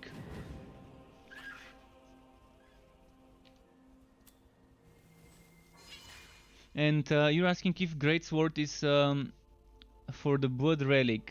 For the Blood Relic is the regular sword, the Greatsword is for the Flaming Destroyer. You can also use a Rail Hammer. Rail Hammer works with every relic. So on Rail Master, the Rail Hammer would allow you to trigger those things on every relic. You're a sight to sore eyes, boss. It's bad up here. Automata, spiders, townsfolk, you name it. The mad scientist Shriekbeak is hacking them together to create pawns for the Voltura army. Rescue any remaining... But yeah, for the Blood Drinker you want on a Rail Master either a Rail Hammer or a regular sword. No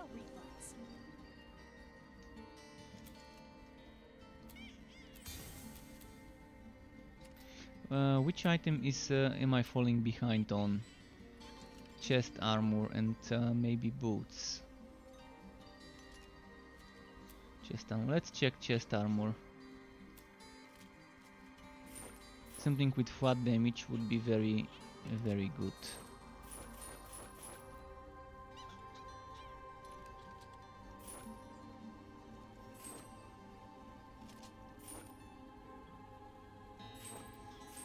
Oh wait, electric damage percent. It's not that bad.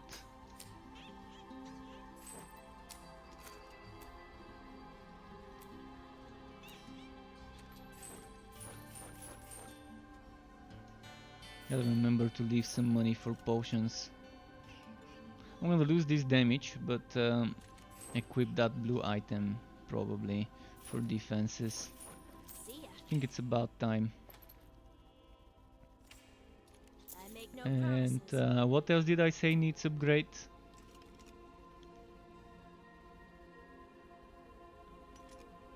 Maybe the boots. Something with percent won't be bad. Wait, what's my leg armor? Actually, I'm gonna upgrade the leg armor. Fuck the boots.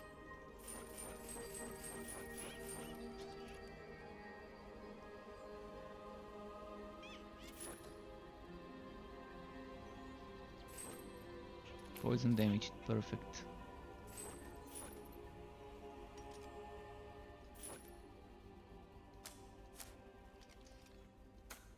Thanks for the gold.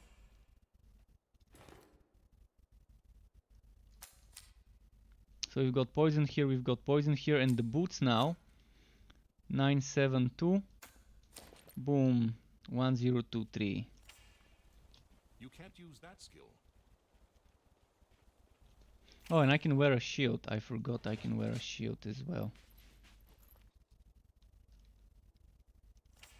I'm gonna quickly go to my fort, by the way, to just put some items in the storage for out heroes to use. And I do have a lightning build without trains. Look for, I'm gonna write it down in the chat. It's very good build to level up with, because it's using chaotic strikes. Chaotic Mayhem is my Realm Master Whitening Slammer.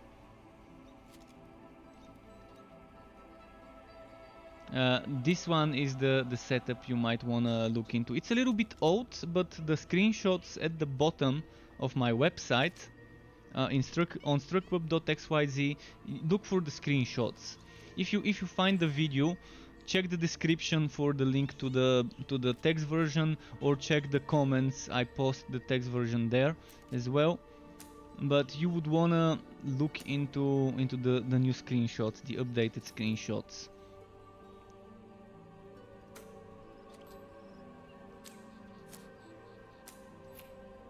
But yeah, Chaotic Mayhem is super easy mode to level up with. You get Chaotic Strikes at level 5. By the time you reach level 15, you could max this one out if you want to. In fact, you could max it out much earlier than level 15, because you get 2 skill points at level 5, you get 2 skill points at level 10, and you get 2 skill points at level 15 as well. So by the time you reach level 15, you should have... actually... yeah, at level 15, ideally you would have this at level 10, this at level 5, and this at level 1. But prioritize this one at level 1, this one at level 10, and the rest try to focus on this thing. And if you're playing a chaotic Mayhem build, you would wanna eventually invest into Energizer. You might wanna use basic attacks to keep the energy going, and you might wanna invest into max level 1000 volt burst eventually. And on the Realm Master, you might wanna get relic skill damage from one of the passives from the trains, I think. I don't remember who exactly gave you that, but there was one skill that gave you relic skill damage and one skill that gave you relic energy recharge as a tier 2 passive, so you might want to consider investing into those. So see, Chaotic Mayhem has more damage, less survivability. Body Slams has less DPS, more survivability. Either of the two is fine. You just have to figure out what you want more. Do you want to be more squishy, or do you want to be doing more damage? Shit, my portal got erased, and now I have to run back.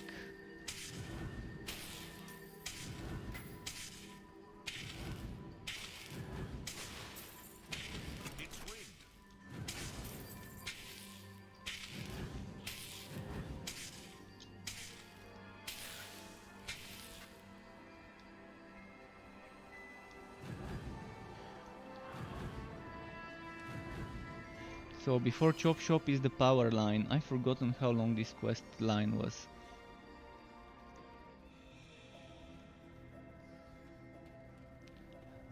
Yeah, survivability is very good choice for your first character. If you want survivability for your first character, it's a good choice. You're gonna get used to it eventually, and then maybe experiment with some more squishy builds, more glass cannon builds. I really love Drain. Drain is such a nice skill on the Blood Drinker relic, and so is Living Barrier, such a nice skill. I don't like Living Barrier's knockback chance. I wish I could level up Living Barrier without getting the knockback, because when you're playing a melee class, you don't want to knock back the enemies, you want to pull them closer to you. You want to hit them with AoEs. On ranged classes, the knockback is nice. On a Dusk Mage, they come close to you, you use Living Barrier, boom, they're far from you with the knockback. The same goes for Sharpshooter. So I really hope the developers would make a system where you can disable or enable with checkboxes or with some sort of thing the knockback from certain skills. I don't like knockback on this skill. It ruins my build. I want the enemies to stay close together so I can AoE them with Onslaught. But when I use this thing, it's kind of removes everything. So if they make some sort of let's say a checkbox, like some sort of little button here I can click to switch it on and off for every skill that has knockback. This one has knockback, Hammer Spin has knockback, what else has knockback?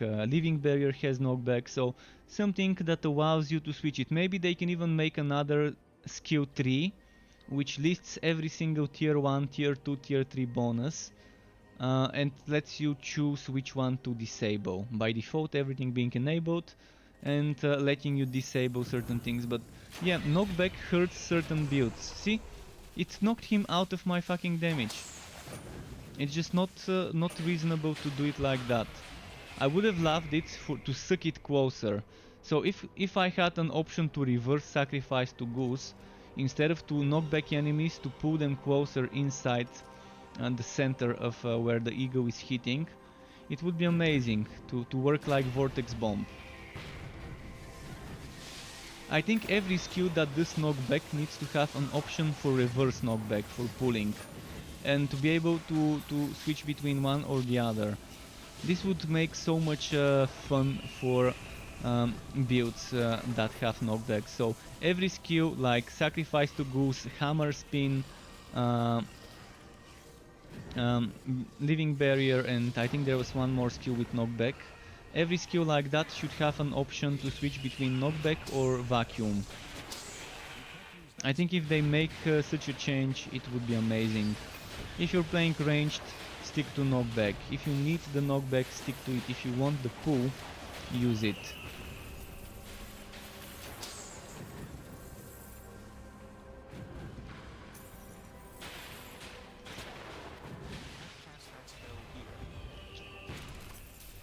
And René Cantor, I'm hoping I'm pronouncing this properly. René Cantor is saying hi, it's a flaming destroyer, good relic for sharpshooter. Yeah, every relic can be good for every class as long as you build the right way, as long as you synergize it the right way.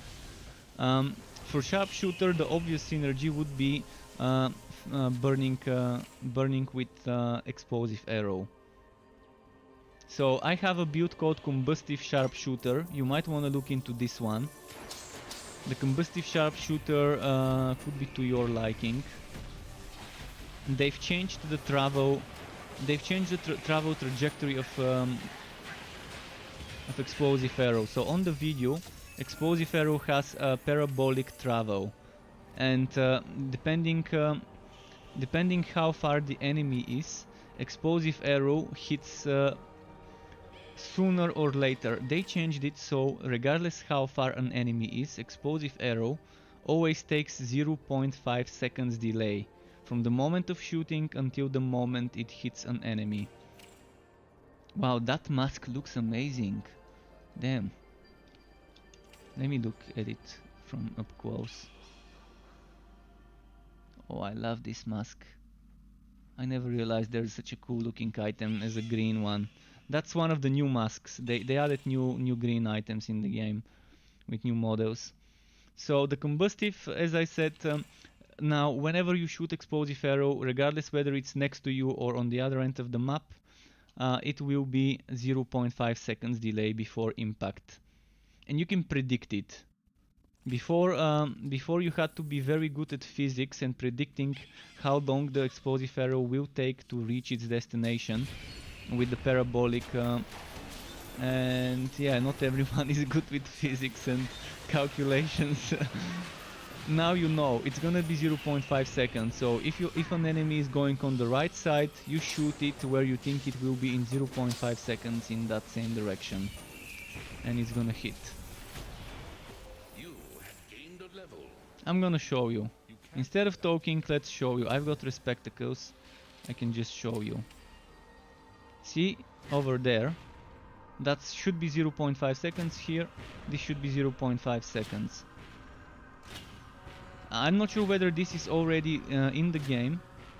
Maybe they still haven't added it as a change. Maybe it's coming on Tuesday on launch. Does it look like 0.5 seconds to you guys? And Judge 80 is back. Judge 80, I think this game, for me personally, it's worth it. It depends what you are expecting from the game to have different than the last time you've seen it. And welcome back, nice to see you, by the way. If you buy it now, you get it for $10 or €10 less, which is a big thing to consider. $10, €10 less. So if the game costs 30, it's gonna cost 40. So you're getting a 33% increase in the price. If you wanna buy it without the 33% increase in the price, you will have to consider buying it now. I mean, it's good to consider it. Another thing to consider is you can start playing immediately without any more wipes. The final wipe was on Tuesday, the 6th of October. So if you buy it on Steam now, you can start playing without your progress getting deleted.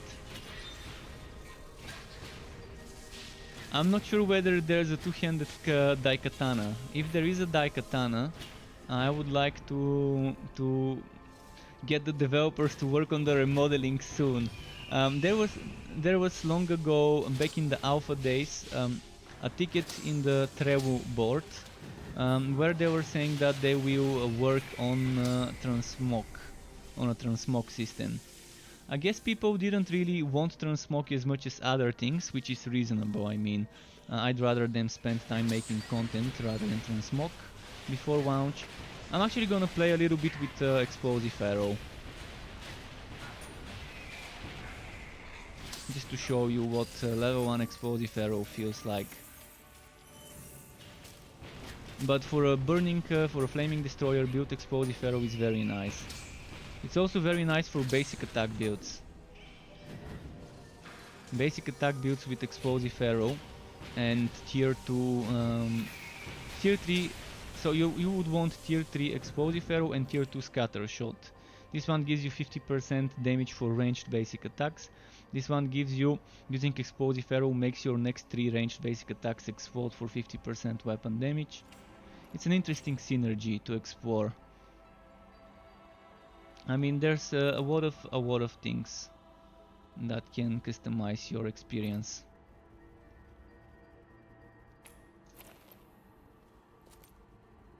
$600.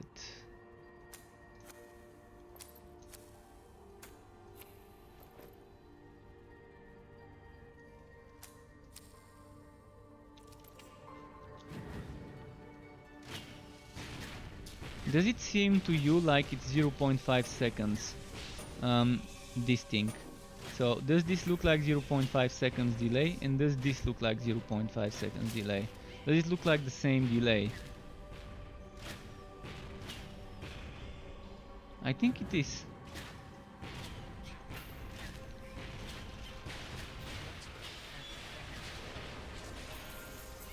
Alright, let's switch back to Onslaught. I'm gonna unspec this point later. I didn't mind taking Explosive Arrow for a moment. Your pack is full. Well, they were saying that it will be 0.5 seconds. I think Michael Mayhem said that in Discord. I'm not sure who wrote it, but I think it was him who said that that's how it's changing. And I think it was. It might have actually not been written. He might have actually said it in the Mayhem Mondays in the voice chat, not written it. Can't remember, but I'm pretty sure it was him where the information came from. Maybe they decided to make it a second instead of 0.5 seconds. In any case, they made it to have the exact same time from impact to... from shooting to impact, to have the same time. Oh, they've added cages here, okay.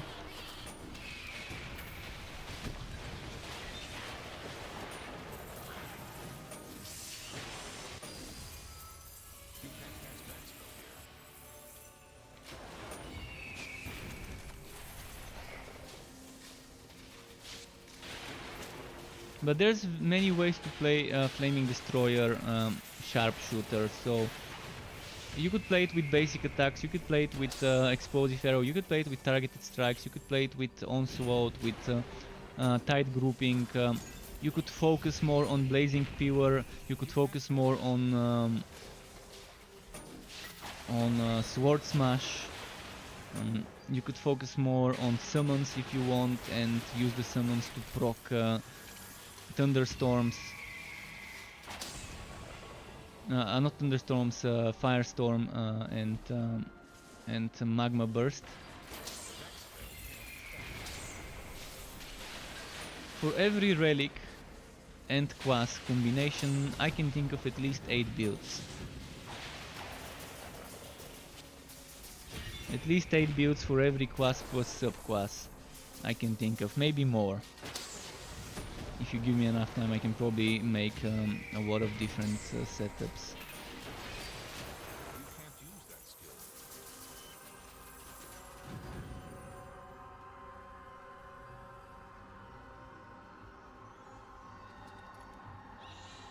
skill. Judge 80, could you say some of the bad bugs that you're wondering if they got squashed? Did they ever fix the teleport problems? I'm not sure which teleport problems. You mean where if I press it here it starts walking instead of immediately teleporting? Like if I'm here it's teleporting immediately, but if I do it here it starts walking. I don't like this, but this is not bug, this is intended behavior. After one of the patches they made that change some months ago.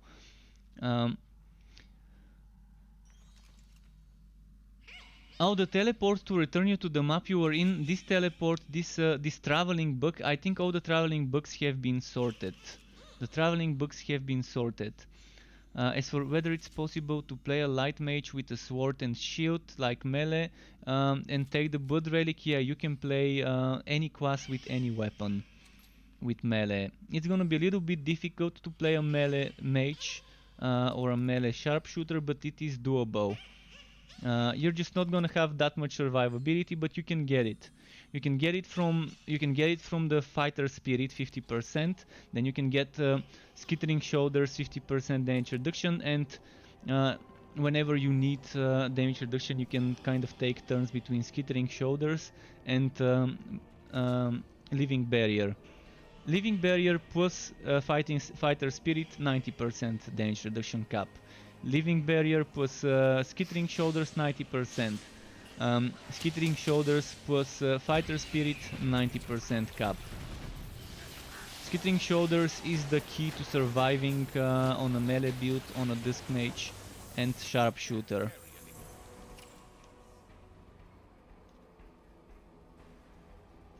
So the first character is I'm gonna try sharpshooter. What's a good skill to try to main?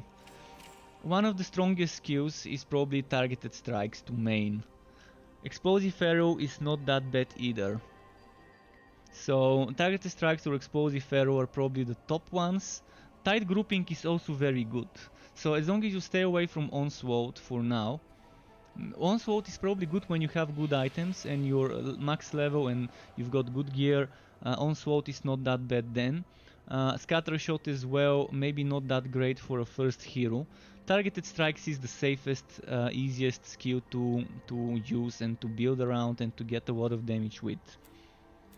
Regarding what relic you pick, Judge 80, then that changes a lot of things. Suppose Zombie Kitten says the best new feature is single player mode. You can now go back to town, then fort, and then back to your adventure. All in less than 1 second. That's what I call proper loading times. Yeah, I can agree. Single player definitely would be faster loading. Remember when you left town back in your portal to the map and it wouldn't go to where you used it? Struck, do we still need to farm stones and wood for materials? Electrode looks cool with the lightning. You don't need to farm stone and materials by gathering, because you get so much stone and materials from contracts. This is what I'm talking about. From contracts you get tier 2 materials, not tier 1, already refined tier 2. See, this one contains 25 tier 2 materials of each type, which is equal to 50 materials of each type. So yeah. I have see, with Dusk Mage you want a hybrid build. You want at least one light skill or at least one dark skill. If you're not using at least one of the opposite element, with the Dusk Mage you're losing a lot of DPS. You're losing a lot of DPS and a lot of mana again from harmonic form. And I do have mage builds. Every single one of my mage builds, Absolver for example, and the Absolver Dusk Mage build, the Absolver Zealot, is a light build. But it's also using dark skills, because it has to. The same goes for my Pyromancer. So every one of my mage builds you can switch the main damage skill with another one, as long as you keep one damage skill and that is light and one damage skill that is dark, you're good. I mean, I can make you a build right now on the spot. I can make you a new build if you tell me what relic and what you want to achieve with it. I can easily just tell you, hey, take this skill, max it out, take this skill, max it out. It's not that difficult for me to do something like that for you. If you don't like the builds I've got right now on the website, I can make you a new one. But yeah, for Dusk Mage, if you want a light build, I strongly suggest Absolver. And Judge 80, the Electrode really is a good relic for any hero to test. If you want damage, the Electrode is amazing. Damage via procs. Electrode via procs goes very well with skills that attack a lot of hits per second. Entropy, a lot of hits per second. Targeted strikes can be a lot of hits per second.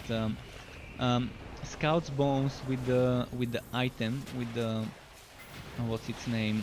Infectious Shooter, a lot of hits per second.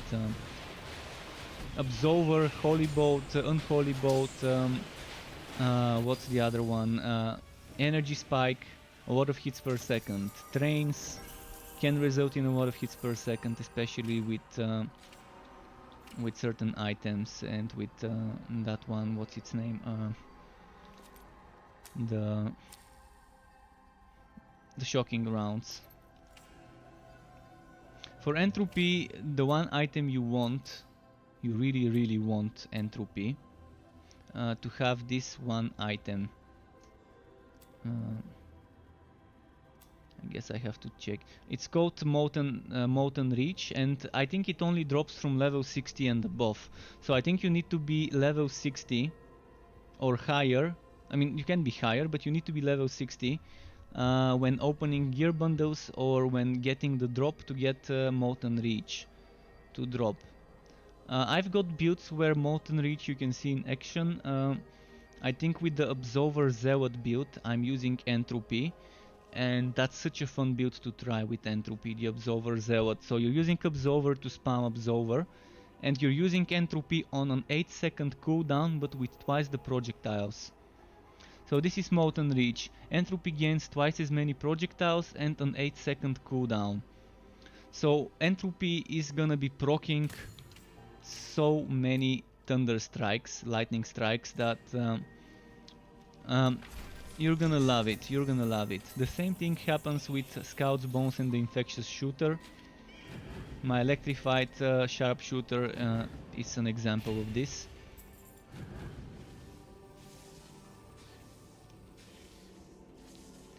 Shocking rounds can make you chain to another one target. Another one target means another one that can proc certain things on. And that shocking, that electrifying, it does work fine. I mean, chain whitening, it's making the regular car hit multiple targets instead of a single target, which means each extra target you hit has extra chance to proc Thunder Strike or extra chance to proc whatever else you're proccing.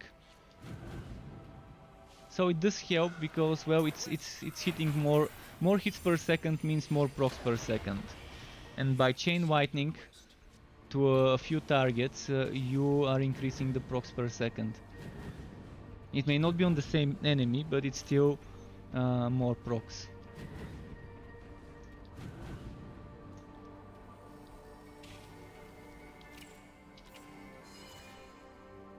And it also shoots thunder strikes from above on the enemies. They added a new bonus for shocking rounds. I tested it a few days ago on my stream, on the test server, on my PTR stream. I tested a train with the shocking rounds and with the electrode, things like that, just to see how it works now. So they reworked the... See, because it didn't have a tier 3 bonus, and then when they added the tier 3 bonus, they basically added the endurance bonus as a tier 3 bonus. Now they reworked the endurance bonus to allow you to change to one more target, but the tier 3 bonus gives you that extra thunder strike from above on enemies that can proc. Or maybe it was the other way around. I think the tier 3 bonus is the extra thunder strike, whereas they changed the activation, the endurance bonus of shocking rounds to be extra chain target. See, that's what the skill looked like before. I'm gonna try and show you what the skill looked like before. Let me see where it was.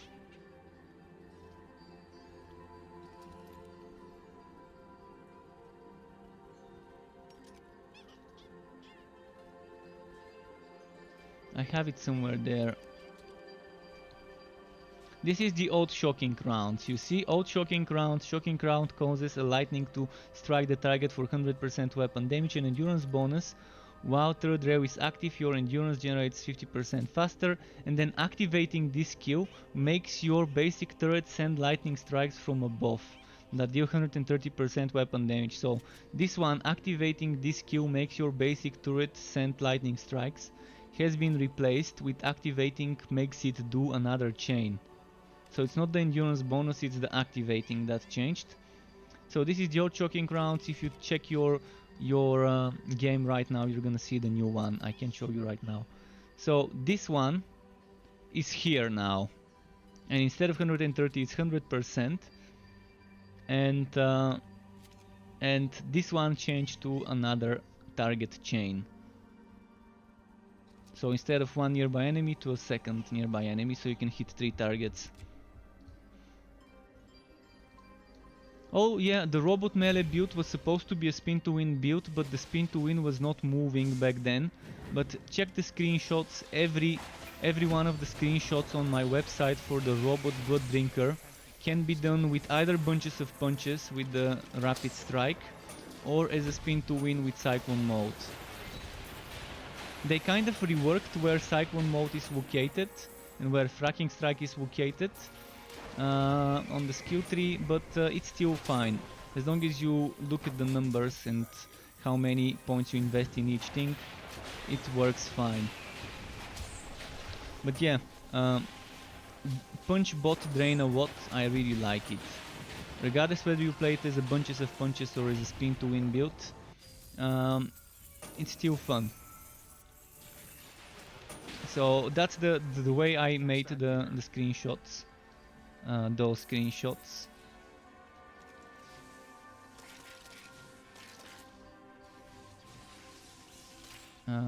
Just a second.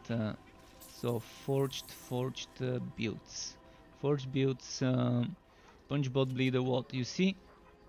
Each one can be this or this. So if you have 8 points here, 4 points here, you can switch them around and retain the build without any other change. So you're just moving 4 points in one pocket, from one pocket to the other.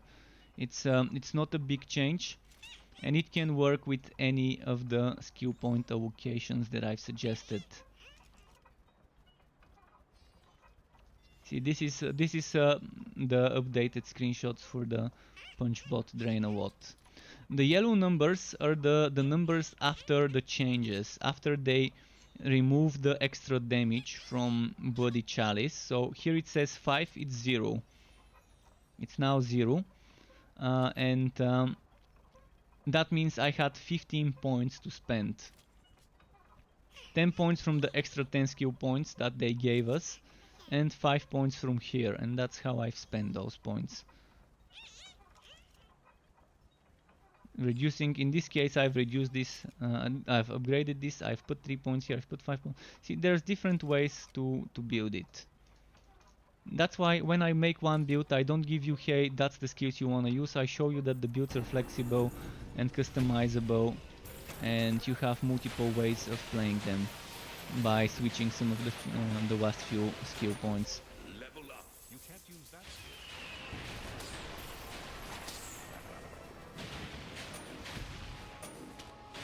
But yeah, the punch bot drain a watt, I love that build.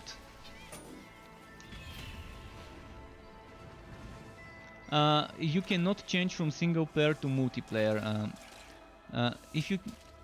So the single player and multiplayer are separate. Single player characters can never be played in multiplayer. Multiplayer characters can never be played in single player. Single player characters are saved on your PC. Multiplayer characters are saved on the computer, on the server. So if you lose your single player data by any means, crashing some sort, save corruption, deleting stuff, reinstalling your operating system and forgetting to backup, for whatever reason, if you lose your single player heroes, extra games cannot help you. If something happens on the server and you lose your multiplayer character, they can look for a backup. So that's the one downside to playing single player, other than not being able to play with others. You're not protected from save corruption or something going wrong with the save, and this also needs to be considered. So single player is single player forever. Multiplayer is well, you can still play solo multiplayer character, but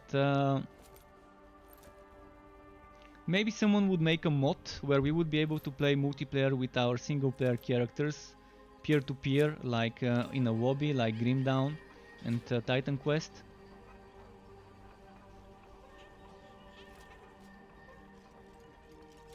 The robot, keep in mind, I would stay away from the Forged for now. The developers will be reworking Forged. Whether it's gonna be a massive rework or a small rework, whether it's gonna be just rebalancing certain things, we don't know. But they will be revisiting Forged after launch. They have confirmed it. So I would advise people to stay away from the Forge for a while, for another 1 or 2 months. You still have 3 more heroes to play. You still have 5 subclasses to add for those heroes. So that's still a lot of combinations to consider. Ilya Parkurov says, if I play in stream for game now, can I play, or is it still beta? It's still early access, but there's no more wipes. So if you get the game on early access on Steam, you get the discounted price and no more wiping. So if you start playing now, your hero will not get wiped anymore. So now is the perfect time to get the game while it's still cheap, or cheaper, while it's still 33% cheaper. Or actually we might say, see, it still costs 30 bucks. It's gonna cost 40 bucks. You're gonna see a 33% increase of the price. When the price increases, this will be 25% less. But for now, yeah. And you no longer get your hero wiped, so people who were not buying the game early because they don't like wipes and they don't like losing progress can now enjoy the game at the cheaper price for the next couple of days. It's launching on Tuesday the 13th, so 2 more days and you're not gonna be able to get this lower price anymore.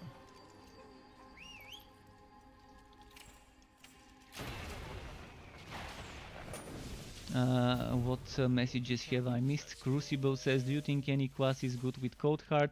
It just seems like a terrible relic overall. Yeah, Cold Heart right now is a bad relic. Okay, let's not say bad, let's say underwhelming relic. Let's say Ice Shield and Cold Front are probably the 2 things I like, and Snowstorm. So there's 3 things out of 10. 3 things out of 10 that seem fine. And yeah, that's Ice Shield, Cold Front and Snowstorm. But Snowstorm right now has a bug where the tier 3 bonus doesn't really work. So it's underwhelming. So there's this thing to consider as well. Oh shit, no, not Echo Landing. Wanted my fort. I'd stay away from Cold Front as well, until they, not Cold Front, I'd stay away from Cold Heart in general as a relic for now. Pick any of the other relics, any of the other 4 relics would be fine. Wait for them to rework, rebalance some things in the Cold Heart. So yeah, stay away from Forged, stay away from Cold Heart for now. If you do decide to play Forged, play melee. This is what I can tell you.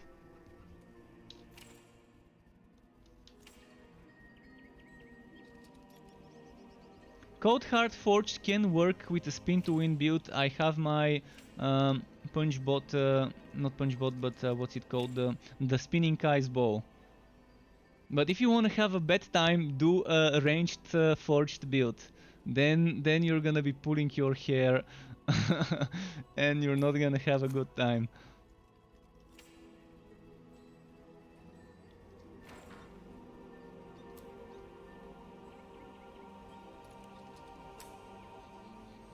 Okay, let's put some stuff in the storage.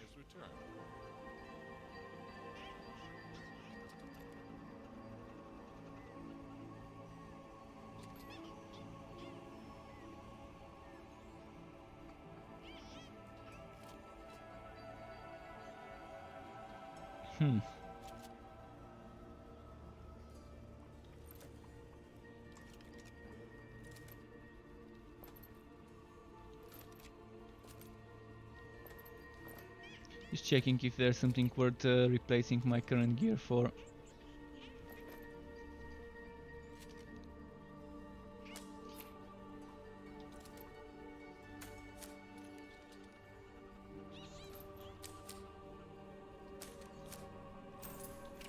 Have I got Wifebound Scroll?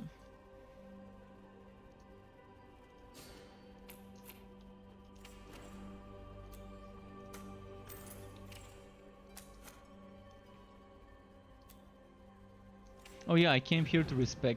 The main reason I came here is to get this point, put it here, boom, max level onslaught.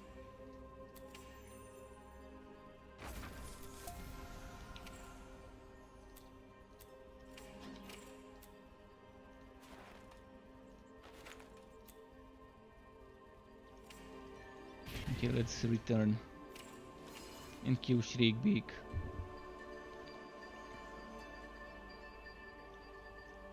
You're gonna take the Rail Master and the Blood Drinker. Okay, yeah, it's a fun build. It is a fun build indeed.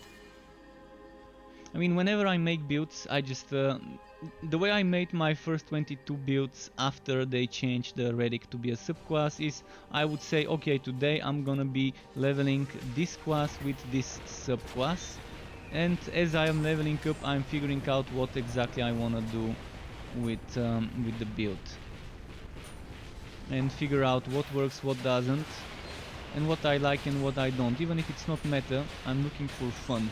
I'm looking for something that lets me have fun playing the build, or to enjoy using the skills that I've taken, and looking for some sort of synergies. I look for synergies when making builds. Even if it may not be the meta synergy, it is a synergy between an item and a skill and a passive and so on. And again, if you're watching my videos on YouTube, make sure to check the text versions on my website. There's more information on the text normally about things that are stronger, and the screenshots have been updated to be better than the ones that you're seeing on the website, that you're seeing on the video. So the website has the newer screenshots, even if the build is a little bit outdated. The screenshots on the website would be new. In fact, yesterday someone told me when I was streaming that he's using my Wingspan Scatter Shot 2.0, and that was the only one that I didn't update. And yesterday after my stream I went ahead and updated the Wingspan Scatter Shot with new screenshots suggested for how to spend the extra 10 relic skill points. Not relic, the extra 10 skill points. So the Wingspan Scatter Shot now would look like this.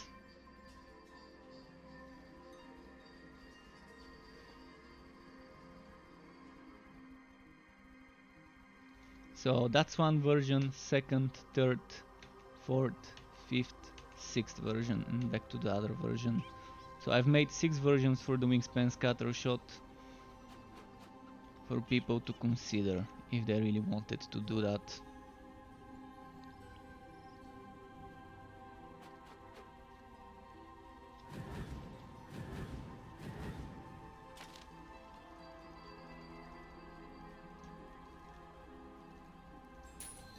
You can see they have spare skill points, and all those are including plus 2 skill points in adventure and plus 2 skill points in precision, but they're not including skill points from weapons or from helmets. And they've added, you can get plus 9 skill points on a single item. You can get one weapon with 3 times plus 3 skill levels. And I've even gotten plus 4. When I wipe bound an item once, I got from plus 3 to increase it to plus 4. So I think that was a bug. Maybe it's already fixed. This was on the test server. But yeah, you can even get lucky to get a single affix to give you plus 4 skill points. Of course, on a weapon you don't want plus 2 skill levels. You want plus 2 flat damage on a weapon, or plus 2 crit damage at least, if not flat.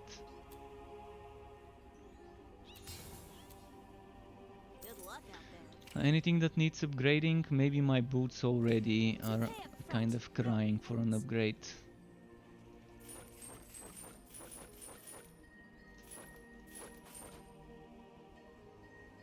$420, that's my defense.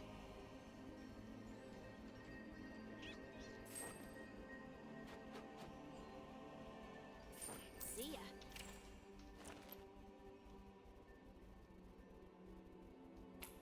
Losing this poison damage, but I'm no longer using a poison weapon in any case. This one, on the other hand, could increase my damage. What? What? Okay. It's not that big of a change, but still. From...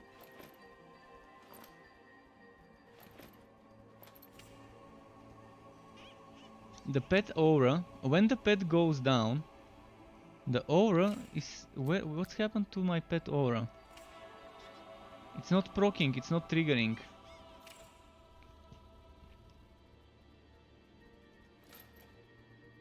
So that gave me 71 extra damage. Not bad. I make no promises.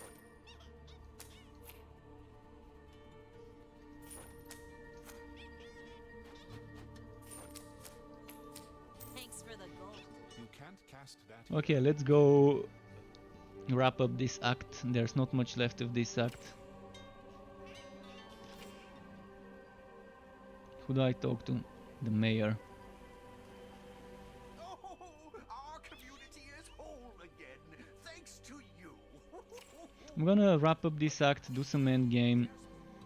We've got some more time. I'm probably gonna stream for no more than 3 more hours. Probably less, because I need to have dinner before it's too late. Cold Heart on paper looks great for survivability, but in reality it isn't. In reality, you most likely will be taking more hits than... You're gonna be taking hits more often than the Cold Heart would allow to block with the damage ignore. I've tested it and I can tell you on paper it looks great, but in reality it's not that great for survivability. But it's not bad as long as they rework certain things with breaking point and frost skin and this other one, the jagged ice. The jagged ice really needs something new. I mean, this chance to chill on jagged ice is just the most underwhelming passive ever in the game. If it was chance to freeze, okay, now we're talking. The chance to chill is not that great.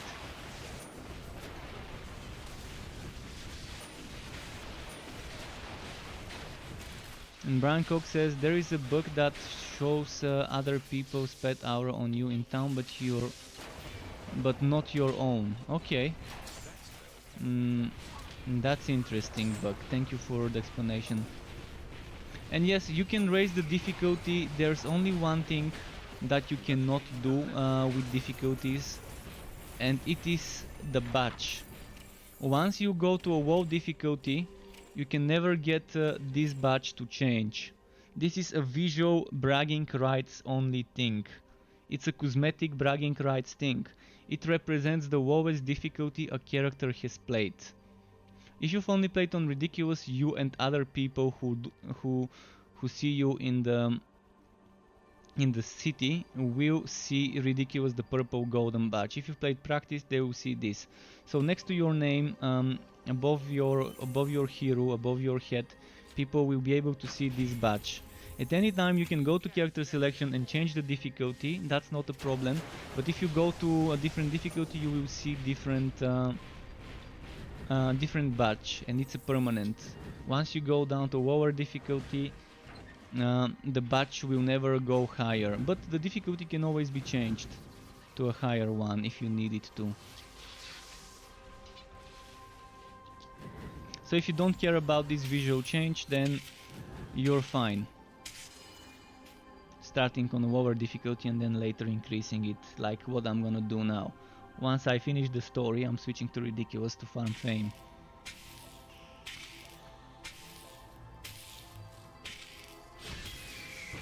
And yeah, Brian Cox says Bane and Bloodrinker are better defensively than Cold Heart. I definitely agree. Especially on Forged, Bane can be strong. But the thing is, there's diminishing return with defense.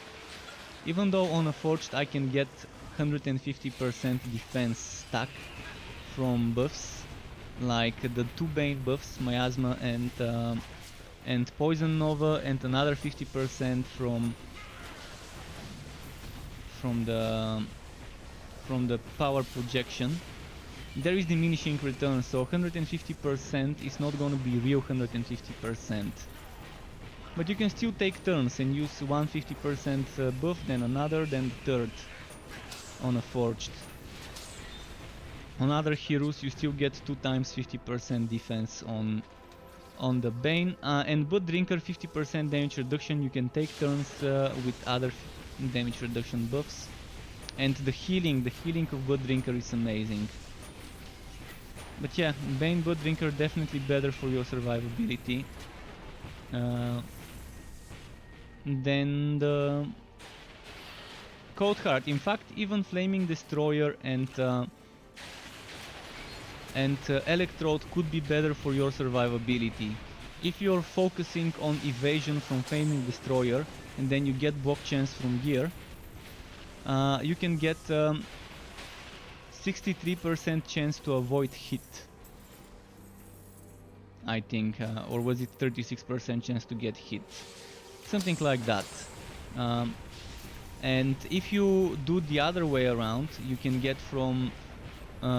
block chance from the, what's its name, from the Electrode, and then stack evasion in your gear.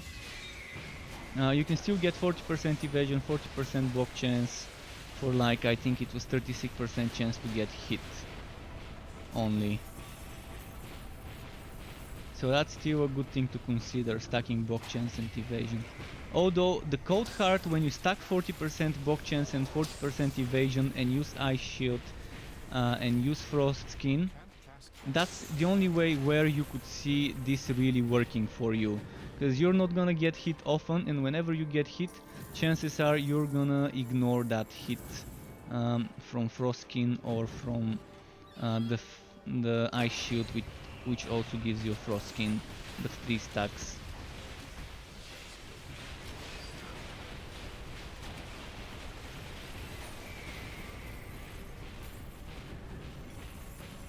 Let's do this.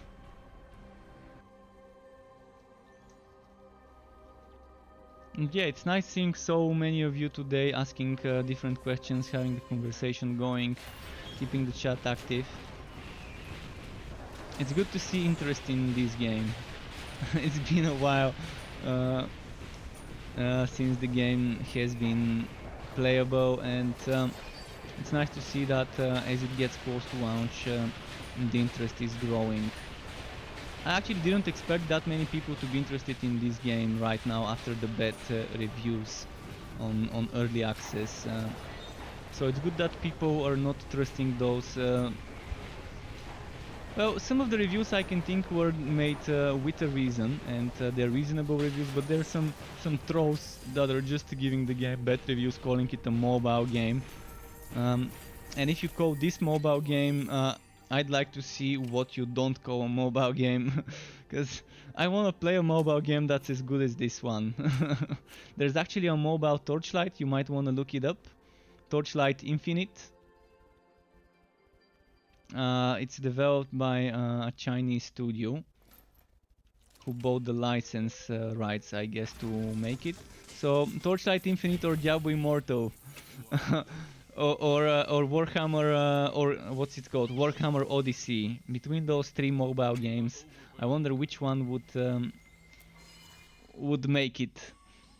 Which one would have people playing it. Oh yes, this is a nice maze, and right on time.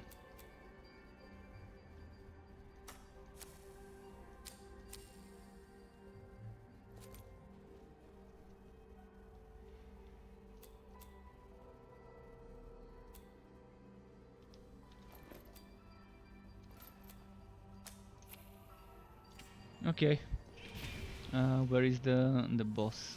He should be somewhere around here.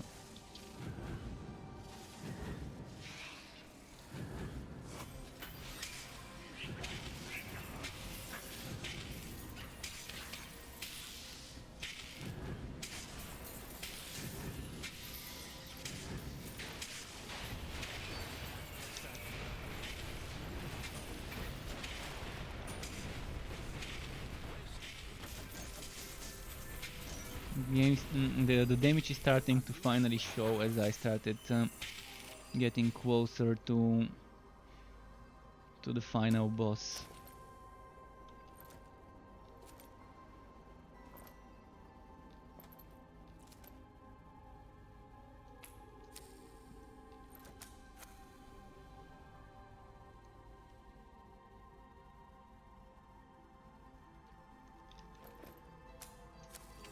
And Simple Zombie Kitten asks, how do the map type work now?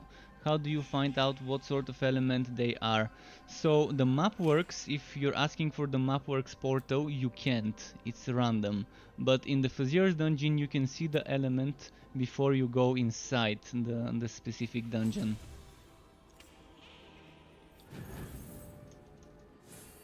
So with the map works, it's a gamble regarding what you get. Not a big fan of this, but well, they thought that's a good way to handle it. I don't agree with this, but it's not that big of a problem. But yeah, whenever you open this one, it's gonna give you a random element map.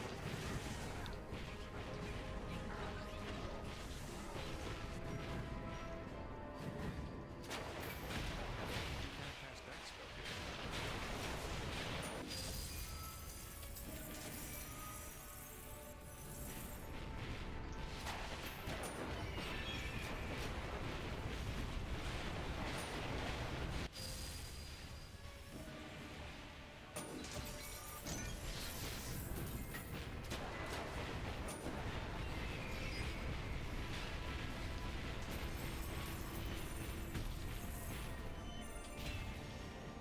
Okay, where is my next quest?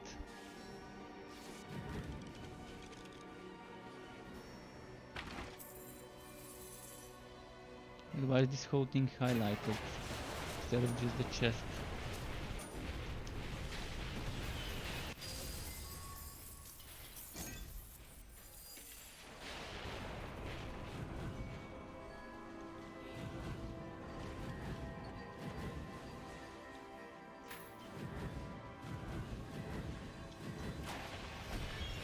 That spell can't be cast.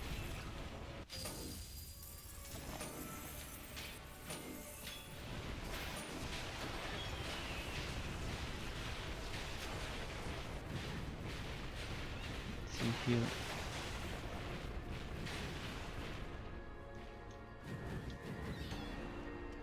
Oh, nice.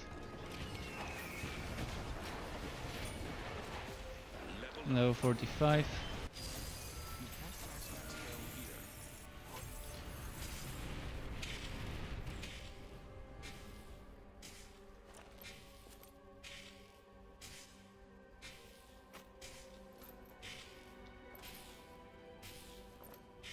Just quickly switching some items. Get more defensive and offensive capabilities.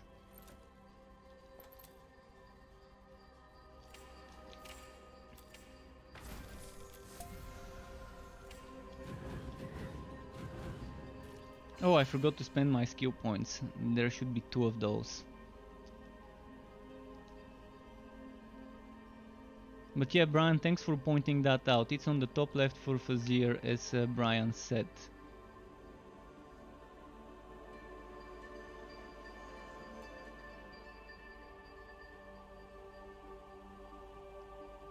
And yeah, a changeable set is a little bit less useful, but for the Fazir it's still useful. The thing I don't like is that even if the element is lightning, you can still get an enemy with a poison affix or with a fire affix.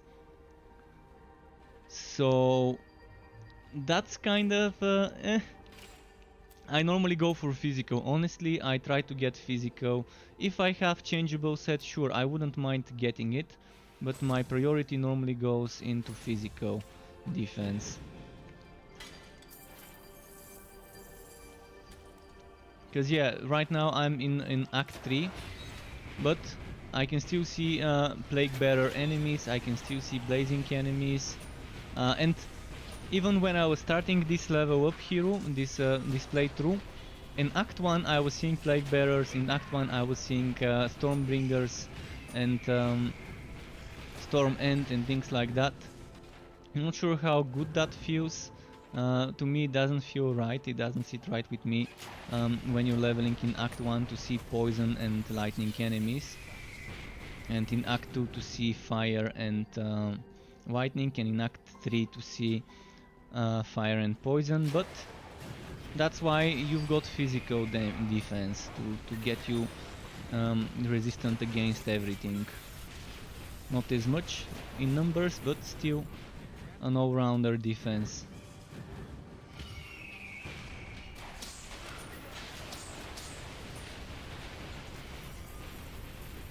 See, now that I got tier 3 Onslaught, things are really different. Let's just check Onslaught only's damage. Okay, well, I need to wait for my Walkaway Storm to end.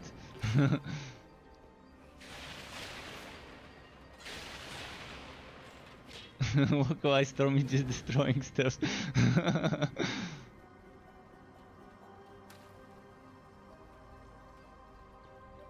I'm gonna quickly find a group to just do onslaught.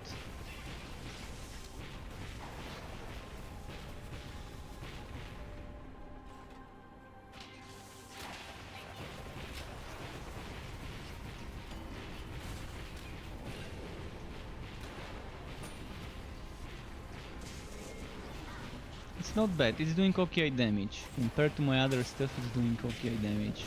Onslaught.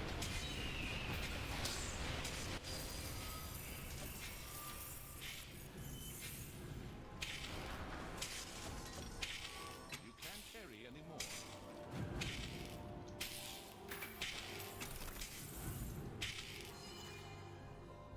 Let's do that boss fight. Oh, actually, maybe the boss fight was not yet. Yeah, next.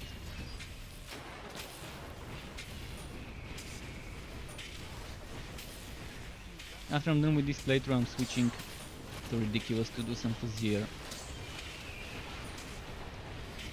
And to farm some fame for items, for gear bundles. I'm wondering if I should push the Fuzzier on easier difficulty first, and then once I've pushed at least like 20 levels, then switch to Ridiculous, or whether I should start Ridiculous from the get-go. We'll see.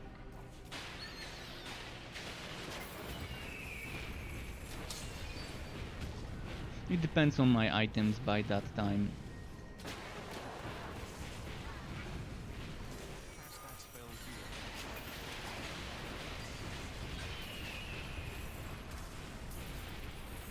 Your inventory is full. Oh, the pet needs to go away. You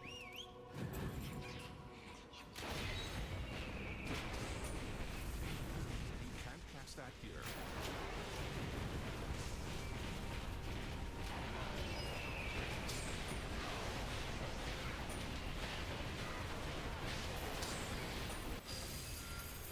All right.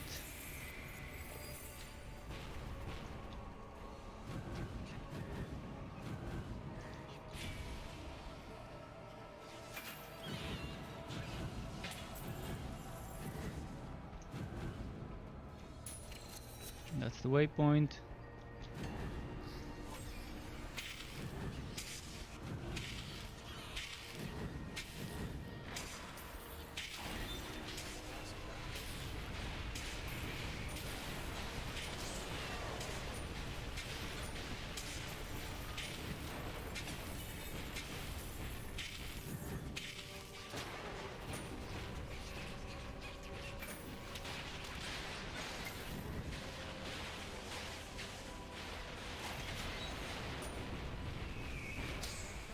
Come on, die, die.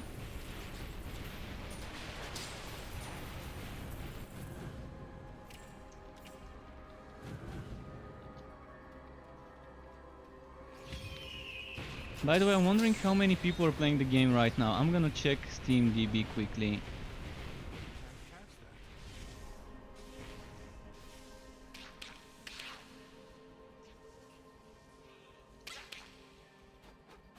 Steam DB right now says 1490 with a 24-hour peak 1570. Not bad, not bad. Compared to some time ago when there was like an average to 1 to 300 couple of weeks ago or so. Okay, just a moment, I'm returning to the game. There we go.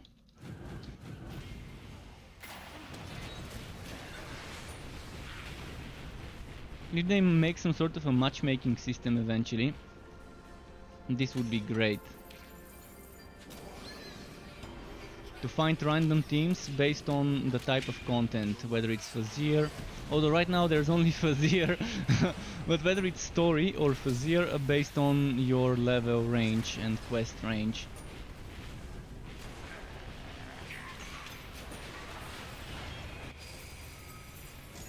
I guess quest range might be a little bit too much, but the level range and whether you're picking story or Fuzzier should be enough as a distinction.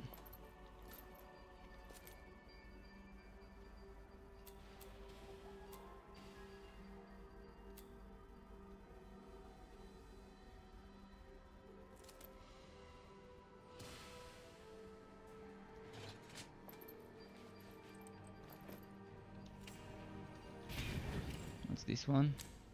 Not that great.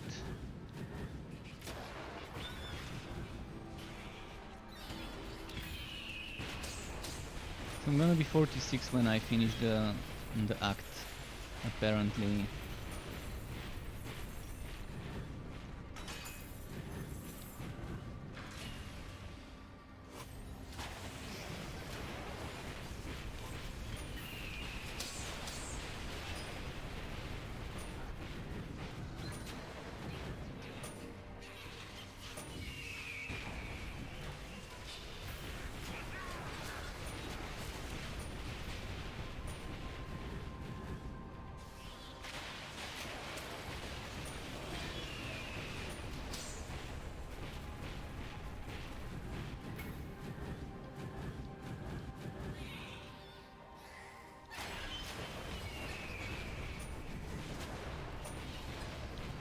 Just a moment.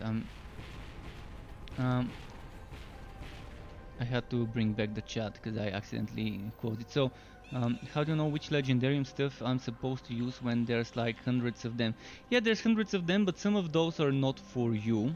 And you can read what a legendary item does. And you decide based on whether the legendary item fits your build. Do you want basic attack procs? Do you want something that procs when you're using a certain skill? Are you using that skill in the first place? If not, then you definitely don't need the item. So there's hundreds of those, but that's actually a bonus. That's a good thing for the game to have that many items. And you just pick ones that boost whatever you're using, whatever skills you're using and things like that. And Suppo Zombie Kitten says, I feel like other elements than lightning in Act 3 are a lot weaker to make it work. Maybe. And someone, is there a new game plus like in Torchlight 2? No, but they're saying, they said like a month or 2 months ago that they know that people are asking for it, and they might already be working on something like that, for all we know. I'm not gonna spoil you with cinematics, especially now when the cinematics are a little bit super quiet, not a little bit, super quiet. I can barely hear what's being said in those cinematics.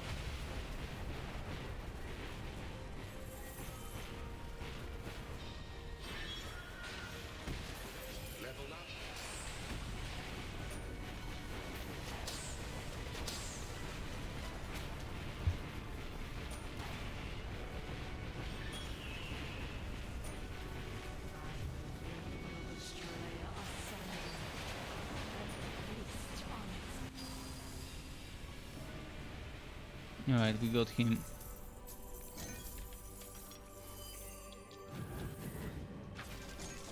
Now I can switch to... fuck.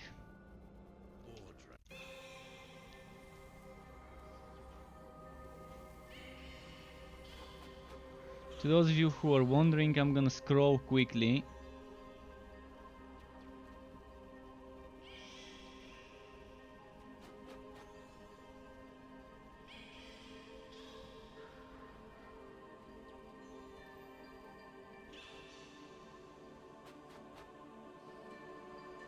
Okay, there we go.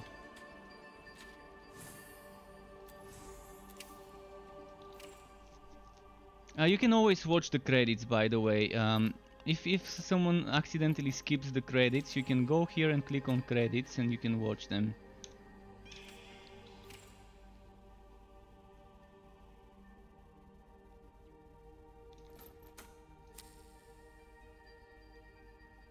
This one goes here.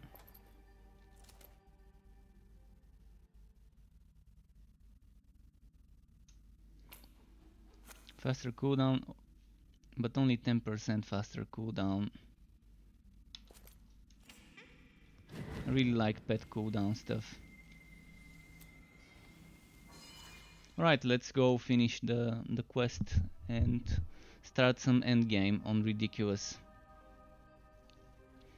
But I'm wondering what they're considering new game plus would be in this game. I hope they don't do Diablo 2 style new game plus where you have to do the whole story.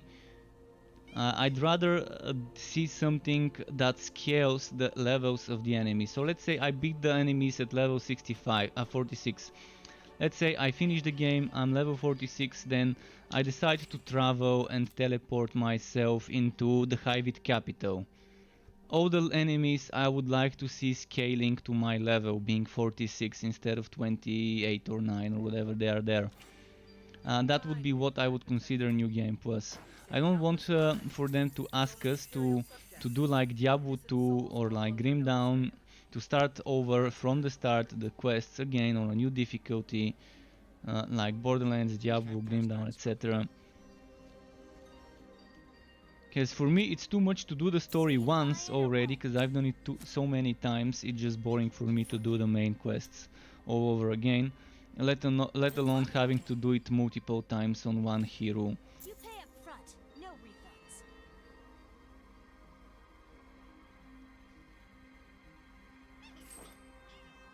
Thanks for the... I make no promises. Okay, so what should I replace now? My lowest level item appears to be the chest piece.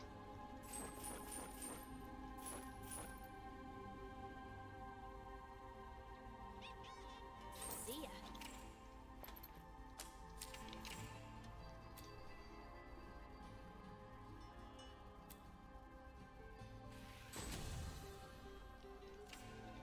You can't cast that.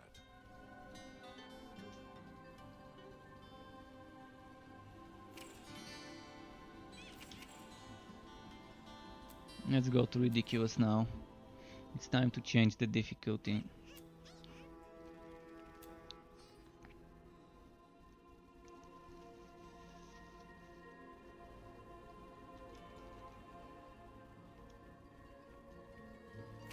Have to go to Travel Point.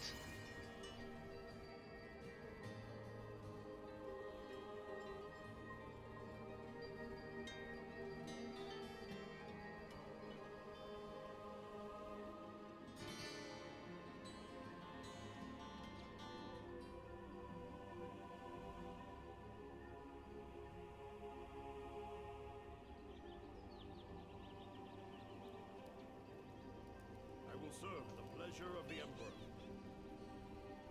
Wasting time says he's not having, he wants to die. Why? What's happening? Is it something with the game or?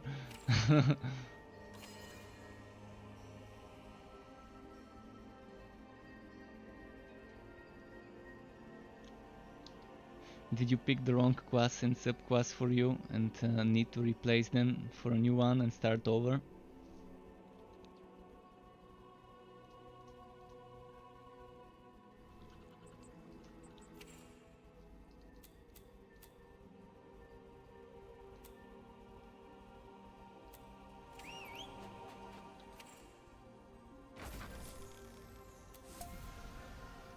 I, by the way, need a moment just quickly to remove my hoodie because now it's too warm. Has arrived.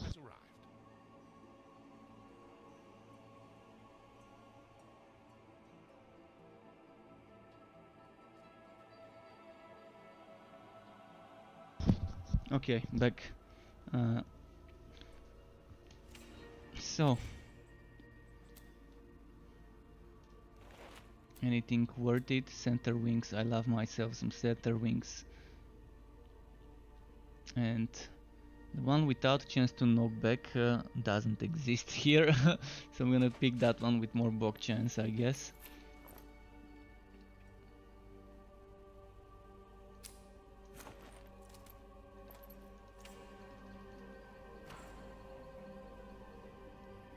So I'm gonna put some items here.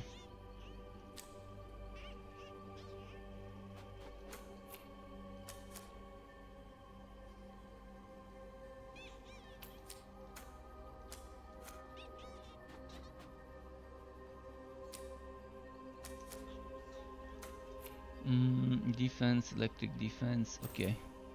Time to get the Fazir going.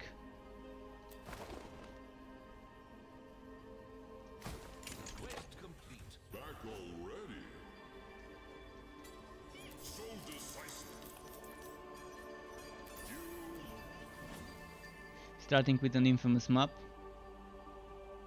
Can you do more than one contract? Yes, you can always switch between one and the other. You can do them all. In fact, I strongly suggest for certain people that don't want to farm items so fast to do every contract until level 40 to get all the different wardrobe rewards and things like that. And once you've done every contract to level 40, then maybe switch to the adventurers to farm items. Right now I'm not gonna do the other contracts yet because I want to farm more gear bundles, and if I were to switch to another contract, I'm gonna slow my farming a little bit. And for now I really need specific items to test some certain things with this guy. I want to test Goblin Legion in an Electrode build,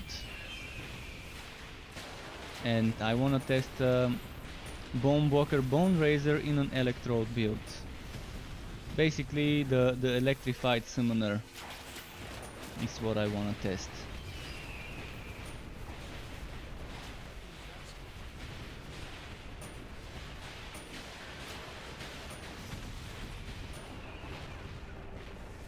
Summoner proc monster kind of setup.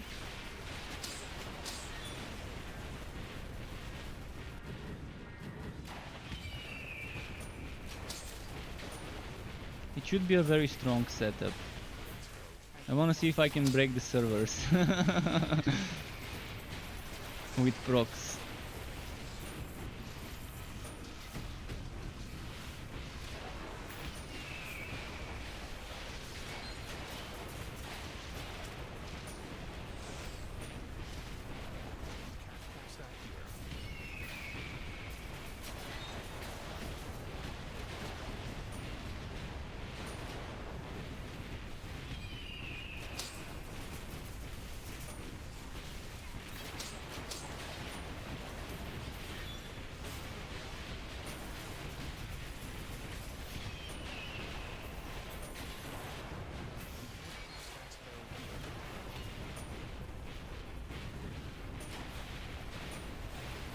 There we go. Oh, no, no, no, no, no. Survive, survive, survive. Phew.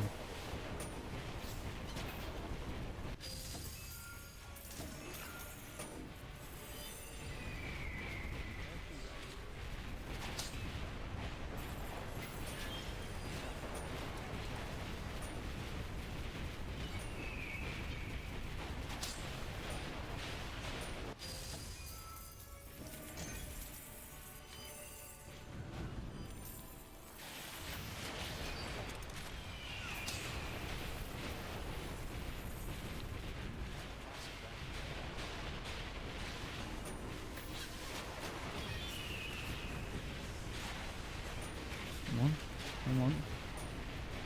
Stack up. Almost died there. Didn't realize there was a plague bearer somewhere. Blue Wizard says, "Hey Struck, why your builds are not meta? You should make meta builds too." Well, I don't have the time to test if a build is meta. And in order to test if a build is meta, that means where to try and push the Fazir dungeon until level 251. So even if it says it's not meta, my build may be meta, but I haven't tested it, and I wouldn't want to say the build is meta and in the end the build turning out to not be. And I don't care if a build is meta. Honestly, if I'm having fun, if I can do high level content with the build, it's good enough. Meta for me is something for elitists and min-maxers. I don't like the term at all. I don't like striving for the most effective and whatever. Is the build fun? Can it do content? If the answers to those two are yes, then I like it. But yeah, I'd rather say that the build is not meta and it being a meta build instead of the other way around. And again, if you want to test if a build is meta, you have to do 251 stages of this thing I'm doing. I don't have the time to do it for every single build I make to test if it can do on ridiculous Fazir dungeon level 251, because that would require at least a week of grinding on a single build, just doing end game, which can get boring, not changing builds and so on. So it might say that the build is not meta, but the build might actually be meta. But some builds I can obviously state are not meta. For some builds I can obviously state that they will not be, because I know they're underpowered. If a build is underpowered, I would say it. The cold hard builds, I think for every single cold hard build after the subclass changes, I've said that they're underpowered. And the main reason is the cold hard, not the build itself in most cases. Again, I don't have the time to test if a build is meta, and even if my build is meta, I'm not a meta player. I'm bad at playing the game. So you can give me the best build and that doesn't guarantee I can reach the hardest content, that I can reach the end, the level 251 Fazir stage. So yeah, I'd rather just put it in the build. It's not meta. If someone thinks it's a meta, okay, let me know. If you've reached the end of the end game with that build, good to know. That means the problem is not in the build, it's in me. So yeah, whenever you're looking at my build, just ignore this this thing if you really care about meta stuff.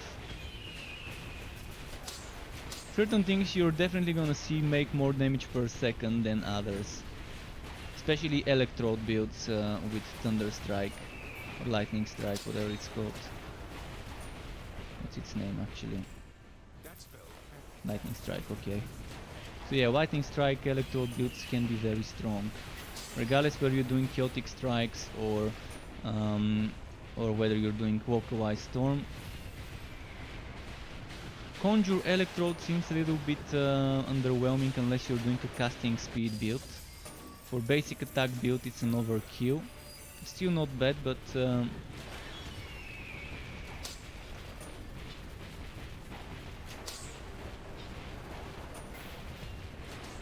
the Electrified Sharpshooter, the one that's very similar to this one, could be a meta build. I mean, it does a ton of damage and it does it quickly, but it's also squishy, so how it will do in high level Fazir's dungeon where almost everything can one-shot you, I haven't tested it, so yeah. The more you progress, the harder the enemies go. After you reach level 60 enemies, then they start getting 5% extra damage, I think, for every stage. And by the time you reach 251, that's probably a few hundred, maybe 1,000 extra damage or whatever. That's like 200 times 5, yeah, probably over 1,000 extra damage. Which is just too much. It's too much, it's unbalanced, I think. It's not reasonable to have that many stages and not have a single type of getting your character being stronger. It's just gonna result in bullet sponges, one-shotting bullet sponges. There's nothing more annoying in a game than one-shotting bullet sponges. At least to me. I'm fine with things being bullet sponges but not doing much damage, and vice versa. Things doing a lot of damage but being easy to kill, to balance things out. I think level 251 in the Fazir's dungeon would be exactly that. I've not reached it, and I'll probably never reach it because I don't have the patience to reach it. But I imagine that it will be all sorts of one-shotting bullet sponges even from the basic mobs. And there are certain stages where you get double HP on top of the HP bonus the enemies get from the stage level. I'm never gonna like this endgame the way they've designed it, with the extra movement speed, damage and HP, and having that many stages and increasing them in so much as 5% damage per stage. You're having fun at your fort. Forts can be so fun for people who are just bored of killing stuff and want a distraction. The forts can provide a nice distraction. You can just you can probably spend hours without realizing it's been hours doing fort stuff.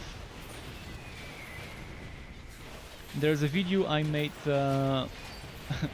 I'm not sure when this contest will be announced and whether they're actually but the developers were making a contest for content creators to submit videos under a minute on the theme How to Torchlight 3, and I couldn't resist including fort stuff in the end. I can't show you the video with music. I can show you the video muted because it contains copyrighted music, and it's not really copyrighted, it's a copyright troll. I looked it up. There's a product that I use for music and for sounds called Pro Scores by Video Copilot. And there's some sort of copyright troll that took all the Video Copilot music and copyrighted it on his name. So whenever someone uses music from this pack that's meant for filmmakers and content creators, it triggers that warning. And what they did, Video Copilot had some arguments with YouTube, with lawyers and stuff like that. Eventually, the only way to deal with that is for Video Copilot to take the rights and to trigger this warning, this copyright warning, anytime someone uses the music. Even though it's not really copyrighted because you've bought the product and you own the rights to use that music. So if I use the music, I have to contact Video Copilot support to get my video reinstated, and I'm just not monetizing this video, and I don't want to play the music, but I'm gonna show you the video. I'm gonna mute it so I don't trigger on this stream the copyright warning. But let's see, it was somewhere in exports, Torchlight 3. So I'm gonna show you that in just a moment.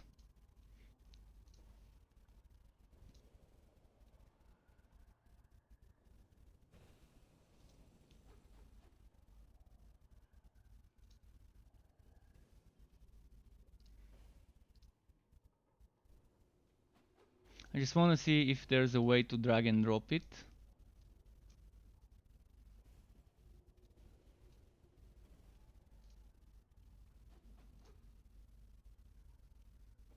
I think it's muted, right? I hope it's not.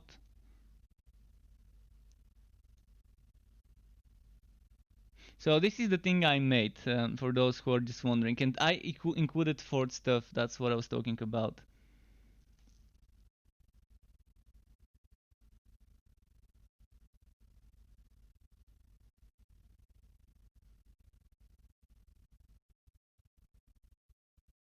Oh, that's not the full one. Sorry, that's not the full one. That's definitely not the full one. That's the wrong one, sorry. I'm gonna try and show you the proper one. The proper one is this one.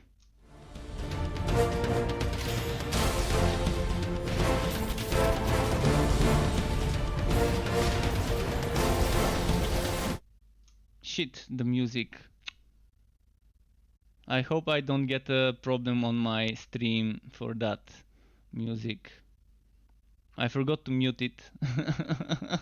I forgot to mute it. Damn you, OBS. But yeah, that's the thing. See, this music, the first 20 something seconds is the one. I mean, I can always contact Video Copilot and let them fix that problem.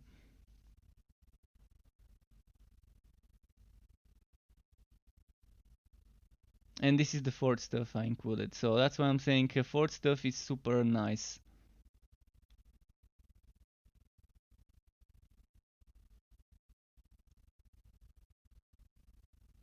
Alright, enough of this. I'm deleting it from the stream. I hope the music didn't get detected by the YouTube script for copyrighted music. But yeah, this is kind of so even if I don't win anything from that contest, I really had fun making this, because I wanted to, I had like a clear idea what I want to do even before I started making it, and took a while, took a few days to make everything the way it is for 60 seconds of video. The hardest part was picking the right music. I'm not a sound engineer or designer, and I definitely used some packs with ready music. And I also used some of the in-game music at the end. I used some of Matt Wellman's music for Torchlight 3 for the part 5, step 5, stand in your fort, do fort stuff and chill. For that part I definitely used I think some of the Act 2 music, I think. Oh no, it wasn't Act 2, it was actually the fort music. The fourth and fifths, or whatever it's called.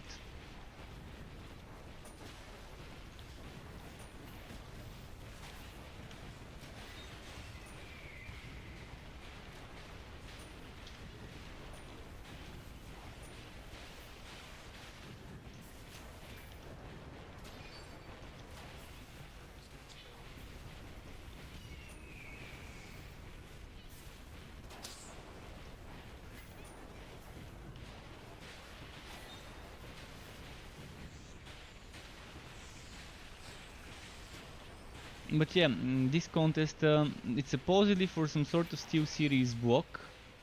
And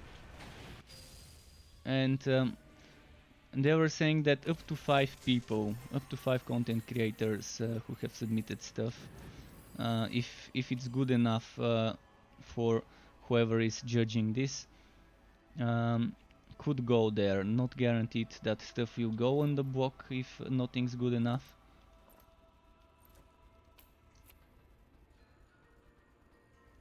And I'm assuming they're gonna do that blog post after the game launches, maybe along with the launch or whatever. Some sort of giveaway or competition maybe for people. But the reward is keys to give away. So content creators who win this contest would get 3 keys that they can give away in streams, which is pretty decent.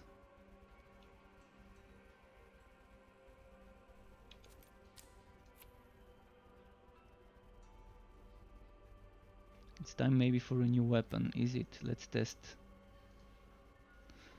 Well, I still can't beat my current weapon. All those things here are not doing more than my current one. The chance to shock is definitely nice. I hope I can find a good chance to shock weapon. This is also definitely nice. Okay, let's put one more skill point here. I want that sharpshooter skill cooldown, because later this skill will have cooldown. And Dave, to your question regarding what a meta build looks like, well, meta build in my opinion would be something that can reach the final level. of the end game. That's what I would consider a meta build. A build that can reach the final level of the end game. But again, it depends a lot on the player and how he or she or it plays the build itself. Because again, you can give someone the best build, and if they're not good at using it, well, they're not gonna go far with it.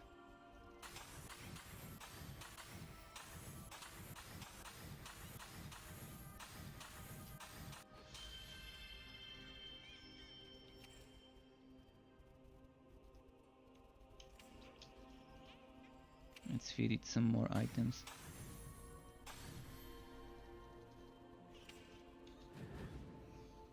Let's see over here.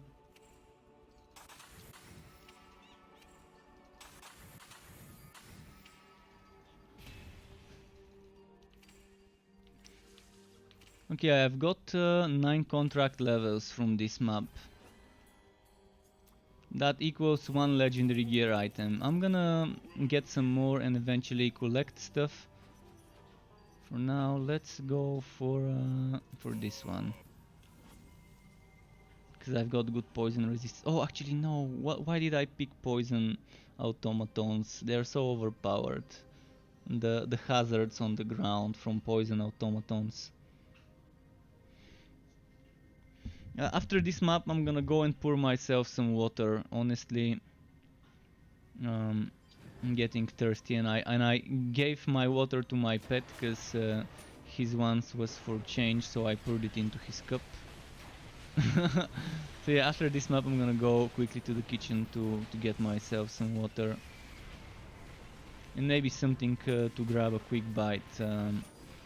To last me until the end of the stream. So I'm probably gonna stream for another 2 hours at most, no more than another 2 hours, because I need to have dinner before it's too late.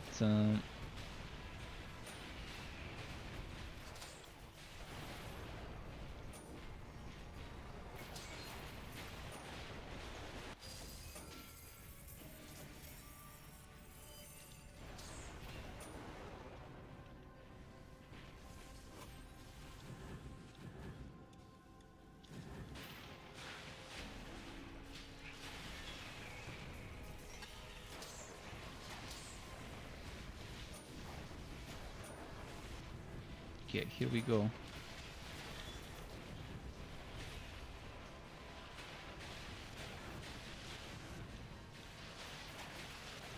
There's gonna be a lot of dodging on this map.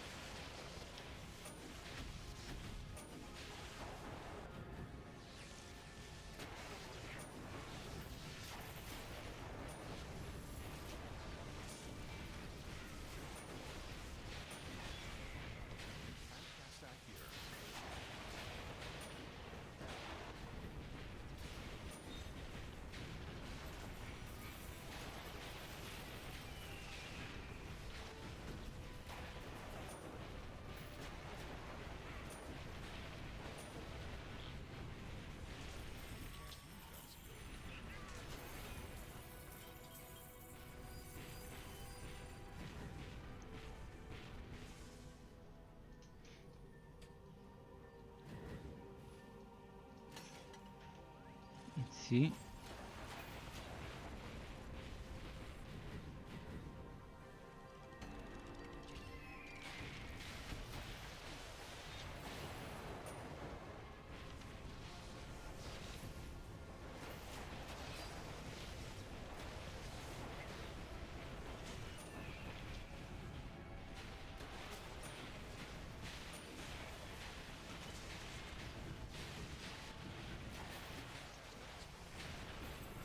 No, from behind? How? Where did enemies come from behind? Come on. Though that poison is very intense.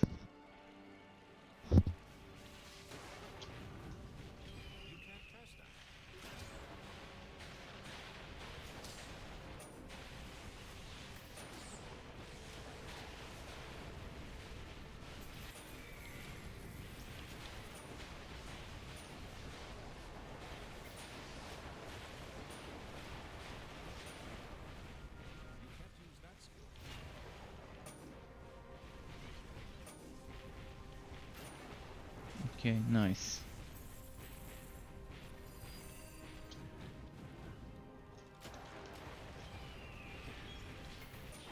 Ah. Ah. Almost died. That's what I'm talking about. You have to have so fast, such quick reflexes in order to survive against some of those overpowered hazard fields on the ground, especially when they stack multiples of those at the same time. Potion cooldown 30 seconds? Wait, wasn't it supposed to be from 5 to 6 seconds increase? I think I read something in the patch notes increasing the cooldown from 5 to 6 seconds, and now suddenly I'm seeing 30 seconds. What happened there with this change?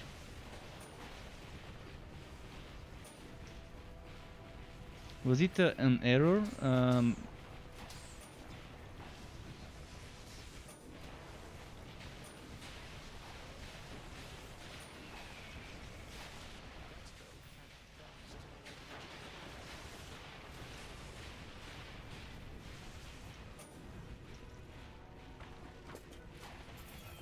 But 30 seconds seems like a legit cooldown. I was wondering what was that 5-6 seconds before.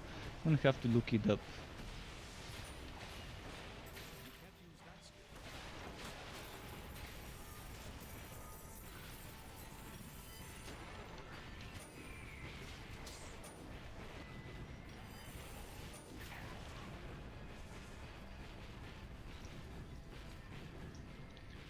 Okay, what's here?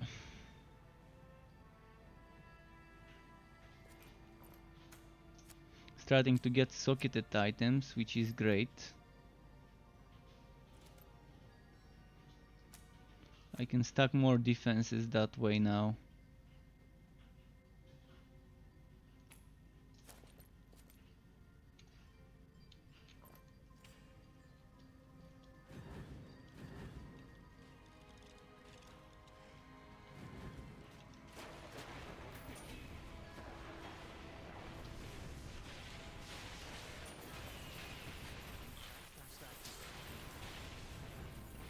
But I'm gonna be streaming this hero tomorrow and maybe the day after tomorrow, farming for items. And when I get those items, I will be using Respectacles to test certain builds. I really want to test the basic attack build with the Electrode, and I want to test a summoner build with the Electrode. So those are on my to-do list.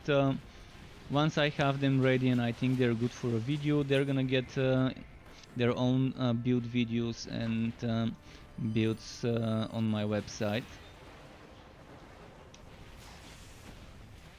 But for now the priority would be in getting those items: the Infectious Shooter, the Bone Raiser, the Bomb Walker, the Rifle of Leadership.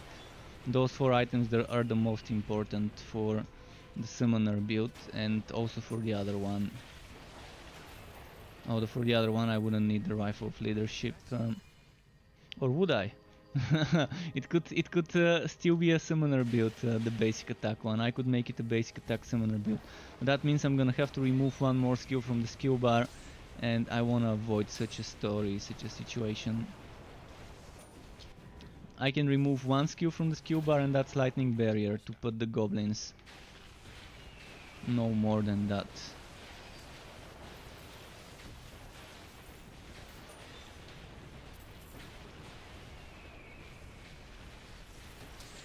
So I can put basic attack there as well, for a basic attack setup with the procs.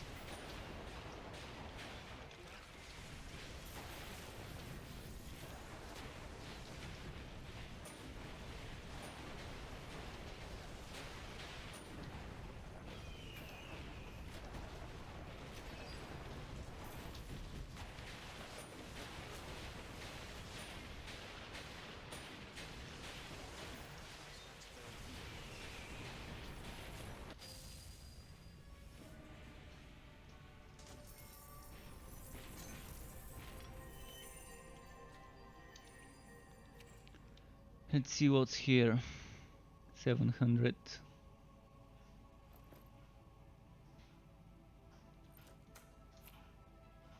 Oh, this I like.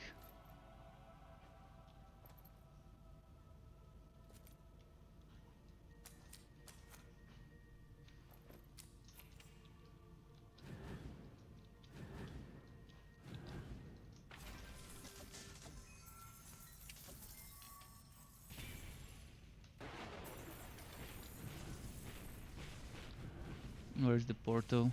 Here. I hope I get the infamous unique map.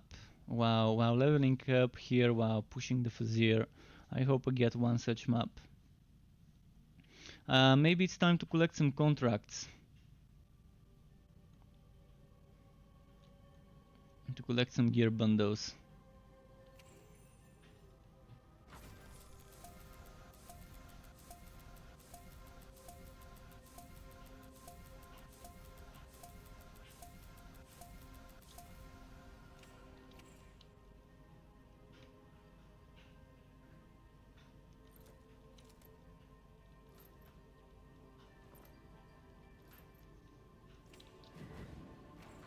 Oh, I need my enchanter's outer.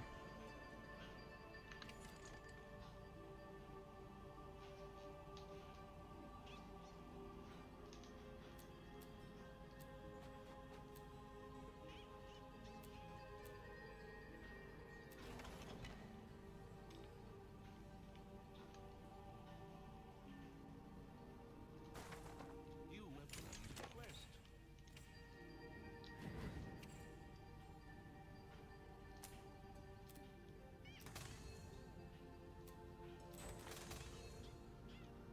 $163 only when fire can be 2000. I think there's a bug here. 163 defense seems like a big mistake. This should be around 8600, maybe even 900.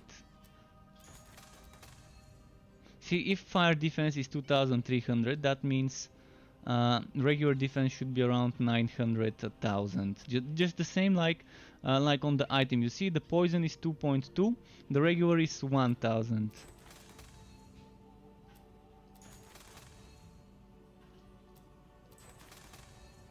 Alright, I'm gonna settle for 433 for now.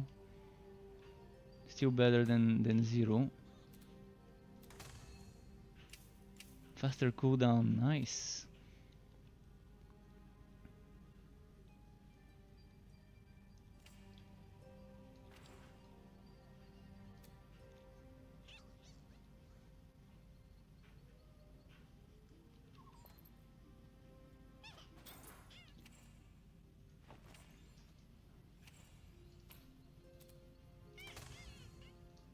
Potion work, yeah. Worst stat ever.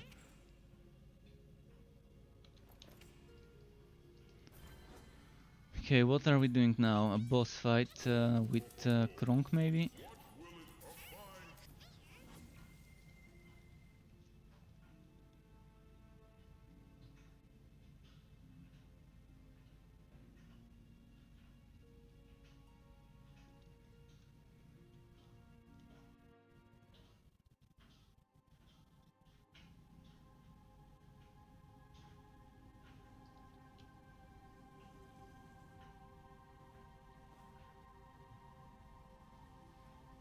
Let's see here.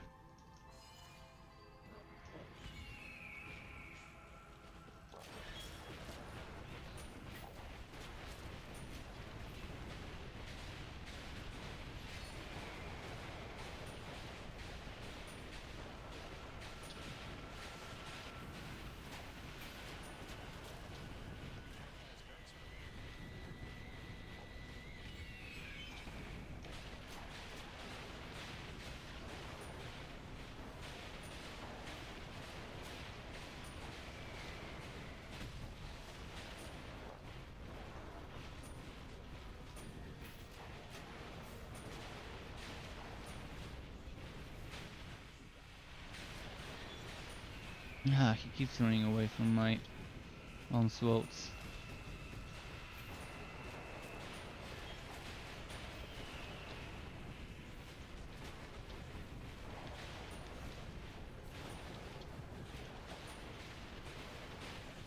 spell cannot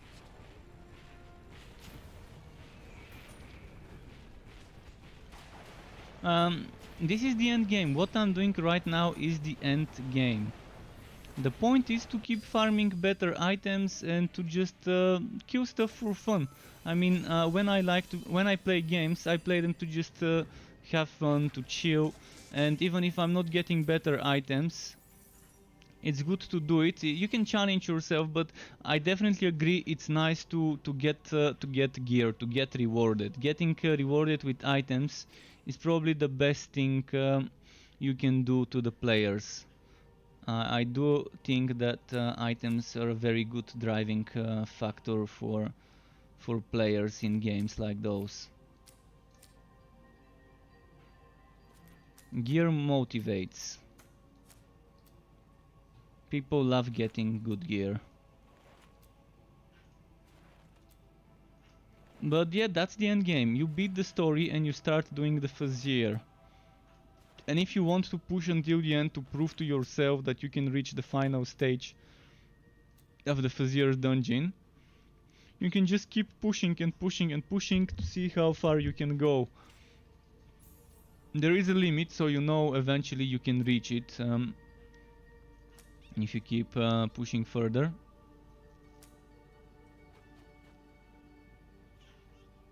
So it's not true endless.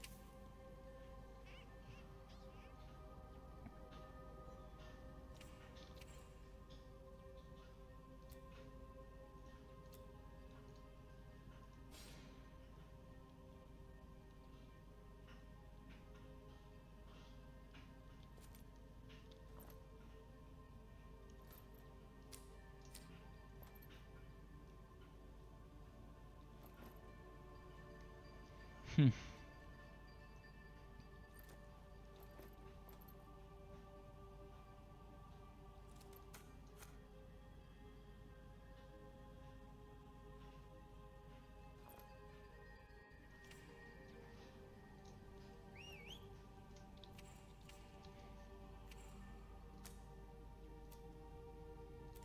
Can't disenchant this yet. Your pet has arrived. No, not yet.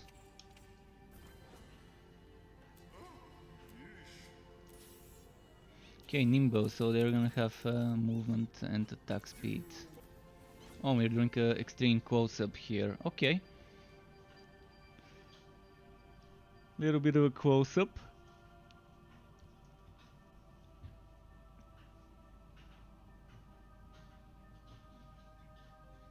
And yeah, when you're max level, you're just farming for the better items, better rows. Even if you have the item you need, you might have shitty rows. And right now the game doesn't have a rerolling system. So even if I get, for example, let's say I want the Musketeer Powdrons for a specific build, or let's say I want the Arc-powered gloves. Well, let's say I want the Arc-powered gloves, but I don't want basic attack stuff, and I want something else there instead of the basic attack stuff. So imagine this is a level 60 item, but it gives you block chance and defense, but it doesn't give you other good things like chance to shock or whatever that you can get on a gauntlet. And you want those, so until they introduce a system to reroll the affixes, you're gonna have to spend some time farming, trying to get a better version of the same legendary. I really don't like how it is right now, not having a system to reroll the affixes apart from the enchanting affixes in the sockets, and that's the only thing you can roll. And blue items have only one affix to reroll, only one socket. Green items have 2, and white items can have up to 3. Legendary ones also can have up to 1 socket. I remember back in the day when I had a legendary item with 3 sockets. Back in the alpha days, when they first added the enchanting system.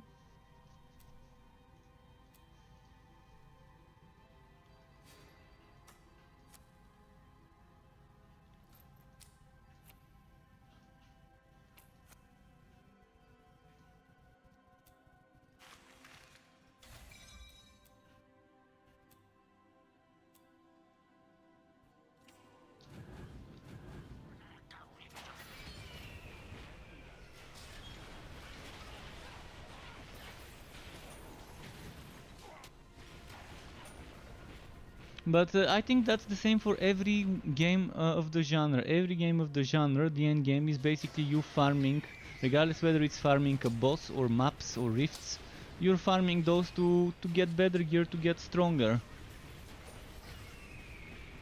And maybe get some gear for your next hero, and then level up the next hero, and then rinse repeat. That's what ARPGs, isometric hack and slash ARPGs are all about. Those isometric looters.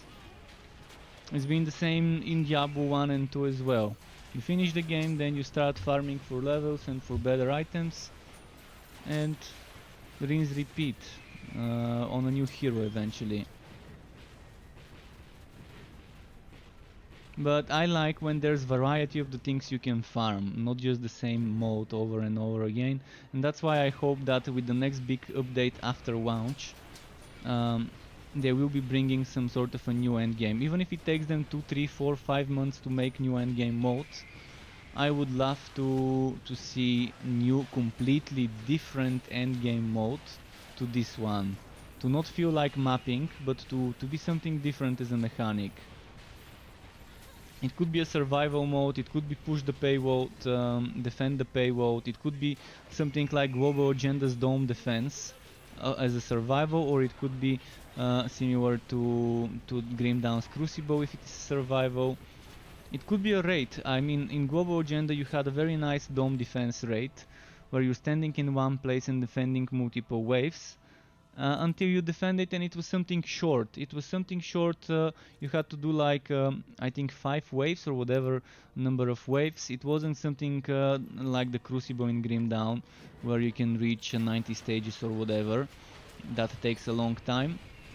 But I wouldn't mind something like the Crucible. The Crucible in Grim Dawn is one of my favorite end games in ARPGs, in isometric ARPGs. I like it much more than Shattered Realms, I like it much more than Rifting in other games, I like it more than... actually, I can't say I like it more than running Port Valkyrie and other roguelike dungeons. Maybe just as much, but yeah, Grim Dawn has so much endgame variety. You can do Nemesis hunting, you can do special bosses like the Ravager and the Avatar of Modgrogen. You can do Shattered Realms for Rifting, you can do Port Valkyrie, Bastion of Chaos, and other things like that, such as Steps of Torment, as roguelike dungeons that you die and you need to make another key to go back into. You can also do Crucible. And I'd like to see something in this game eventually happening, giving us additional various endgame activities, the same way Grim Dawn has been doing it. Because this game has the same model, the same business model, a premium game with expansions. So if they follow the route that Grim Dawn has done, in the way how they handle their content, frequent big content updates with in between small content patches and fixing and balancing and things like that, and quality of life, this game can go far if they handle it the same way Grim Dawn is handled, especially with modding being part of the game. Gary, are you playing, by the way, Torchlight right now? If you're still there. Or are you wondering whether to get it or not? Because many people right now are wondering whether the game is worth getting or not. And people need to have the right expectations when buying this game. They need to know what to expect in the game. For example, if someone expects this game to have as much content as Grim Dawn or Path of Exile, well, they're gonna get disappointed, because this game is just launching, so you can't expect it to compete with years of content updates.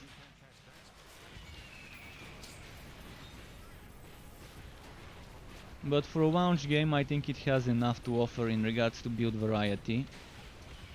See, right now I'm farming to get those items, to get that one build I want to test. I don't know if the build would end up being a good build, but I know it would end up being a fun build.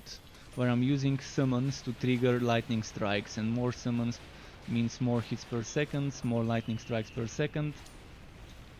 And if I combine this with the infectious shooter, there's gonna be so many hits per second, I might end up crashing the server or the server disconnecting me, or getting some sort of rubber banding. So this is gonna be a test for the servers and me as well, when this build is ready.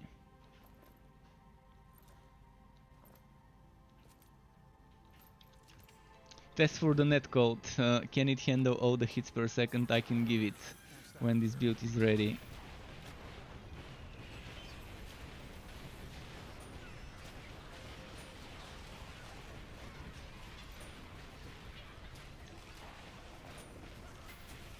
It doesn't have to be Onslaught that I would use, I just decided to use Onslaught because, well, I've not done many Onslaught builds, honestly.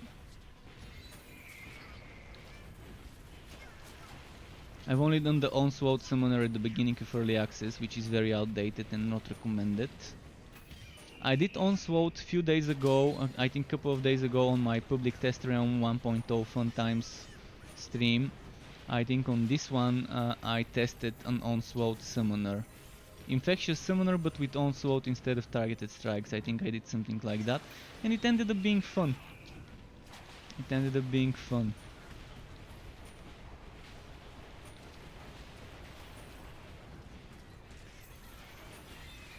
So this would be Electrode instead of Bane. Infectious Summoner.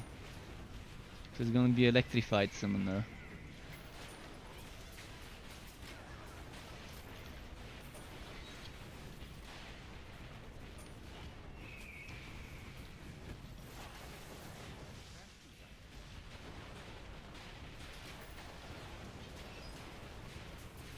You can see it's a little bit zoomed in on this map because this map is in extreme close-up. Extreme close-up means you can't zoom out.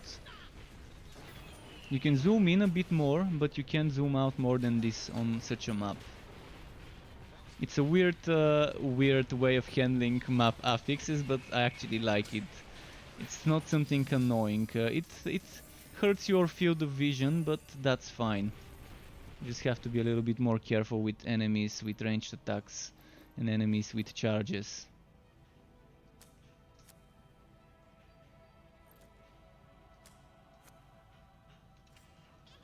Pet, can you go sell pet?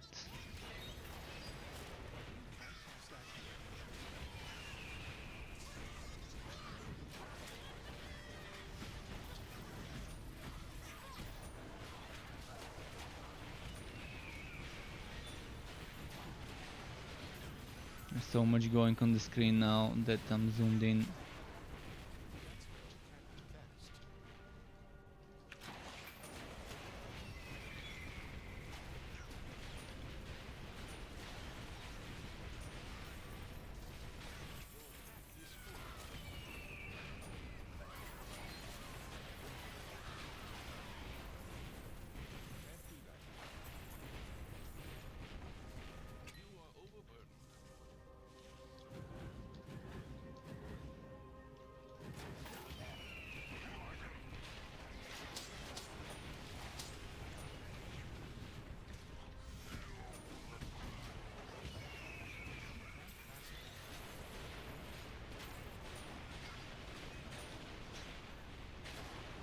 Zerika says he's having a blast. It's more fun though if you have an idea what you want from a build. Oh yeah, it's definitely more fun if you have some sort of an idea of what you want to achieve with the build.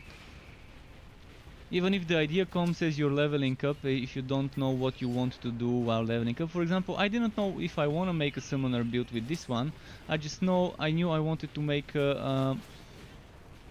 a version of my Electrified Sharpshooter that's not using targeted strikes and it's using a different skill. I decided to use Onslaught eventually, and then eventually I decided, alright, what if I were to use goblins as well? And if I'm using goblins, might as well use skeletons as well. And have all those different procs. And see how that would work. 4 more seconds, come on pet. Come back to Papa Pet. The pet's back. I'm gonna lose this poison damage, but get some defense.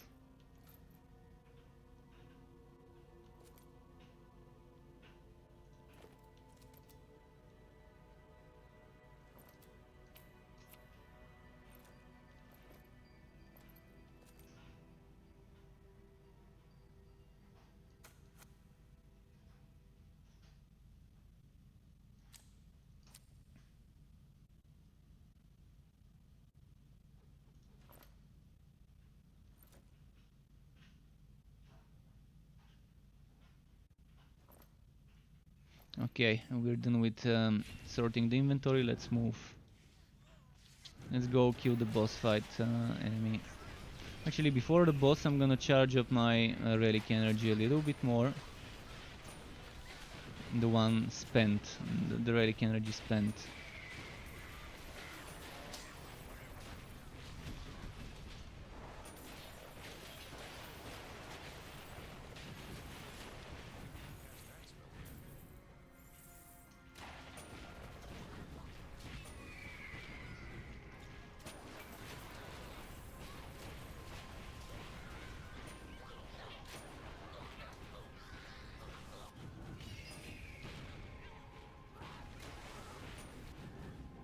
You can't use that skill. Okay, we're good for the boss fight now.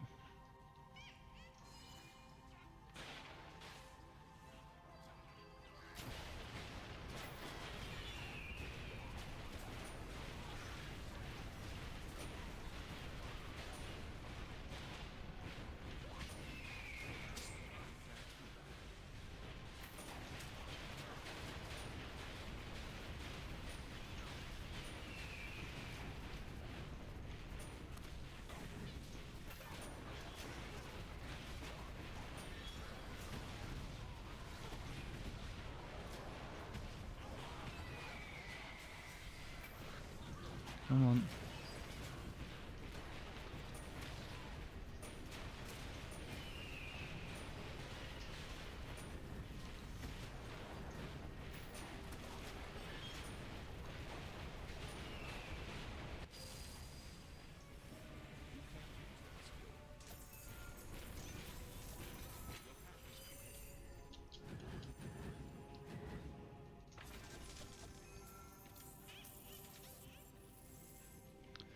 Okay, let's do the next one now. I don't think I've got any good items, but I'm gonna check just in case. It's gonna be hard to beat my current one-handed weapon unless I get another few levels and then drop a weapon.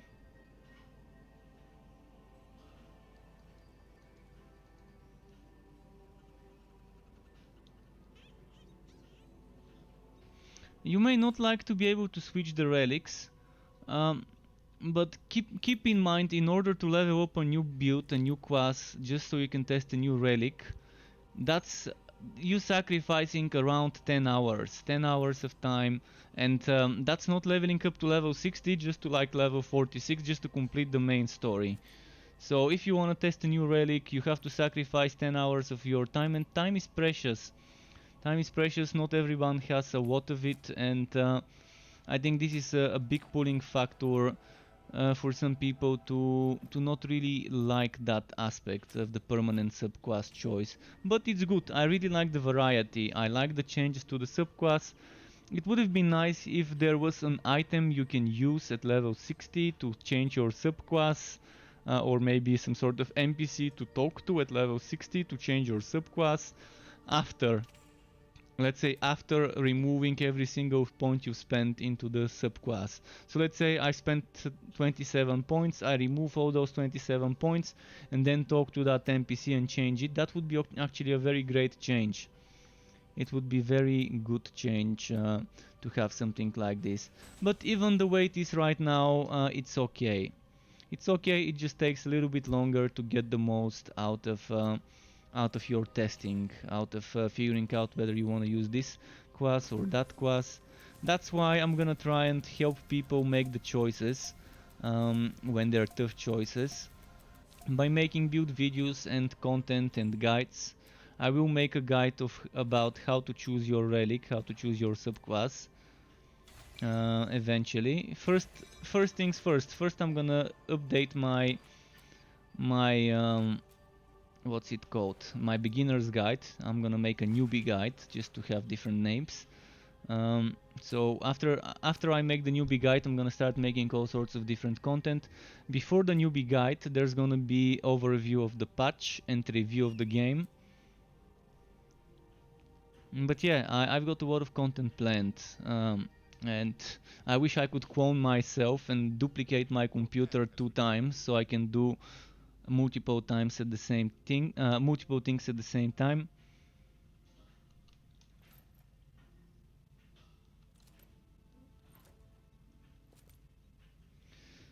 Okay, I like this defense.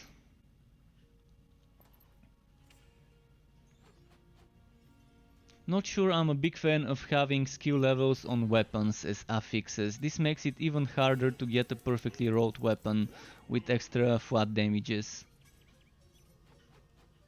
By the way, I just need a moment. As I said, I need a quick 2 minutes, be right back to go to the kitchen, get myself some water.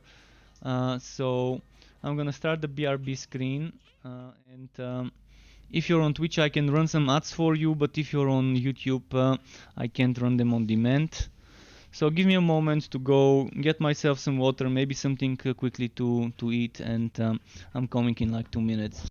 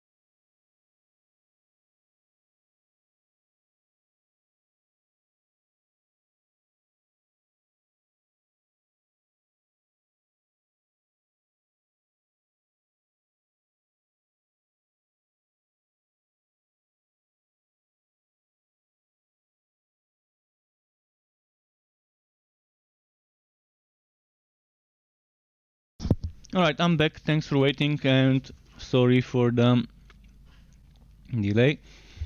But yeah, I had to get something to munch quickly because I've been streaming for 6 hours 39 minutes and I didn't eat much before streaming. Kind of decided to rush the stream. So got myself some water, got myself a snack. And yeah, let's keep going. Let's keep pushing. Which map should we do? By the way, I think Torchlight 3 can, if they have the manpower to develop a Twitch extension where you can see the build and the equipment of a certain hero of the streamer, as well as being able to decide to vote for the Fazir dungeon that the streamer is doing, it would be amazing. For example, you open this card, this screen where you have three choices, choice of three cards, and then you click a button, and that allows your Twitch viewers or other platform, if they can do it for YouTube, fine, but allows the viewers to decide to vote for which card the streamer would do.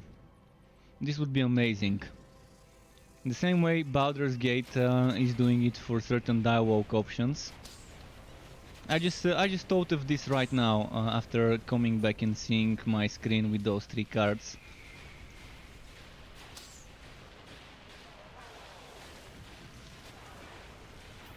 In the same way Borderlands shows on its extension the build and the equipment and the inventory of the player, they could do something similar. But that's gonna require a lot of development, a lot of funds, and I'd rather see them make content rather than extensions. Extensions like that are normally something that big companies do. Companies like Gearbox, companies like Variant Studios that have more people working and more people on the payroll that can spend time doing this.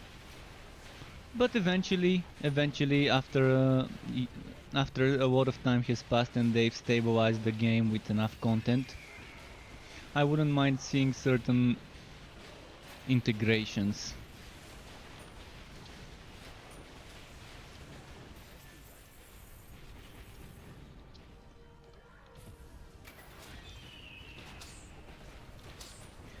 Interactive integrations, to be specific.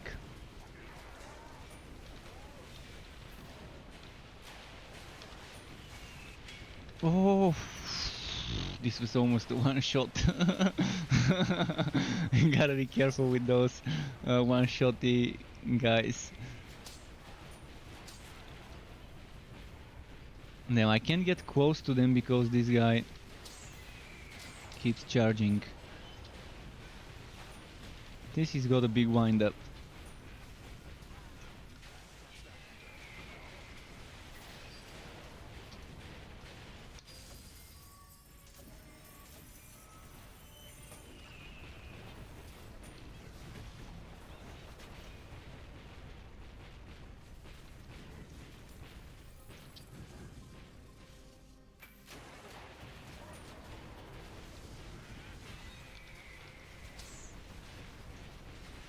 Wow. Wow. So much blazing, so much blazing.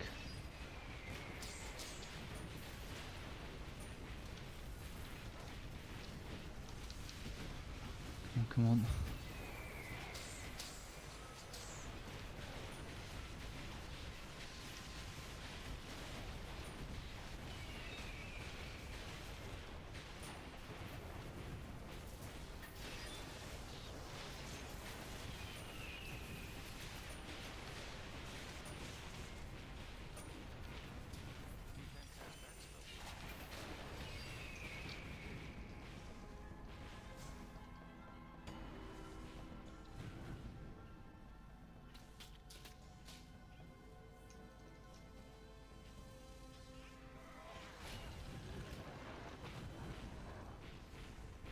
As for the marketing, by the way, Gary mentioned something about the marketing for the game. Well, they've been very active on Twitter. Almost every day they've been posting something, and they've been trying to promote the game. They actually released a new trailer, I think, on YouTube. Let me see. It's Torchlight 3: Welcome to the Frontier. That's the new trailer. I still haven't watched it because it got released while I was streaming. But you never know, maybe tomorrow there's gonna be some marketing, some promotion, maybe some big website like IGN Games, whatever. I don't know the names of those websites, but yeah, maybe some site like that might promote it. You never know what they have in store. There's still enough people playing the game, and I wouldn't call it dead. I wouldn't call a game that has more than 1,500 people playing it concurrently at the current time. I mean, yeah, it's not 10,000, it's not 20,000, it's not 100,000 like Wosen, but see, Wosen wasn't ready for the launch. I think this game is as ready as it can be. I wish it had more endgame, and this is it. I wish it had more endgame. I know there's some bugs, but they're not as bad as the bugs in Wosen, and it's not as bad as the bad balancing in Wosen. They're not doing a Wosen, which I admire. They're not pulling a Wosen on us by releasing untested content. They've given us so much time to test everything. They've given me and few other early testers access to test every major update in advance before it even makes itself to the test server. Then they've given everyone at least a week or two on the test server before the update makes its way on the live server. This is how you do stuff. This is how you make updates, test them, to make sure that by the time the update is ready, everything has been polished as much as possible, as many bugs as possible have been fixed. Not like Wosen, where they just released half of their game never being tested. That's not how it's supposed to be. Releasing half of your game without ever being given to a single person to test outside of the company.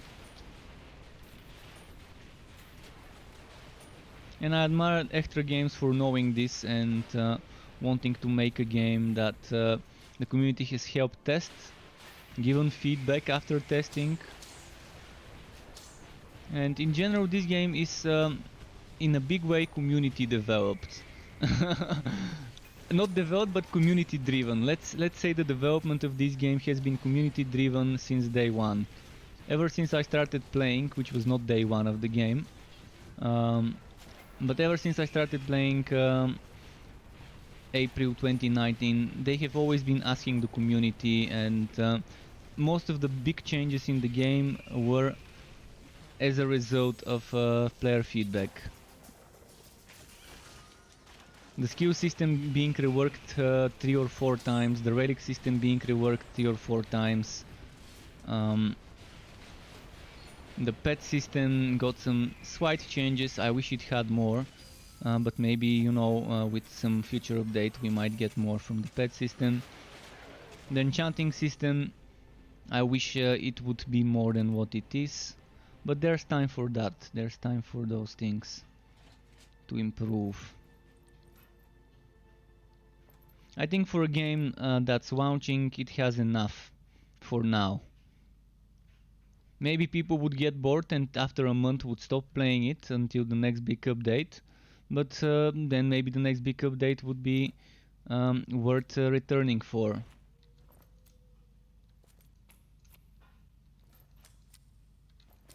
I mean, it's always like this with games like that. People get bored quickly by doing repetitive stuff over and over again, and then eventually when there's a new update they return. It's the same with Path of Exile, it's the same with Diablo. People play it for a month or a few weeks or several weeks, and then when they get bored they switch to a different game until the next content update or the next season, because in Diablo there isn't much content when it comes to updates in Diablo 3.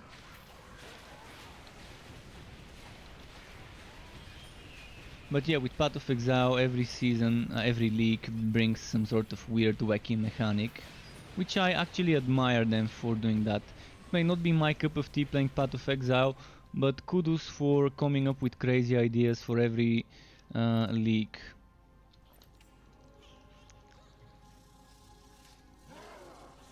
I don't have a Bane build with non-train Railmaster. I haven't done one yet. you can check my forged Mechromancer and adapt it. Check the Mechromancer forged and adapt it to maybe make a combination between one of my Slammer builds and the Mechromancer forged. You might want to do something like that, a mix. On the relic side of things, look at my Mechromancer forged to see what to get for the relic side of things. In fact, you might want to get 0 summons and just focus on Poison Nova, Miasma. So Miasma level 10, you would want that. Poison Nova you might want to invest into. Spread of Death I think is worth investing into. Energizer, I don't think it's a bad skill. And if you're not using basic attacks, don't use Staffed Up. Don't use Staffed Up if you're not using basic attacks. Especially with staff.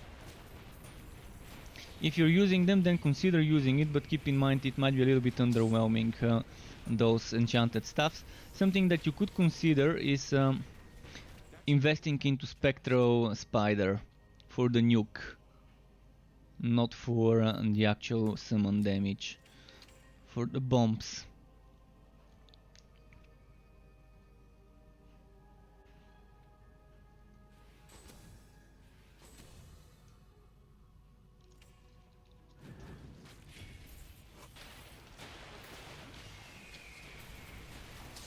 But that's a good idea for a build to make in the future. I'm actually open to suggestions. People on YouTube and Twitch, feel free to feed me your requests of what to level up next. Once I'm done with this guy, and once I've done a couple or 3 builds, I'm gonna do at least 2 builds. Once this one is geared up and leveled up, I will do at least 2 builds. One with basic attacks most likely, and one with summons. And I'm open to suggestions what class and subclass you would like to see me work on next. Next week, for example. When I'm done with the content I wanna make with this hero. Because I'm doing it differently this time. Now, when I level up a certain hero, I would make a few builds, 2, 3, 4, whatever builds I think I can squeeze with my current items. Upload those builds and then move on to another class, subclass. Before I would make only 1 build and then move on to the next class, subclass. Sometimes 2, but mostly 1. And this time I'm just gonna do it slightly differently, because I've already got 1 of each, so I'm not rushing to bring 1 of each. And I can deeply dive into specific class, subclass combo and squeeze multiple builds out of it in one go.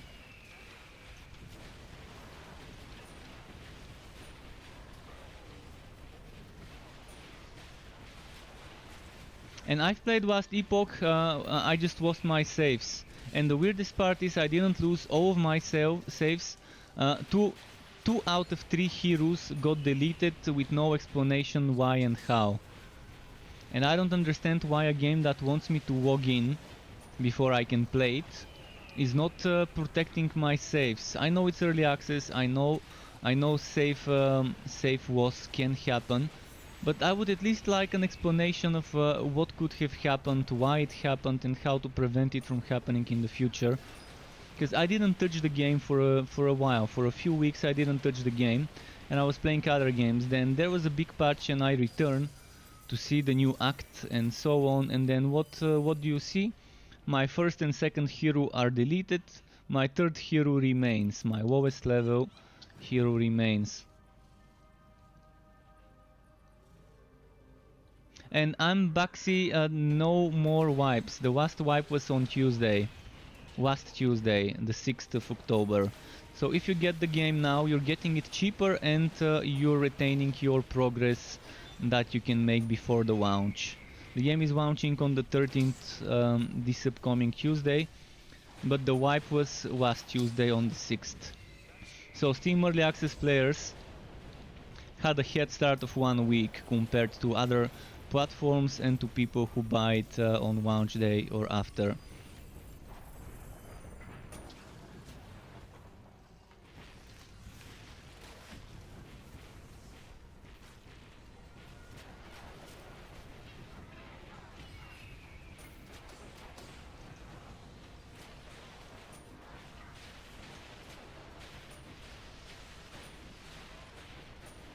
But yeah, there's definitely a lot in the game right now that people could enjoy.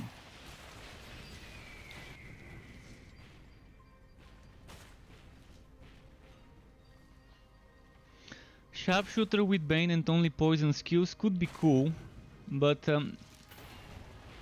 even if you only use poison skills, you're still gonna have some little bits of summons, because Miasma is a great skill not to use, and Miasma does summon spiderlings as you have it active.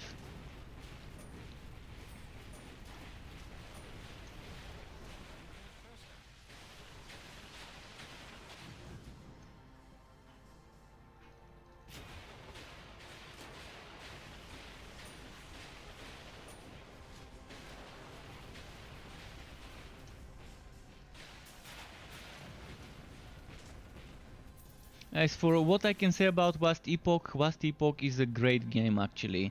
In its current state I love the variety of crafting I can do to an item. I really love the item upgrading and crafting system. I don't like the problems they have with FPS.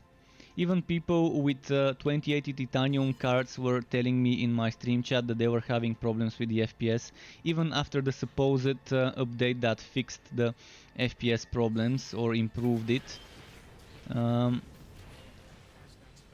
So I hope they can manage to sort this out before the game releases and exits early access with Vast Epoch. It's nice. There's one thing I didn't like: the totally terribly bad arena.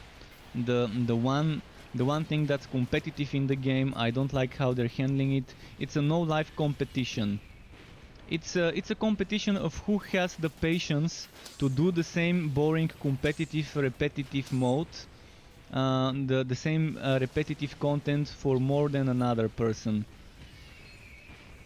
I mean, you get bored doing the same content for hours and you can't stop it and resume later. You have to do it in one go. I don't like games forcing me to do something on one go. Forcing me to kind of get 5, 6, 7, 8 hours of my time doing the same thing over and over again. Without being able to stop it and continue later.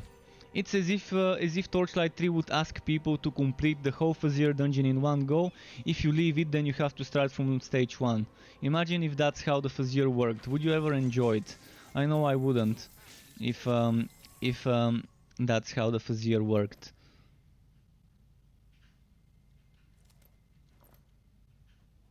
But the Monolith of Fates, I love what they did with it. Or what I saw they did with it. I didn't play the monoliths after the change because I didn't have time to go back to Vast Epoch. But I like what they were saying they did to it and what I saw they did to it. I liked it before.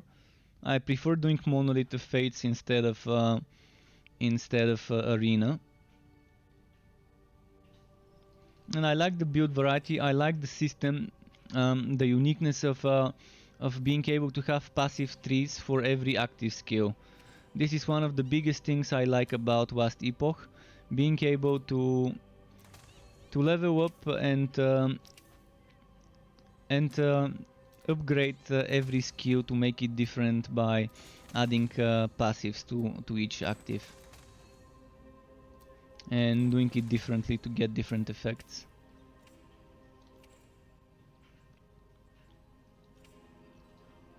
So the game is good, but until it launches, I'm probably not gonna return to Vast Epoch until I know my saves are safe and are on the cloud.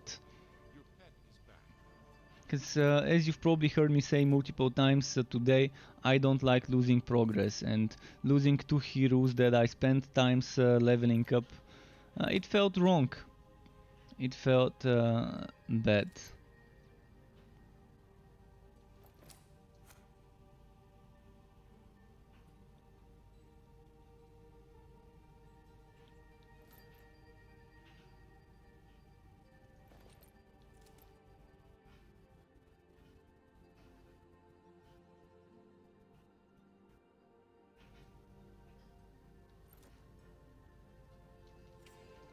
Okay, let's enchant this.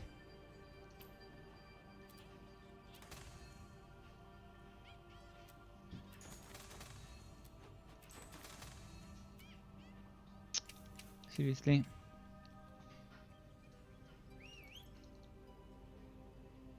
JMLR says, do you think Torchlight 3 is worth the money? This is a question that's a trick question. I don't know what you're expecting from the game. I don't know your preferences. I don't know what you like in a game.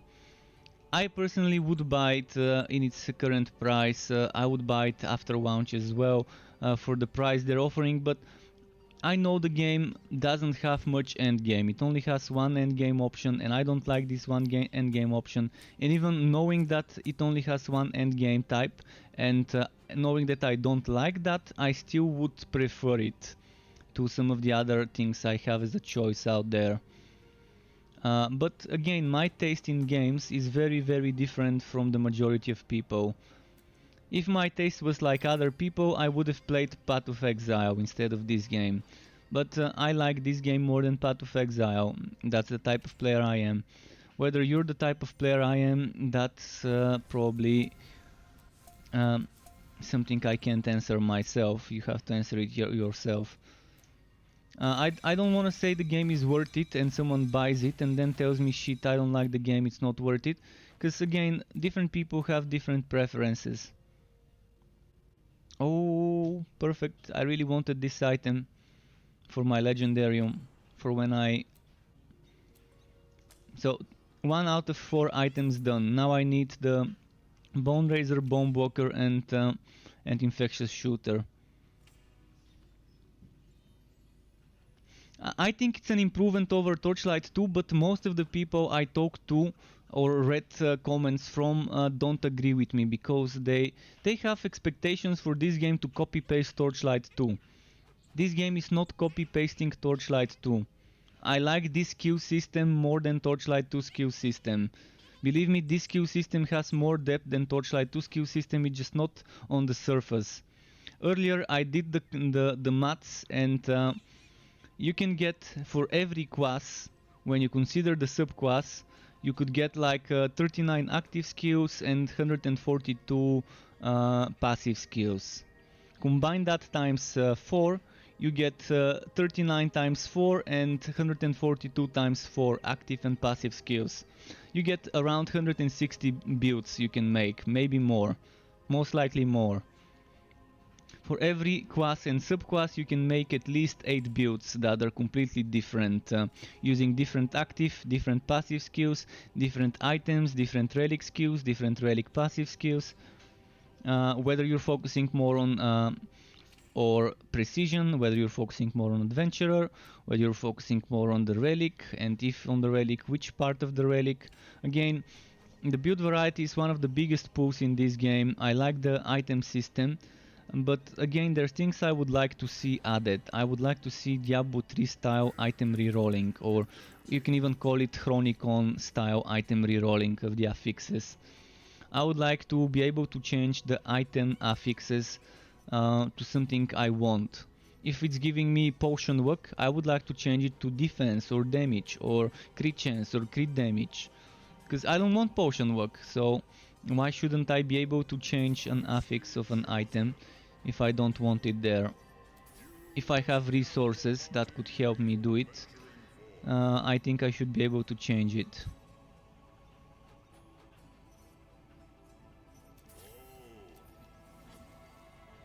So that's one of the things I would like to see. I would like to see the pet system expanded. It's good the way the pet system is right now. Pets are skins. Every pet can have every skill, and whether you have one pet or another, it's purely a cosmetic choice, and I like it that way. I don't like tying specific skills to specific pets, but in order to find specific skills you need to find certain pets, but you don't have to use those pets to get those skills. So yeah, certain skills like this and this one would be a little bit harder to get, because you need to get a better rarity pet to get that skill. But if you have that skill, you can slap it on any other pet you want. So I like the way it's done. The visual aspect of one pet or another being just cosmetic, and you being able to decide what skill you use. But I would like to see a pet attack button. a button that I can press just like in Grim Dawn, and then my pet and my summons to focus the enemy under my cursor or to move where my cursor is. So a pet move attack button I would like to see. I would like to see stances, defensive, offensive and neutral stance on the pet, where they either attack only whoever you're attacking, defend you, or maybe just do the regular one where they're just doing whatever they want, or offensive where they're more aggressive and they're kind of pushing further away from you to hit stuff. So I would like to see some changes to the AI of the pet, to be more smart, to avoid stuff, to avoid hazards. They changed it so pets can't get damaged by hazards because, well, they don't know what's a hazard and they don't know that the hazard's damaging them and they can't move away from the hazard. So for now, temporarily, I guess until they improve the pet system, they've made it for pets to not take damage from AoE hazards on the ground. Eventually, if they make the pet smart to avoid things like that, to dodge them, it would be nice. But the thing I would like to see the most in this game is more endgame. More endgame content, more endgame variety. So not having just one mode, and even if there is a second mode, I would like to see it being different. Completely different. You see that endgame, you see the other one, and you know, okay, that's a different thing. Not like me doing map works or this. If I do F10 and I'm doing map works, you're not gonna know it's a different mode. If I play like this without my HUD and I'm doing map works or this content, you're gonna think it's the same content I'm doing. If I show you a recording of me doing map works or Fazir's Dungeon without the HUD, you wouldn't know what I'm doing. You wouldn't know which type of content I'm doing.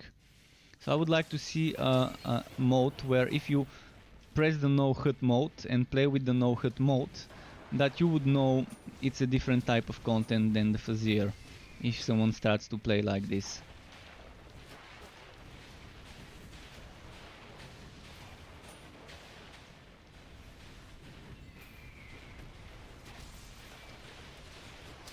But yeah, you can hide the HUD, by the way, if you wanna make it a challenge to yourself. I've done full maps without the HUD. Maybe sometimes I might make it after launch. I might add something on my Twitch channel for people to use the streamer points and the creator points to make me do a full map run without the HUD. It's a challenge. Doing a full map run without the HUD definitely is a challenge. You better have full potions, full stacks of potions. JT is level 10. Well, grats to you. Enjoy the 2 extra skill points, or the 1 extra skill point maybe. 50 more to go. So this times 5 more to go. And DJ Big Bird saying, I don't like Path of Exile either, I didn't like Wosin either. The gameplay looks good with Torchlight 3, not a fan of the art style though. That's another thing that you either like it or not. Cartoonish, cel-shading graphics, you either like those or you don't.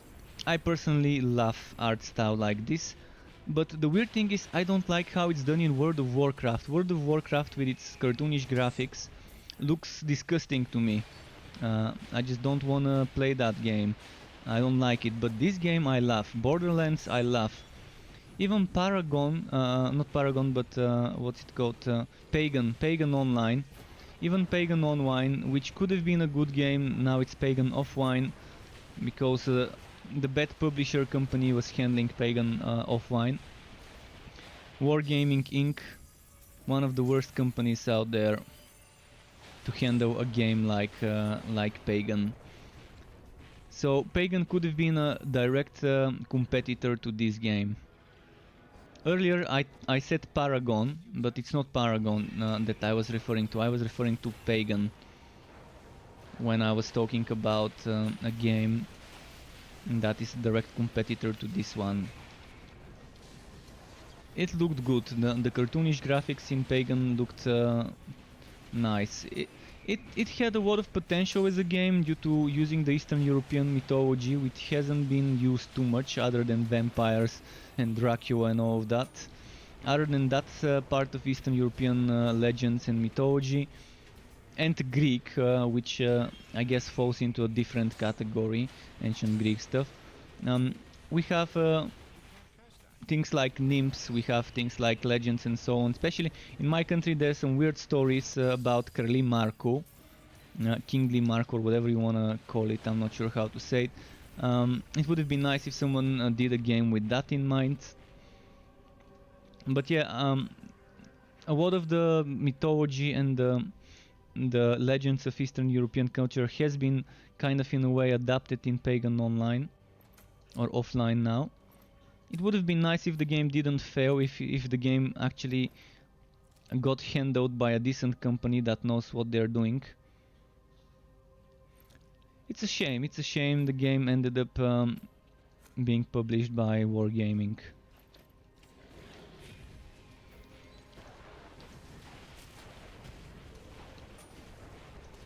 Sacred 2. Oh, Sacred 2 was one of my favorite games. I loved playing Sacred 2 more than Diablo 2, believe me. I'm not afraid to admit it. I enjoyed playing Sacred 2 more than Diablo 2 back when it launched. I guess by the time Sacred 2 launched, I've probably already played a lot of Diablo 2. I also loved Dungeon Siege as a series. I'm not happy how Sacred 3 and Dungeon Siege 3 ended up being. I wish someone would pick up the original developers of Dungeon Siege 2 and 1 and the original developer of Sacred 1 and 2 would do a new title, even if it's a remake, remaster of the old game with new engine and new graphics and the same story and things. I would love to see those devs make new versions of their games, whether it's new versions of the old ones or completely new stories. It would be nice to see them give it another go, because this market is so much more popular now. Games like this are so much more popular nowadays compared to 20 years ago. 20 years ago it was a new thing, having games like Diablo 1 and 2 definitely was something new.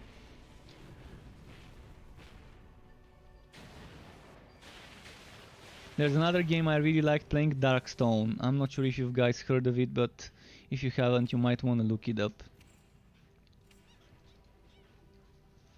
You could control two people and you could pause and do kind of like tactical combat if you wanted to. But you could just leave your second hero to just assist you and walk after you instead of controlling it if you didn't feel like it. But Darkstone was a lot of fun for me to play back in the day.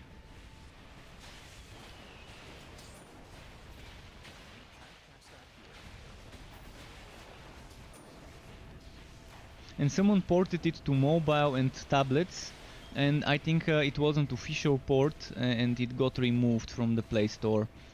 And I remember being able to play on a tablet Darkstone. It was fun. It was definitely fun picking up the game, but I don't think it was official port. It might have been done by someone else that's not the official company or whatever that made it. So I don't think you can find it anymore on the Play Store, as it was a PC game.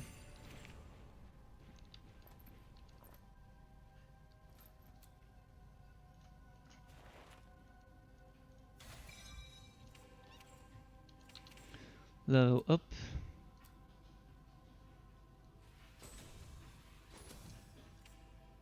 It's 9:29 p.m. I'm probably gonna stream for another half an hour and then end it to go have dinner before it's too late. But tomorrow I will continue this hero and maybe the day after tomorrow as well. It depends how quickly I get the items I want. Out of 4 items I've already gotten 1, so I need 3 more items. Bone Walker, Bone Razor. I think Bone Razor doesn't drop until level 60. And I also need Infectious Shooter, which does drop before level 60. Keep in mind, certain legendary items don't drop until you're level 60, or at least the enemies you're fighting need to be level 60 to get it as a drop. If you're opening legendary gear bundles, you yourself need to be level 60 to get those items that are level 60 only. So you gotta keep that in mind. Certain builds you're not gonna be able to complete until max level, or at least max level items.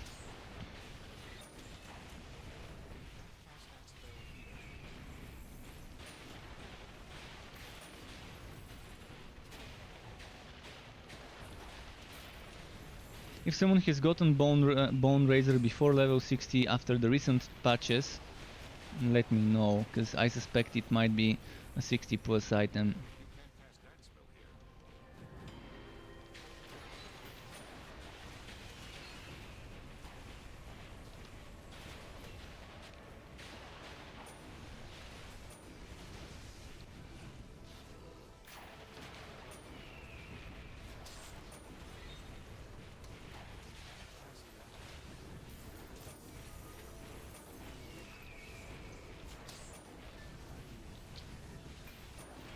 And Daniel Zen says will. I'm assuming it's about what I just said.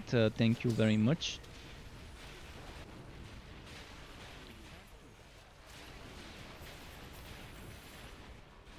Titan Quest and Grim Dawn, by the way, are amazing. As a story, especially now with Titan Quest, the last few years getting those Viking and Atlantis updates. And that endless, or I'm not sure if it's endless, but the end game that Titan Quest got, that you do in the Atlantis expansion. Was it Chronos or whatever? I forgot what the name it was. Kratos, Chronos, something like that. Where you're doing like some sort of endless dungeon. Good end game there too. I have streamed a little bit of Titan Quest and I have streamed a little bit of Grim Dawn, but my tons of hours spent in Grim Dawn were mostly done on my brother's computer, on my brother's account during early access and after the game launched, when I didn't have my own computer and I didn't have Grim Dawn on my own Steam account. That's where most of my Grim Dawn hours went.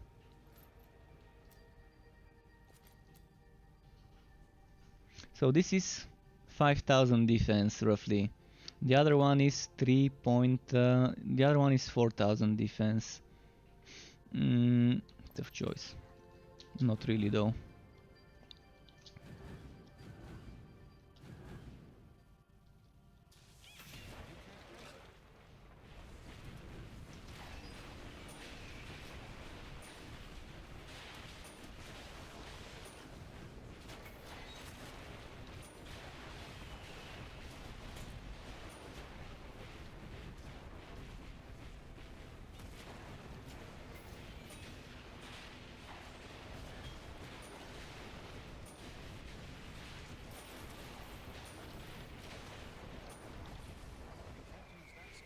There. As for Grim Dawn is probably the game I've spent the most time other than this one. In this game I probably have close to 2,000 hours, maybe 1,600, 700, 800. Actually I've got more than 1,600, 700, 800. I think it's close to 1,900 or 2,000 hours. Because in the beta I've got 50 something hours. In the alpha I've got over 1,000. And right now on the current version of early access I've got 672. So just from streaming without recording footage for content and for builds which is still content, I had over 1,000 hours in the alpha. Adding to that close to 700, 6,000, not 6,000 but 670, that's 1,670, and then adding the 50 from the beta, that's 1,700, excluding time I spent recording builds, recording footage for builds during the alpha, recording footage for other content. So let's say another 50, 60 up to 100 hours. So yeah, 1800 is probably a reasonable number. But that's since April 2019. And on Grimdown, I don't think I've got that much even on Grimdown. I don't think I've spent that much on Grimdown. Even if I count the time I spent playing on my brother's account and the time I spent playing on my actual Steam account. I don't own Grimdown on this Steam account. I have a other personal private account, which is where my Grimdown is. I made this account for streaming, so I can share this account with people on my stream to add me as a friend. Some time ago when I started streaming, I kind of thought of, okay, I need to make a new account. Because on the other one I've got a lot of games and I don't want that getting hacked, whereas with this one there isn't that much on it. DJ Big Bird, thank you very much for the follow, really appreciate it. Welcome to the Struck Club to you.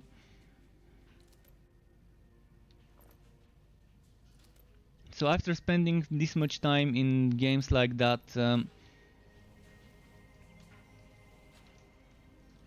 I'm kind of bored of playing Grimdown. The thing that I'm the most bored about Grimdown is having to level up new heroes, and it's grindy. It's grindy. I'm not saying this game is not grindy leveling up new heroes as well. But I guess I just outplayed. I played more than I wanted to when it comes to Grimdown. I can't wait for Grimdown 2, and I know they're working on it. They have teased multiple times a second title. So we know eventually it will come. Probably in 3, 4, 5 years we might see Grimdown 2. Won't be surprised if in 4 years from now we see something like trailer or work in progress kind of screenshots or footage. And alright, DJ Big Bird, thanks for stopping by. Really appreciate you being here, as I do everyone else, even those who are not chatting. I'm loving the chat activity today, both on YouTube and Twitch. Okay, right now I'm at a state where my content is higher level than me. Like I will be level 50 going into level 52 map. After this boss it will be level 53 map. So what I do in this type of situations is I do a map work. I do a map works portal to catch up with the XP.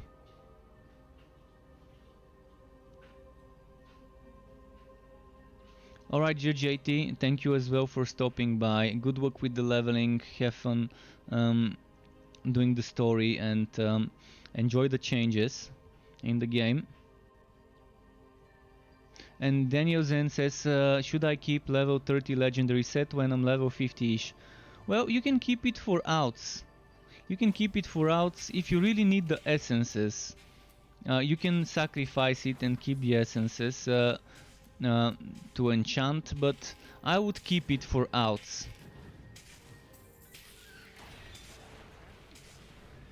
And you never know, you might need that one piece to finish a set. Sometimes equipping a level 30 item at level 60 would grant you a very nice bonus. Temporarily you can be weak, you can have less defense than you might want. Oh, I've switched my pet by accident. Alright, for a while I'm gonna play with this pet, I guess. Until I get my other pet back.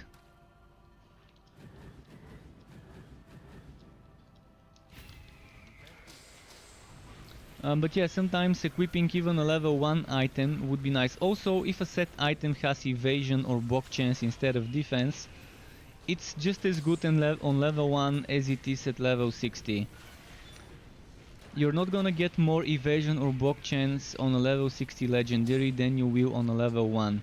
So if the item has only evasion and block chance and not a single not a single non-scaling stat. By non-scaling stat I mean something that's not defense, it's not damage, it's not HP.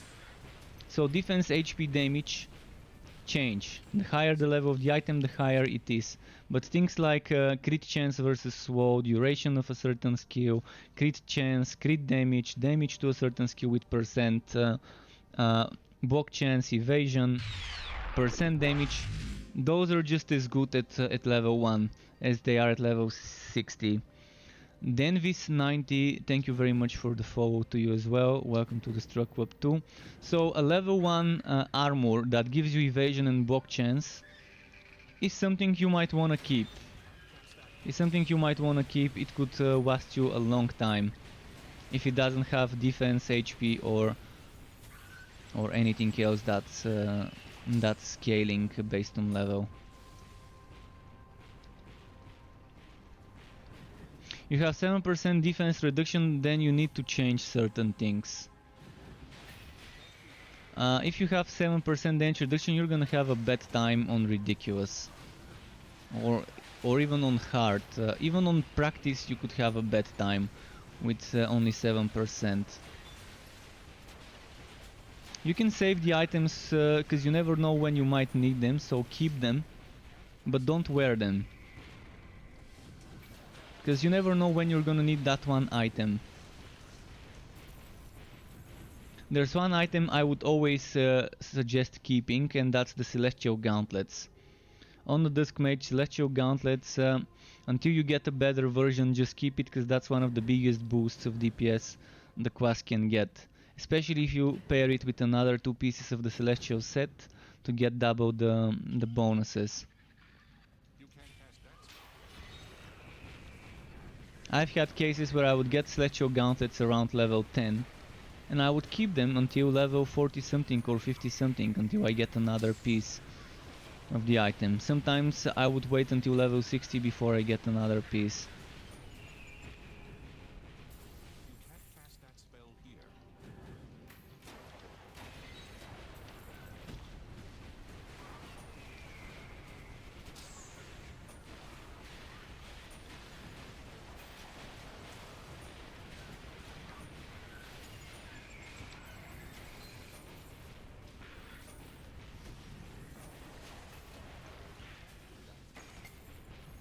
It's so nasty fighting fights like this. See, they can throw a bomb on the ground and I'm not gonna see the bomb on the ground because of the building covering it.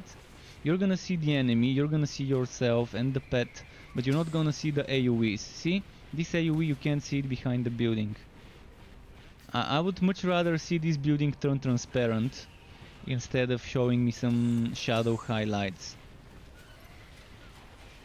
Or being able to see through the building a shadow highlight of the AoE that the enemies are doing.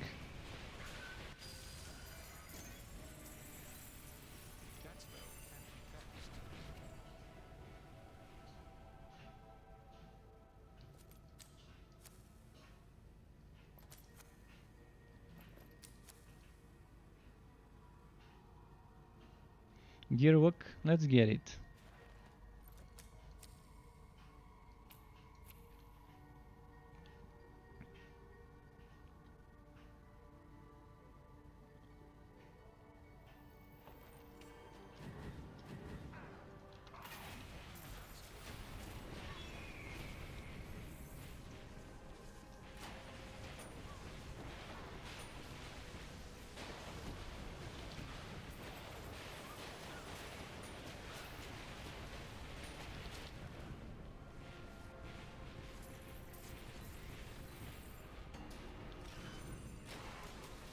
All right.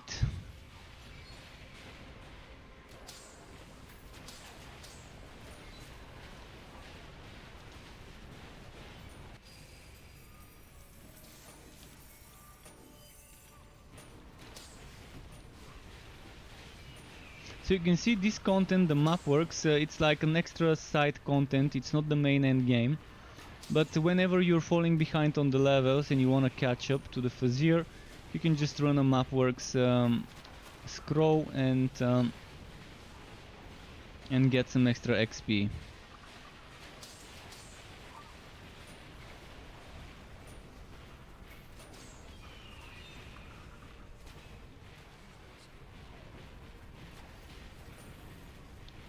They kind of nerfed how many mapwork scrolls you can get. By 6, you can get 6 times less mapwork scrolls than before when doing that adventurer contract.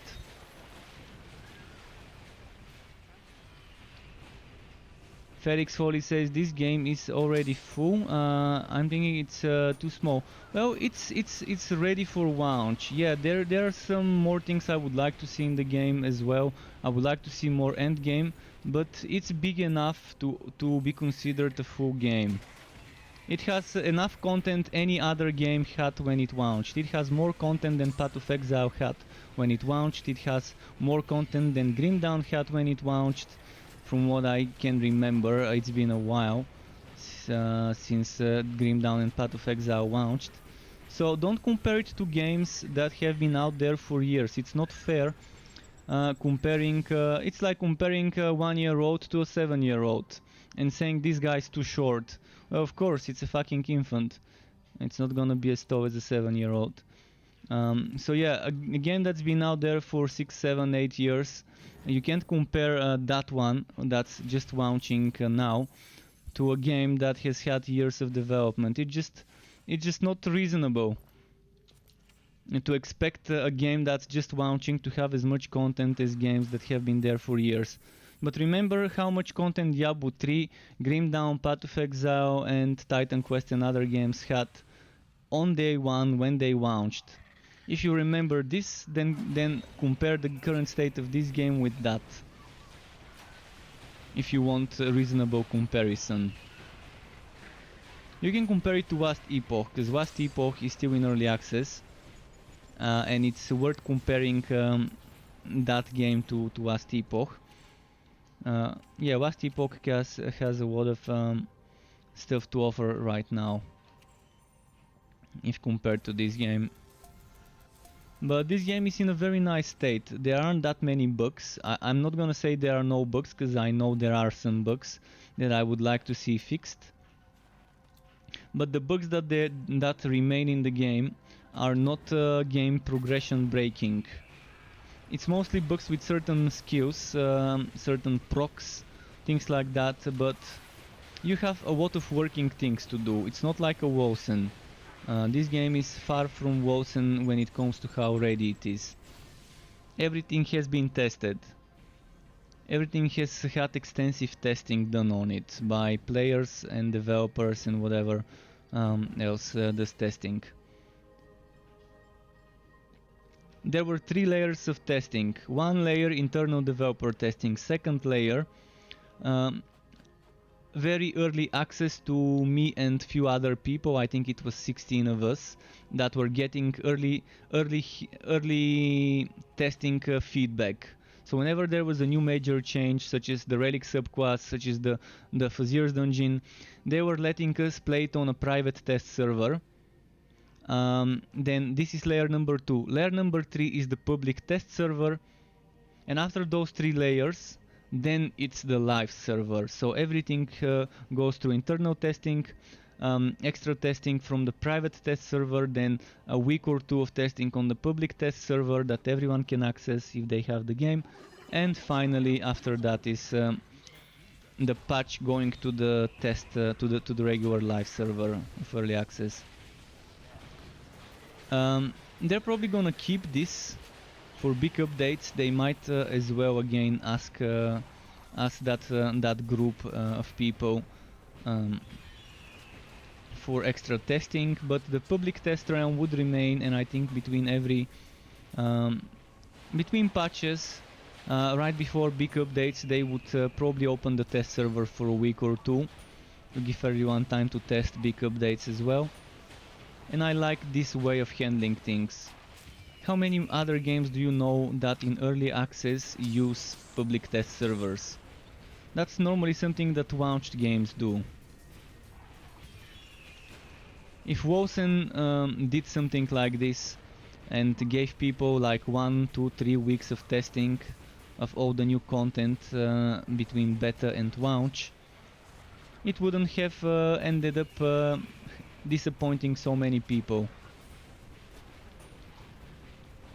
I can't wait to see Wolsen's next patch, by the way, to see the Chronicle one, to see if it's worth spending more time playing Wolsen, because in its current shape I really don't like it. I really don't like it. They didn't change the things I wanted changed. So I'm gonna see how the Chronicle will be. But I think this game has a lot of stuff to offer. I mean, you can, as I said multiple times today, you can make around 160 different builds in this game. This is a huge number. A huge number of things you can make with a certain class and subclass.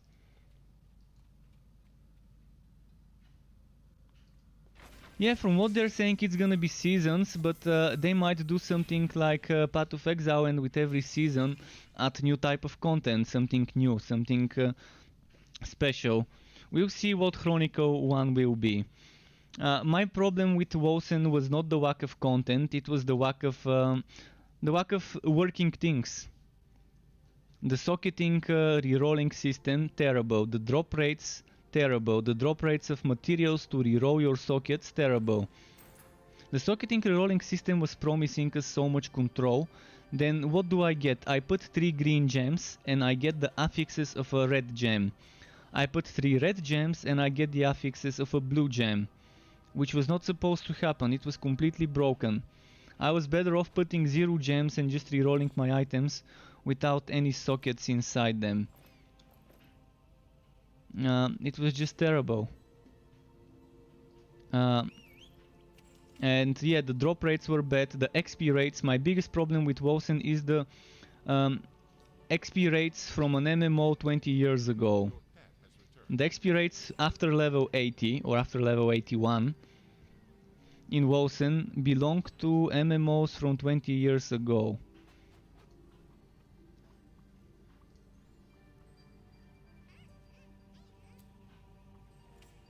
The XP was the main reason I stopped playing Wolsen. I could have what do you call it? I could have kind of I don't know, dealt with it. I could have gritted my teeth, I could have ground my teeth into each other and just bear through it. But yeah, I couldn't bear through the XP. Anything else I could deal with.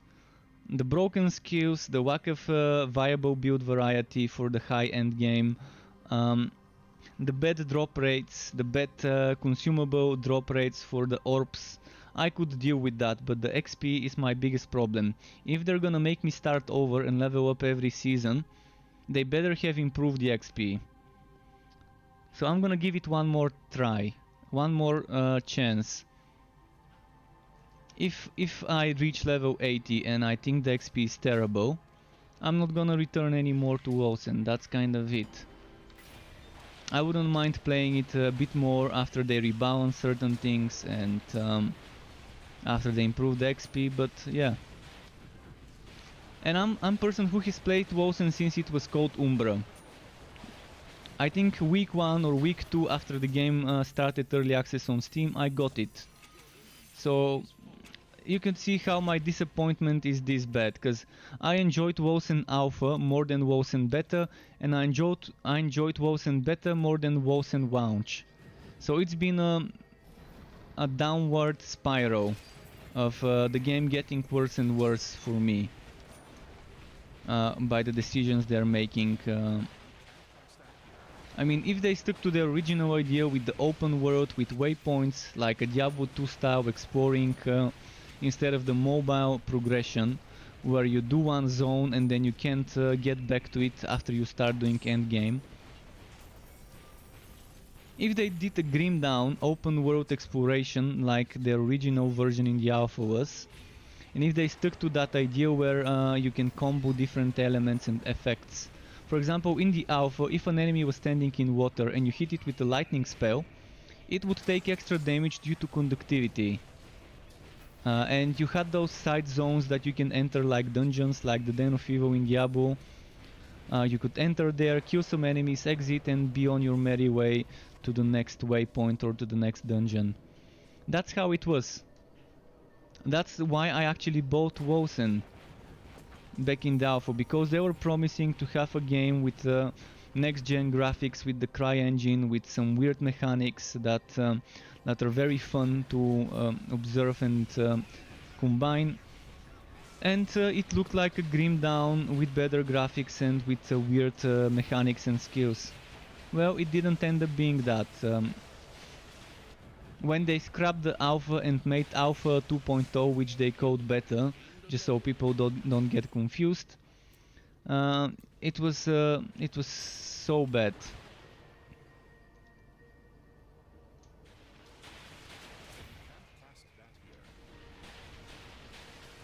Alan Aviles or Aviles, this build doesn't exist on my channel, but you can consider this the Electrified Sharpshooter.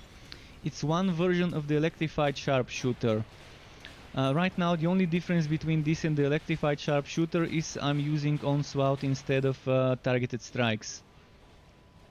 So if you go to my YouTube channel, which you are already on, or if you go to struckquip.xyz, here's the link, you can look for Electrified Sharpshooter, and this is the closest thing to this build you can get. So yeah, if you want to replicate this build, Electrified Sharpshooter is the closest. I'm doing something different. I want to do a summoner electrified. I want to do electrified summoner. Meaning, I want the Electrified Sharpshooter, which combines Scout's Bones, a max level, tier 3, with an item called Infectious Shooter, which I don't have right now, but I'm gonna get eventually. And then I want to put Rifle of Leadership and Bonebwalker and Bone Razor, and have skeletons and goblins, and have those skeletons and goblins proc the lightning strike. This is the idea about the build that I want to make now. So it's going to be very close to the Electrified, except it's not going to use a lightning barrier. It's going to use Goblin Legion, and it's also going to use skeletons. It's not going to use the White Waltz Cave Breaker.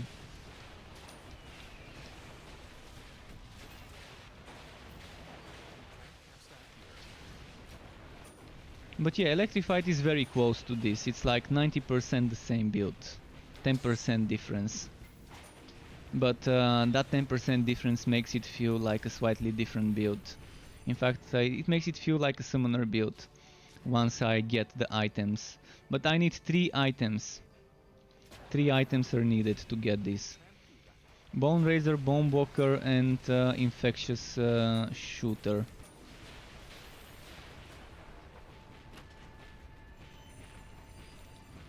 Would you recommend playing your Electrified Sharpshooter or Pyromancer Dusk Mage? Well, both of them are good. I think the Electrified is a little bit better on the damage side. I think on the damage side of things, the Electrified Sharpshooter can take you further than the Pyromancer. But the Pyromancer is definitely not a bad choice if you want fire, if you don't like lightning, if your eyes hurt when watching me play this build with all the lightning strikes. You might want to go for the Pyromancer. And for mobility, Sharpshooter is definitely a good class. Dusk Mage and Sharpshooter are the 2 classes with the best mobility. I think Sharpshooter is better, especially if you're using Reload. Ghost Visage has 3 charges. Ignore me having 4 charges, because not everyone uses the Wanderer Hood. But you can see I can do 1 blink, 2 blinks, 3 blinks, reload, then 1 blink, 2 blink, 3 blinks, and reload could be ready soon. If you have 2 charges of reload, if you get max level reload, you can get 2 charges, and that would give you endless blinking. For boss killing, I think it could be great as well. Once you get the Infectious Shooter, it could be good for boss killing. Something that's also nice for boss killing is making a build centered around Chaotic Strikes. So you can check my Realmaster Chaotic Mayhem build, and use the relic side of things of the chaotic strikes. The relic side of things of chaotic strikes, use it and combine it with any class you want, and you get your chaotic strikes mayhem build. The same goes with sword smash. Sword smash on the flaming destroyer is basically like chaotic strikes, just slightly different, but it's the same principle. Use Egg of Mayhem, use that skill, cast it and get stuff proccing. This, by the way, is my last map. It's 10 in the evening, so I need to go get some dinner before it's too late. So you can see this build is not complete yet, but it's doing okay. With targeted strikes, this would be much better DPS than with onslaught, but it's not bad with onslaught when the enemy is standing in one place. But I'm not properly geared up. I could be much better geared and have some more skill points. It's still not a full build. And thank you, Alan, for subscribing to my YouTube channel and helping me grow it. I really appreciate that. Keep in mind, look at my website, not at my videos. See, some of my videos are fine, but some of the videos are a little bit outdated, and I updated the screenshots of those builds on the website for the skill point allocation, because when I was making some of those builds, we had 60 skill points, and we had some passives in the relic that gave you 25 or 50% damage of a certain element. And thank you Zet Fontaine as well for subscribing to my YouTube channel as well. So now that they've removed the damages from certain passives, some of them are not worth investing into that much. This one is still worth investing into, even though it doesn't give me 25% electric damage. And yeah, we have 70 skill points instead of 60, which is spread out extra skill point at level 5, 10, 15, 20 and so on every 5 levels until level 50. That's where the 10 points are spent. Every 5 levels you're gonna get an extra skill point. So at level 5 instead of skill point you get 2, at level 10 instead of 1 skill point you get 2 and so on.